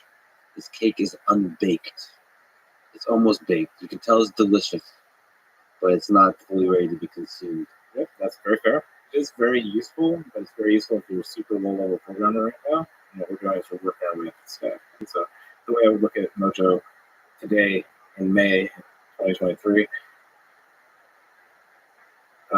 is that it's like a 0.1. So I think that a year from now, it'll be way more interesting to a variety of people. But what we're doing is we decided to release it early so that people can get access to it. Everything we can build with the community. We have a big roadmap that we publish, being transparent about this. A lot of people are involved with this stuff. And so what we're doing is we're really optimizing for building this thing the right way. And building it the right way is kind of interesting working with the community because everybody wants it yesterday. And so sometimes it's kind of, there's some dynamics there. But Yeah, I think it's the right thing. So there's a Discord also, so the dynamics is pretty interesting. Sometimes the community probably can be very chaotic and introduce a lot of stress. Guido famously quit over the stress of the Walrus operator. I mean, it broke. Maybe that straw that broke the camel's yeah, back. exactly. And so it could be very stressful to develop. You can just tangent upon a tangent. Is it stressful to work through the design of various features here, given that the community is so loosely involved? Well, so I've been doing open development and community stuff for decades now. Somehow this has happened to me. So I've learned some tricks. But the thing that always gets me is I want to make people happy, right? And so this is maybe not all people all happy all the time, but generally I want people to be happy. Right? So the challenge is that, again, we're tapping into some deep-seated long tensions and pressures, both in the Python world, but also in the AI world, in the hardware world, and things like this. And so people just want us to move fast. And so, again, our decision was, let's release this early. Let's get people used to it or access to it and play with it, and like let's build it in the open, which we could have had the language monk sitting in the cloister up on the hilltop, like beavering away trying to build something. But in my experience, you get something that's way better if you work. And so yes, it can be frustrating, it can be challenging for lots of people involved. And if you mentioned our Discord, we have over 10,000 people on the Discord, 11,000 people or something. Keep in mind, we released Mojo like 2 weeks ago. Yeah. So it's very cool. But what that means is that 10, 11,000 people all will want something different, right? And so what we've done is we've tried to say, okay, cool, here's our roadmap. Here, and the roadmap isn't completely arbitrary. It's based on here's the logical order in which to build these features or add these capabilities and things like that. And what we've done is we spun really fast on the bug fixes. So we actually have very few bugs, which is cool. Actually for projects in the state, but then what we're doing is we're dropping in features very deliberately. This is fun to watch because you got the two gigantic communities of like hardware, like systems engineers, and then you have the machine learning Python people that are like higher level. Yeah. And it's just two like army like they've been at war. Yeah, they've been at war. Right, and so here's a Tolkien novel or something. Well, so here's the thing. Again, like it's super funny for something that's only been out for 2 weeks, right? People are so impatient, right? But okay, cool. Let's fast forward a year. Like in a year's time, Mojo will be actually quite amazing and self-controlled, very good. People still have these problems, right? And so you look at this and you say, and the way I look at this is to say, okay, well, we're solving big, long-standing problems. To me, again, working on major problems, I want to make sure we do it right. Right? There's like a responsibility you feel because if you mess it up, right? There's very few opportunities to do projects like this and have them really have heal. If we do it right, then maybe we can take those feuding armies and actually heal some of those wounds. Yeah, this feels like a speech by George Washington, right? Or something. And you look at this, and it's like, okay, well, how different are we? Yeah. We all want beautiful things. We all want something that's nice. We all want to be able to work together. We all want our stuff to be used. Right? So if we can help heal that, now I'm not optimistic that all people will use Mojo and they'll stop using C++. Like that's not my goal, right? But if we can heal some of that, I think that'd be pretty cool. Yeah. And we start by putting people's life races into the group. So there are proposals for adding braces to Mojo, and we tell them no. Okay. Yeah.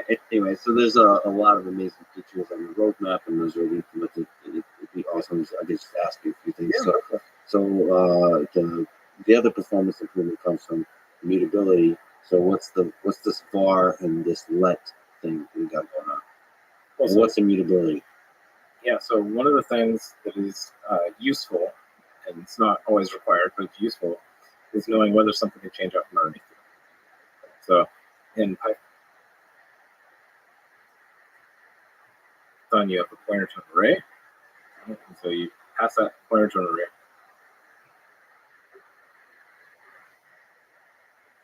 Around to things, you pass into a function, maybe take that and scroll away into some other data structure. So you get your array back and you go to use it. Now somebody else is like putting stuff in your array. How do you reason about that? It's to be very complicated, at least lots of bugs. And so one of the things that, again, this is not something Mojo forces on you, but something Mojo enables is a thing called value semantics.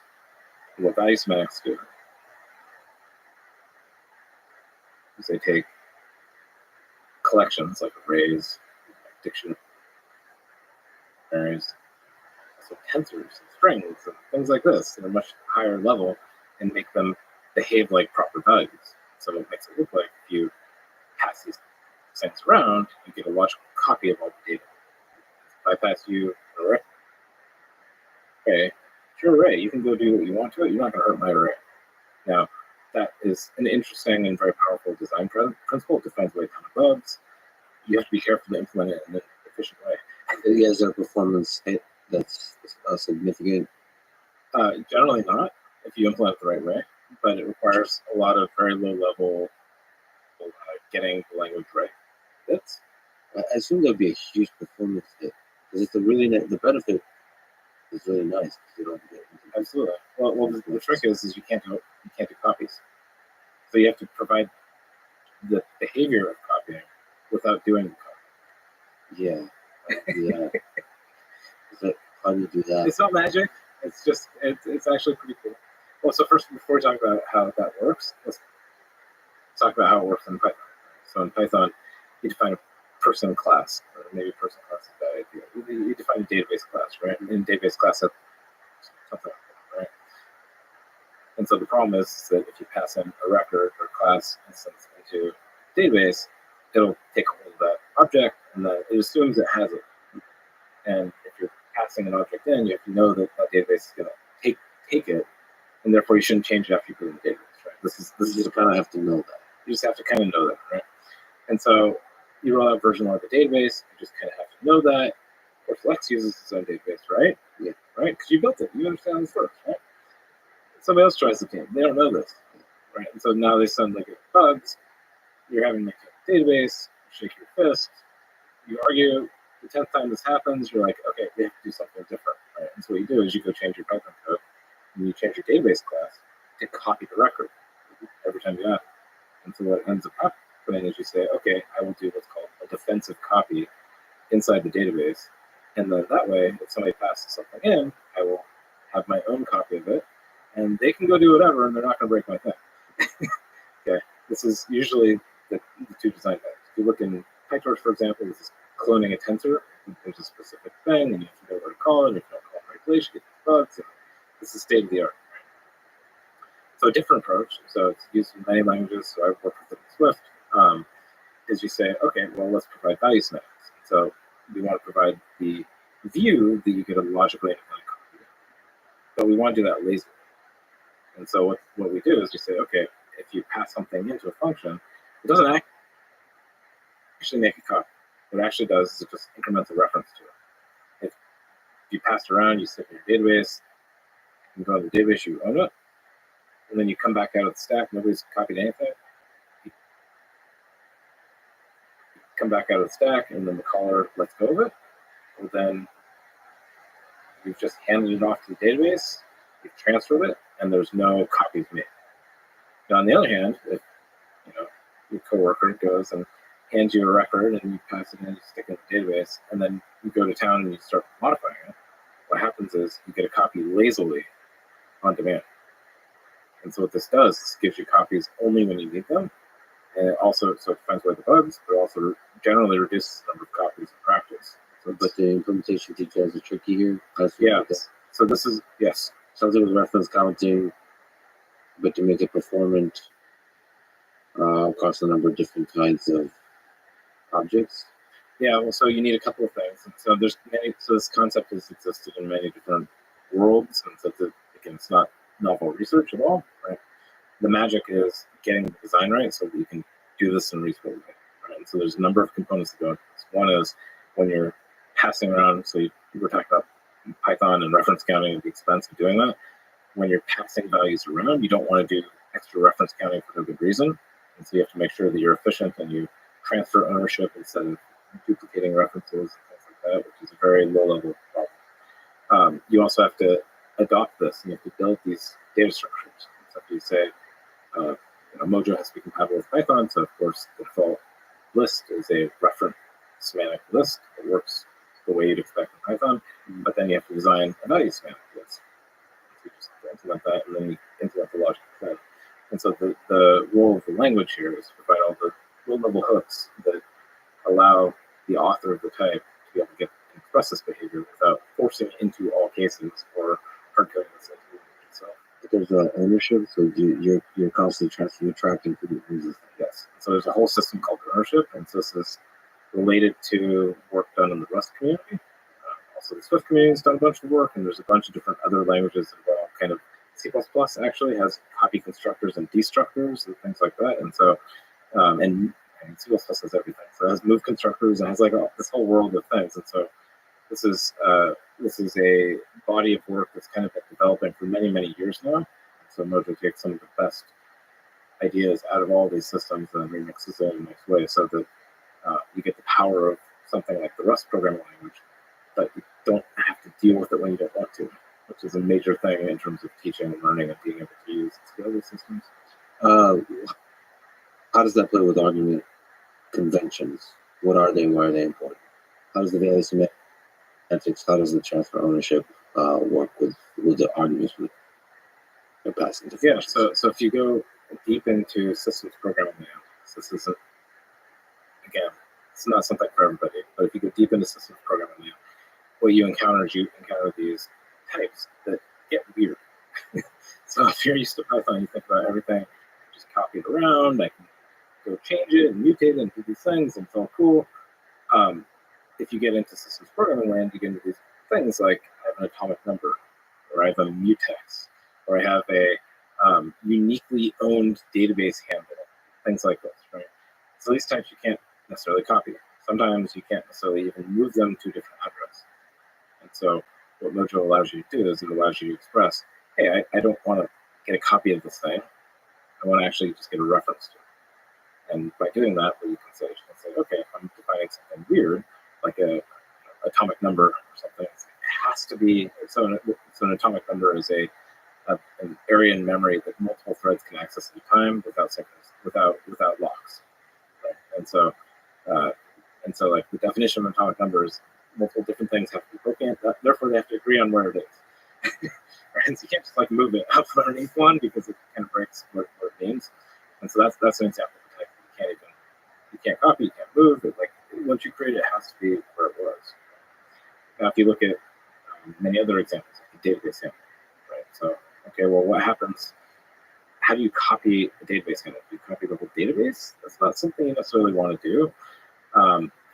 There's a lot of types like that where you want to be able to say that they are uniquely owned. So there's always one of this thing, or if I create a thing, I don't copy it. And so what Mojo allows you to do is to allow you to say, hey, I want to pass around a reference to this thing without copying it. And so it has borrowed conventions. So you can say you can use it, but you don't get to change it. You can pass it by mutable reference. And so if you do that, then you get a reference to it, but you can change it. And so it manages all that stuff. So it's just a really nice implementation of like C++ has the reference access pointers. Yeah, smart, different kinds of implementations of smart pointers that you can explicitly define this laws. But you're saying that's more like the weird case versus the common case. Well, it depends on where. I mean, I don't think I'm a normal person, so yes. I'm going to call other people weird. Yeah. But if you talk to a typical Python programmer, you're definitely not thinking about this, right? This is a low level abstraction. Now, if you talk to a C++ programmer, certainly if you talk to a Rust programmer, again, they're not weird, they're delightful. Like these are all good people, right? Those folks will think about all the time, right? And so I look at this as there's a spectrum between very deep, low-level systems. I'm going to go poke the bits and care about how they're laid out in memory, all the way up to application and scripting and other things like this. So it's not that anybody's right or wrong. It's about how do we build one system that scales. By the way, the idea of an atomic number has been something that always brought me deep happiness, because the flip side of that, the idea that threads can just modify stuff asynchronously. Just the whole idea of concurrent programming as a source of infinite trust. Well, so this is where you jump into, again, you zoom out and get out of programming language, just look what the industry has done. My mind is constantly blown by this, right? And you look at what Moore's law. Moore's law is this idea that computers for a long time, single thread performance just got faster and faster and faster and faster for free. But then physics and other things intervened, power consumption, like other things started to matter. And so what ended up happening is we went from single core computers to multi-core, and we went to accelerators. Right? This trend towards specialization of hardware is only going to continue. And so, for years, us programming language nerds and other people have been saying, okay, well, how do we tackle multi-core? Right? For a while, it was like, multi-core is the future. We have to get on top of this thing. Then it was multi-core is the default. What are we doing with this thing? And then it's like, there's chips with hundreds of cores in them. what happened? Right? Yeah. And so, I'm super inspired by the fact that, in the face of this, those machine learning people invented this idea of a tensor. Right? And what is a tensor? A tensor is like an arithmetic and algebraic concept. It's like an abstraction around a gigantic parallelizable data set, right? And because of that, and because of things like PyTorch, we're able to say, okay, we'll express the math of the system. This enables you to do automatic differentiations, enables you to do like all these cool things. And it's an abstracted representation. Because you have that abstract representation, you can map it onto these parallel machines without having to control, okay, put that right here, put that right there, put that right there. And this has enabled an explosion in terms of AI, compute, accelerators, like all this stuff. So that's super, super exciting. What about the deployment, the execution across multiple machines? Yep. So you write that the modular compute platform dynamically partitions models with billions of parameters and distributes their execution across multiple machines, enabling unparalleled efficiency. Whether the use of unparalleled in that sentence, anyway, enabling unparalleled efficiency, scale, and reliability for the largest workloads. So, how do you do this abstraction of distributed deployment? Yeah, so one of the really interesting tensions, so there's a whole bunch of stuff that goes into that. I'll pick a random walkthrough. If you go back and replay the history of machine learning, the brief most recent history of machine learning, this is very deep. I knew Lex with the AI podcast. Right. Yeah. So if you look at just TensorFlow and PyTorch, which is pretty recent history in the big picture, right? But TensorFlow is all about graphs. PyTorch, I think, pretty unarguably ended up winning. And why did it win? Mostly because of usability. Right, the usability of PyTorch is, I think, huge. And I think, again, that's a huge testament to the power of taking abstract, theoretical, technical concepts and bringing it to the masses. Right? Now, the challenge with what the TensorFlow versus the PyTorch design points was that TensorFlow is kind of difficult to use for researchers, but it was actually pretty good for deployment. PyTorch is really good for researchers. It kind of not super great for deployment, right? And so I think we as an industry have been struggling. And if you look at what deploying a machine learning model today means, is that you'll have researchers who are, wicked smart, of course, but they're wicked smart at model architecture and data and calculus. They're wicked smart in various domains. They don't want to know anything about the hardware deployment or C++ or things like that. Right? And so what's happened is the people who train the model, they throw it over the fence, and then you have people that try to deploy the model. Well, every time you have a team A does X, they throw it over the fence, and team Y does something. Team B does Y, like you have a problem, because of course it never works the first time. And so you throw it over the fence, they figure out, okay, it's too slow, it won't fit, doesn't use the right operator, the tool crashes, whatever the problem is, then they have to throw it back over the fence. And every time you throw a thing over a fence, it takes 3 weeks of project managers and meetings and things like this. And so what we've seen today is that getting models to production could take weeks or months. It's not atypical. Right? I talk to lots of people, and we talk about like VP of software at some internet company trying to deploy a model. They're like, why do I need a team of 45 people? It's so easy to train a model. Why can't I deploy it? Right? And if you dig into this, every layer is problematic. So if you look at the language piece, and this is tip of the iceberg. It's a very exciting tip of the iceberg for folks, but you've got Python on one side and C++ on the other side.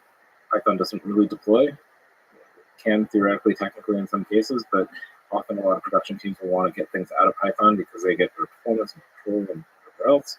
So Mojo can help with that. If you look at serving, we talk about gigantic models. Well, a gigantic model won't fit on one machine. Right? And so now you have this model, it's in Python, has to be rewritten in C++. Now it also has to be carved up so that half of it runs on one machine, half of it runs on another machine. Or maybe it runs on 10 machines. And so now suddenly the complexity is exploding, right?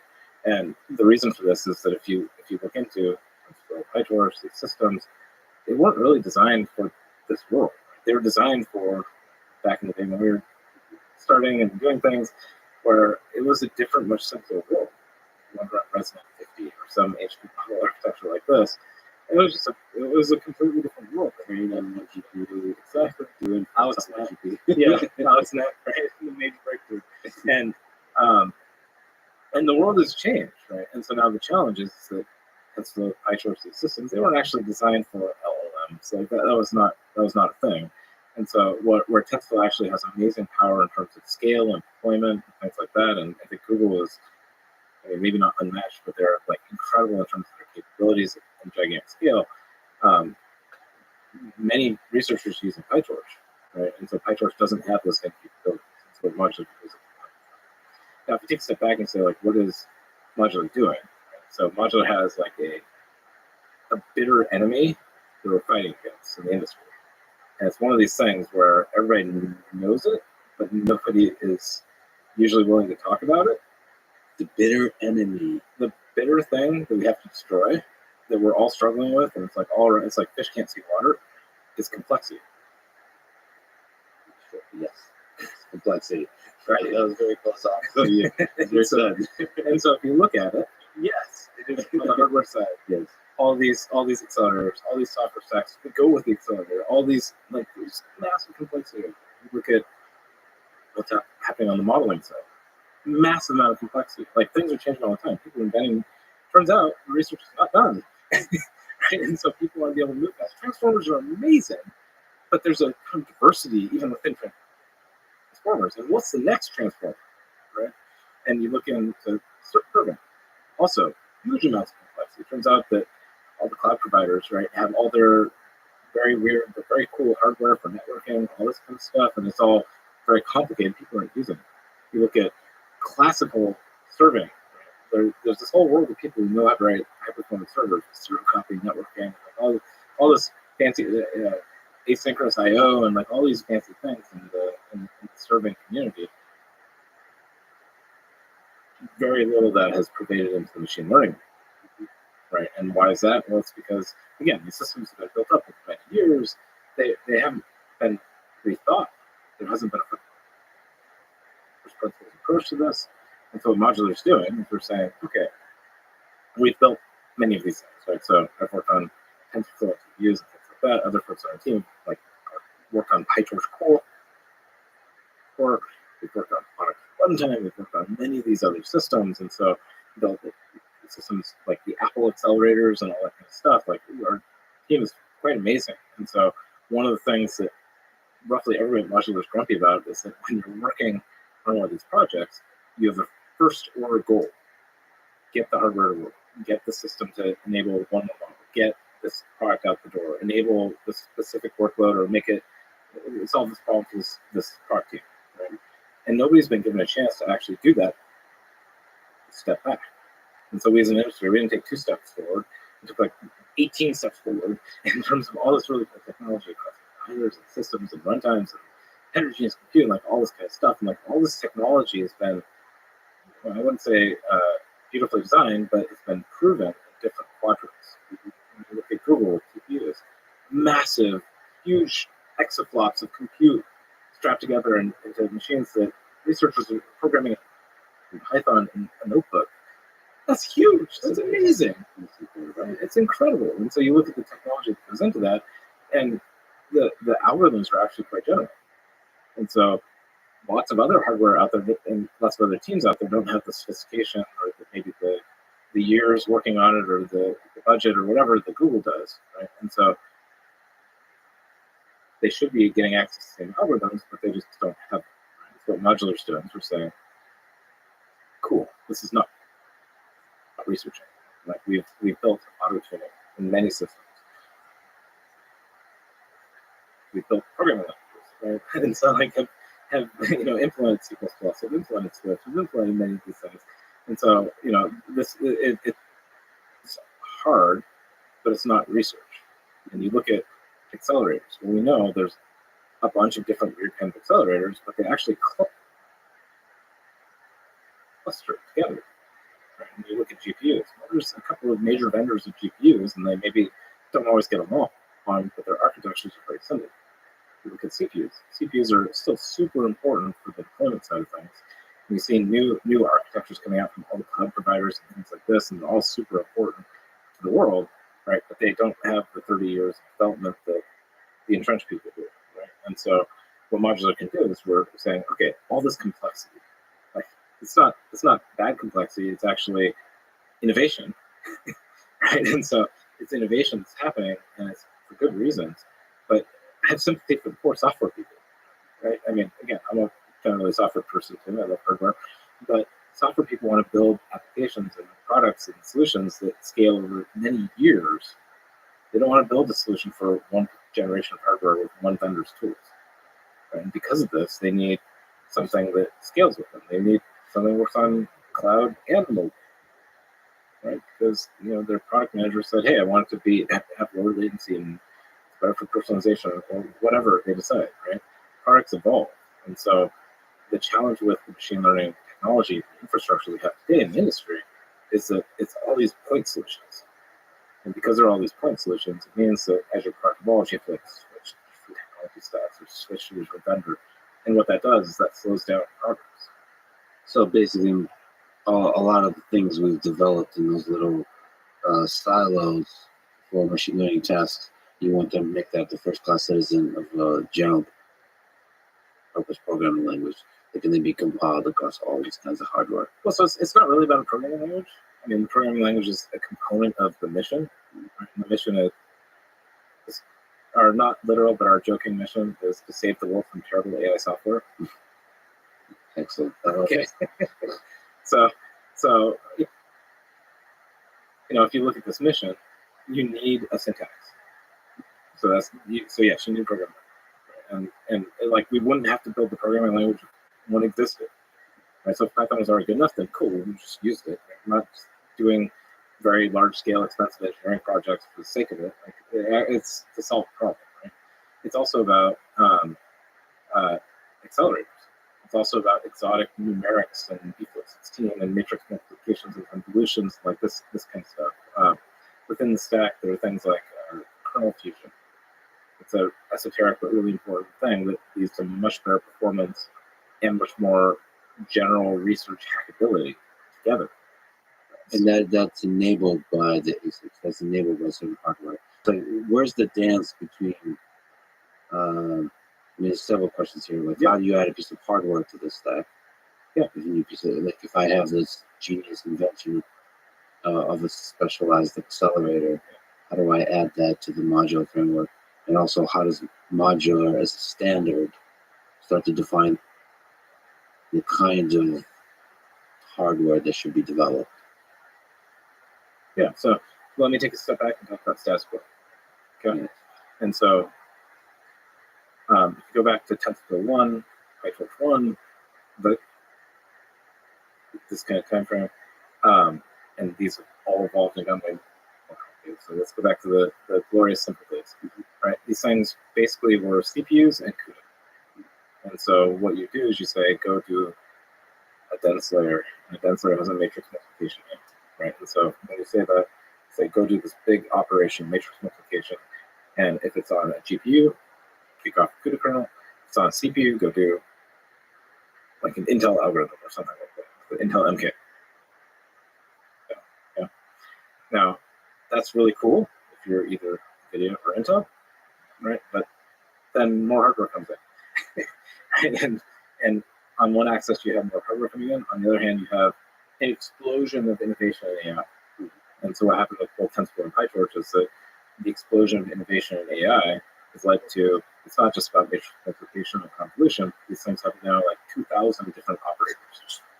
But on the other hand, you have, I don't know how many pieces of hardware there are out there. It's a lot. Okay, it's not even hundreds. It's probably thousands. Okay, and across across all the edge and across like all the different things that are used at scale.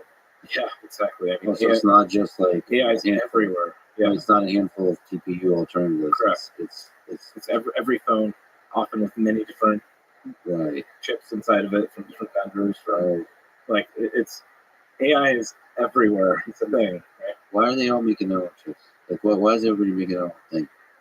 Well, so because Is that a good thing? So Chris's philosophy on hardware, Yeah. right? So my philosophy is that there isn't one right solution, right? And so I think that again, with the end of Moore's law, specialization happens. Yeah. If you're training GPT-5, you want some crazy supercomputer data center thingy. If you're making a smart camera that runs on batteries, you want something that looks very different. If you're building a phone, you want something that looks very different. If you have something like a laptop, you want something that looks maybe similar but at different scale, right? And so AI ends up touching all of our lives through the box, right? And like lots of different things. And so as you look into this, these have different power envelopes, there's different trade-offs in terms of algorithms, there's new innovations in sparsity and other data formats and things like that. And so hardware innovation, I think, is a really good thing. Right? And what I'm interested in is unlocking that innovation. There's also like analog and quantum and like all the really weird stuff, right? Mm-hmm. And so if somebody can come up with a chip that uses analog computing and it's 100x more power efficient, think what that would mean in terms of the daily impact on the products we use. That'd be huge. Now, if you're building an analog computer, you may not be a compiler specialist. Yeah. These are different skill sets, right? And so you can hire some compiler people if you're running a company maybe. But it turns out these are really like exotic new generation of compilers. Like this is a different thing, right? So if you take a step back out and come back to what's the status quo, the status quo is that if you're Intel or you're NVIDIA, you continue to keep up with the industry and you chase and okay, there's 1900 now, there's 2000 now, there's 2100, and you have a huge team of people that are like trying to keep up and tune and optimize. And even when one of the big guys comes out with a new generation of their chip, they have to go back and rewrite all these things, right? So really, it's only powered by having hundreds of people that are all like frantically trying to keep up. And what that does is that keeps out the little guys, and sometimes the not so big guys. The big guys are also just not in those positions. And so what has been happening? And so a lot of we talk about the rise of new exotic crazy accelerators. People have been trying to turn this from a let's go write lots of special kernels problem into a compiler problem. So we and I contributed to this as well. we as an industry went into a like let's go make this compiler problem phase. Let's call it. Much of the industry is still in this phase, by the way. So I wouldn't say this phase is over. And so the idea is saying, look, okay, what a compiler does is it provides a much more general, extensible, hackable interface for dealing with the general case.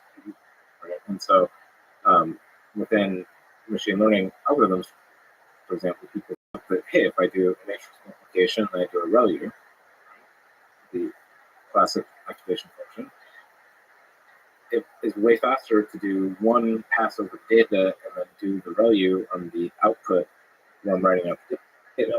ReLU is just the maximum operation, zero. And so it's an amazing optimization. Take matmul ReLU, squish together one operation. Now I have matmul ReLU. Well, wait a second. If I do that, now I just went from having 2 operators to 3. But now I figure out, okay, well, there's a lot of activation. Leaky ReLU, like a million things that are out there, right? And so as I start fusing these in, now I get permutations of all these activations, right? So what compiler people say is, hey, cool, well, I will go enumerate all the algorithms, I will enumerate all the pairs, and I will actually generate a kernel for it. And I think that this has been very, very useful for the industry. This is one of the things that powers Google TPUs. PyTorch 2's like rolling out really cool compiler stuff with Triton, other technology, things like this. And so the compiler people are kind of coming into their fore and saying, like, awesome, this is a compiler problem, we'll compiler it. Here's the problem. Not everybody's a compiler person. I love compiler people, trust me, right? But not everybody can or should be a compiler person. It turns out that there are people that know analog computers really well, or they know some GPU internal architecture thing really well, or they know some crazy sparse numeric interesting algorithm that is the cusp of research, but they're not compiled. And so one of the challenges with this new wave of technology trying to compiler is, again, it's excluded a ton of people. And so you look at what does Mojo do? What does the modular stack do? It brings programmability back into this world. Like it enables, I wouldn't say normal people, but like a new, a different kind of delightful nerd that cares about numerics or cares about hardware or cares about things like this, to be able to express that in the stack and extend the stack without having to actually go hack the compiler itself. To extend the stack on the algorithm side, yeah, and then on the hardware side. Yeah. So again, go back to like the simplest example of it, right? And so what Swift and Mojo and other things like this did is we said, okay, pull magic out of the compiler and put it in the standard library. Right? So what Modular is doing with the engine that we're providing, like this very deep technology stack, right, which goes into heterogeneous runtimes and like a whole bunch of really cool things. This whole stack allows that stack to be extended and hacked and changed by researchers, by hardware engineers, by people who know things that we don't know. Because Modular has some smart people. We don't have all the smart people. What are heterogeneous runtimes? Yeah. So what is heterogeneous, right? So heterogeneous just means many different kinds of things together. And so the simple example you might come up with is a CPU and a GPU.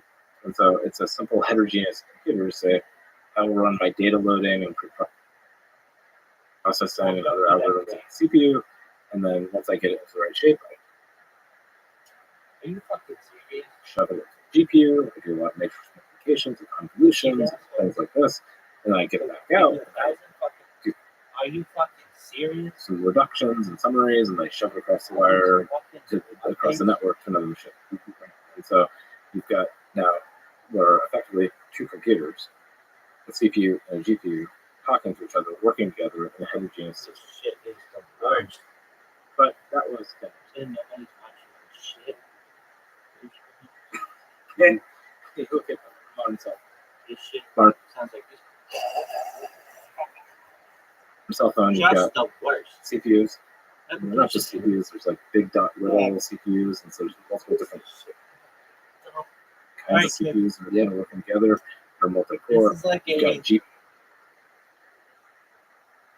You have to get predictions and then Got results. neural network accelerators. You got data. dedicated hardware blocks for media, so for video decode and JPEG decode, things like this. And so you got this massively complicated system. This isn't just cell phones. Every laptop these days is I was actually thinking it and would be a all of these AAA, blocks can run at the same time but it may be and need to be choreographed. And so, again, one of the cool things about machine learning is it's moving things like data flow graphs and high-level abstractions, tensors, and these things that it doesn't specify. I guess Here's that's what to do the algorithm. It gives the system a lot more flexibility in terms of how to translate or map or compile it onto the system you have. And so what you need, the bottomest part of the layer there is a way for all these What about devices to college talk to each ball? other. And so this is one thing that I'm very passionate about. I'm a nerd. But all these machines and all these systems are effectively parallel computers running at the same time, sending messages to each other. So they're all fully asynchronous. Well, this is actually a small version of the same problem you have in a data center. Right? In a data center, you now have multiple different machines, sometimes very specialized, sometimes with GPUs or TPUs for one node, sometimes with disks and other nodes. And so you get a much larger scale heterogeneous computer. And so what ends up happening is you have this like multi-layer abstraction of hierarchical parallelism, and hierarchical asynchronous communication. And making that, again, my enemy Yeah, we're turning this into a AAA. by getting that away from being different specialized systems at every different part of the stack and having consistency and uniformity.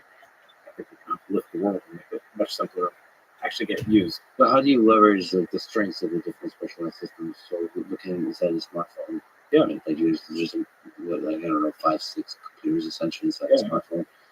How do you without trying to minimize the explicit, making it explicit which computer is supposed to be used for which operation? Yeah, so there's a pretty well-known algorithm, and what you're doing is you're looking at two factors. You're looking at the factor of sending data from one thing to another, because it takes time to get it from that side of the chip to that side of the chip, and things like this. And they're looking at what is the time it takes to do an operation on a particular block. So take CPUs. CPUs are fully general. They can do anything, right? But then you have a neural net accelerator that's really good at matrix multiplications. Right? And so you say, okay, well, if my workload is all matrix multiplications, I start up, I send the data over to the neural net thing, it goes and does matrix multiplications. When it's done, it sends me back the result. All is good, right? And so the simplest thing is just saying, do matrix operations over there. But then you realize you get a little bit more complicated because you can do matrix multiplications on GPU, you can do it on neural net accelerator, you can do it on CPU, and they'll have different trade-offs and costs. And it's not just matrix multiplication. And so what you actually look at is you look at, I have generally a graph of compute. I do a partitioning. I want to look at the communication, the bisection bandwidth, and like the overhead and the sending of all these different things, and build a model for this, and then decide, okay, it's an optimization problem. Where do I want to place this? It's the old school theoretical computer science problem schedule. And then how does presumably it's possible to somehow magically include auto-tune into this? Absolutely. So, I mean, in my opinion, this is an opinion. This is not everybody would agree with this, but in my opinion, the world benefits from simple and predictable systems of cloud that you can control. But then once you have a predictable execution layer, you can build lots of different policies on top of it. And so one policy can be that the human programmer says, do that here, do that here, do that here, do that here, and like fully manually controls everything, and the system should just do it. Right. Then you quickly get in the mode of like, I don't want to have to tell it to do it. Yeah. And so the next logical step that people typically take is they write some careful heuristic. Oh, if it's a matrix multiplication, do it over there. Or if it's floating point, do it on the GPU. If it's integer, do it on CPU. Like something like that. Right? And then you then get into this mode of like people care more and more and more, and you say, okay, well, let's actually like make the heuristic better. Let's get to auto-tune. Let's actually do search of the space to decide, well, what is actually better. Right? Well, then you get into this problem where you realize this is not a small space. This is a many-dimensional, hyperdimensional space that you cannot exhaustively search. So, do you know of any algorithms that are good at searching very complicated spaces for? Don't tell me you're going to turn this into a machine learning problem. So then you turn it into a machine learning problem, and you have a space of algorithms, reinforcement learning, like all these Can you include that into the stack, into the modular stack? Yeah. Where does it sit? Where does it live? Is it a separate thing, or is it part of the compilation? So you start from simple and predictable models, and so you can have full control, and you can have coarse-grained nods that like nudge systems. You don't have to do this. But if you really care about getting best, the last ounce out of a problem, then you can use additional tools. And there, the cool thing is you don't want to do this every time you run a model. You want to figure out the right answer and then catch it. And once you do that, you can say, okay, cool. Well, I can get up and running very quickly. I can get good execution out of my system. I can decide if something's important, and if it's important, I can go through a bunch of machines at it, do a big expensive search, show the space using whatever technique I feel like, fill up to the problem. And then when I get the right answer, cool, I can just start using it. And so you can get out of this trade-off between, okay, am I going to spend forever doing a thing, or do I get up and running quickly and it's a quality result? Like these are actually not in contention with each other if the system's designed to scale. You started and did a little bit of a whirlwind overview of how you get 35,000x speed up or more over Python. Jeremy Howard did a really great presentation about sort of the basic. You get the code, here's how you get the speed up. Like you said, that's something we can probably developers can do for their own code to see how you can get these gigantic speed ups. But can you maybe speak to the machine learning task in general? How do you make some of this code fast and specific? Like what would you say is the main bottleneck for machine learning tasks? So are we talking about matmul, matrix multiplication? How do you make that fast? So, I mean, if you just look at the Python problem, right, you can say, how do I make Python faster? Well, And there's been a lot of people who have been working on the Anyway, I'm gonna make a quick intro session for that. Hold on. There's a ton of projects in that. Of this chart art, Mojo but- started from the what can the It's hardware like- do? it's definitely in the It middle was of in both. physics. Was the speed of light? Like how fast can this thing go? And then how do I express that? Right. So it wasn't anchored relatively on make Python a bit faster. It's saying, cool, I know what the hardware can do. Let's move on. Yeah. But And just say how gutsy that is to be in the meeting, and as opposed to trying to say how do we get the improvement, it's like what can the physics do? I mean, maybe on a special kind of or that you look at that. What is the limit of physics? How fast can physics go? Right. When you start looking at that, typically it ends up being numerical. Right. So today, particularly with these specialized accelerators, the problem is that you can do a lot of math within them, but you get bottleneck sending data back and forth with the memory, whether it be local memory or distant memory or disk or whatever it is. And that bottleneck, particularly as the training sizes get large, as you start doing tons of inferences all over the place, like that becomes a huge bottleneck. Right? So again, what happened is we went through a phase of many years where people took the special case and tuned it, tweaked it, and tricked it out, and they knew exactly how the hardware worked, and they knew the model, and they made it fast. In general. And so you can make 50 or some or outside or something, such and beyond. Like you can do that, right? Because the models are small, they fit in your head, right? But as the models get bigger, more complicated, as the machines get more complicated, it stops working. Right? And so this is where things like kernel fusion come in. So what is kernel fusion? This is this idea of saying, let's avoid going to memory. And let's do that by building a new hybrid You are the worst. kernel, numerical algorithm. No one knows what you're talking about, kernels and algorithms and shit. Actually, Dog, talk about the Bristol things Steel scale. That's what the accelerator, Rebecca does. that's going all the way up memory. And its modifications. What's happened with these What would you accelerators call is it, Rabbi? the levels- What would your modifications? With your modifications, what would you call it? Good question. I mean, why isn't it called the shit list? the GPU, Oh, that's memory, funny. local memory, and If this all motherfucker these keeps things. going, If you dude, zoom fucking way hey, into how man, hardware works, this is the the worst. extra Why fat. does it do that? No one knows. Just the worst. Yo, dog, you sure you want to end the stream? I mean, no, it was fine till it started stutter stepping. This fucking thing started stutter stepping like cray cray. Stutter stepping like cray cray, yo.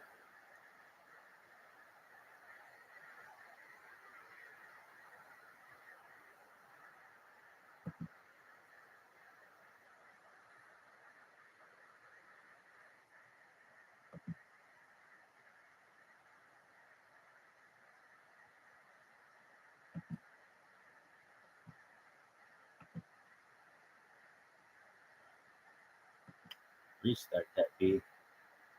It's just the worst. What's going on over here? Do you have any updates to do? Hey, Sundar. Hey, Sundar. Do we have any fucking updates? Sundar.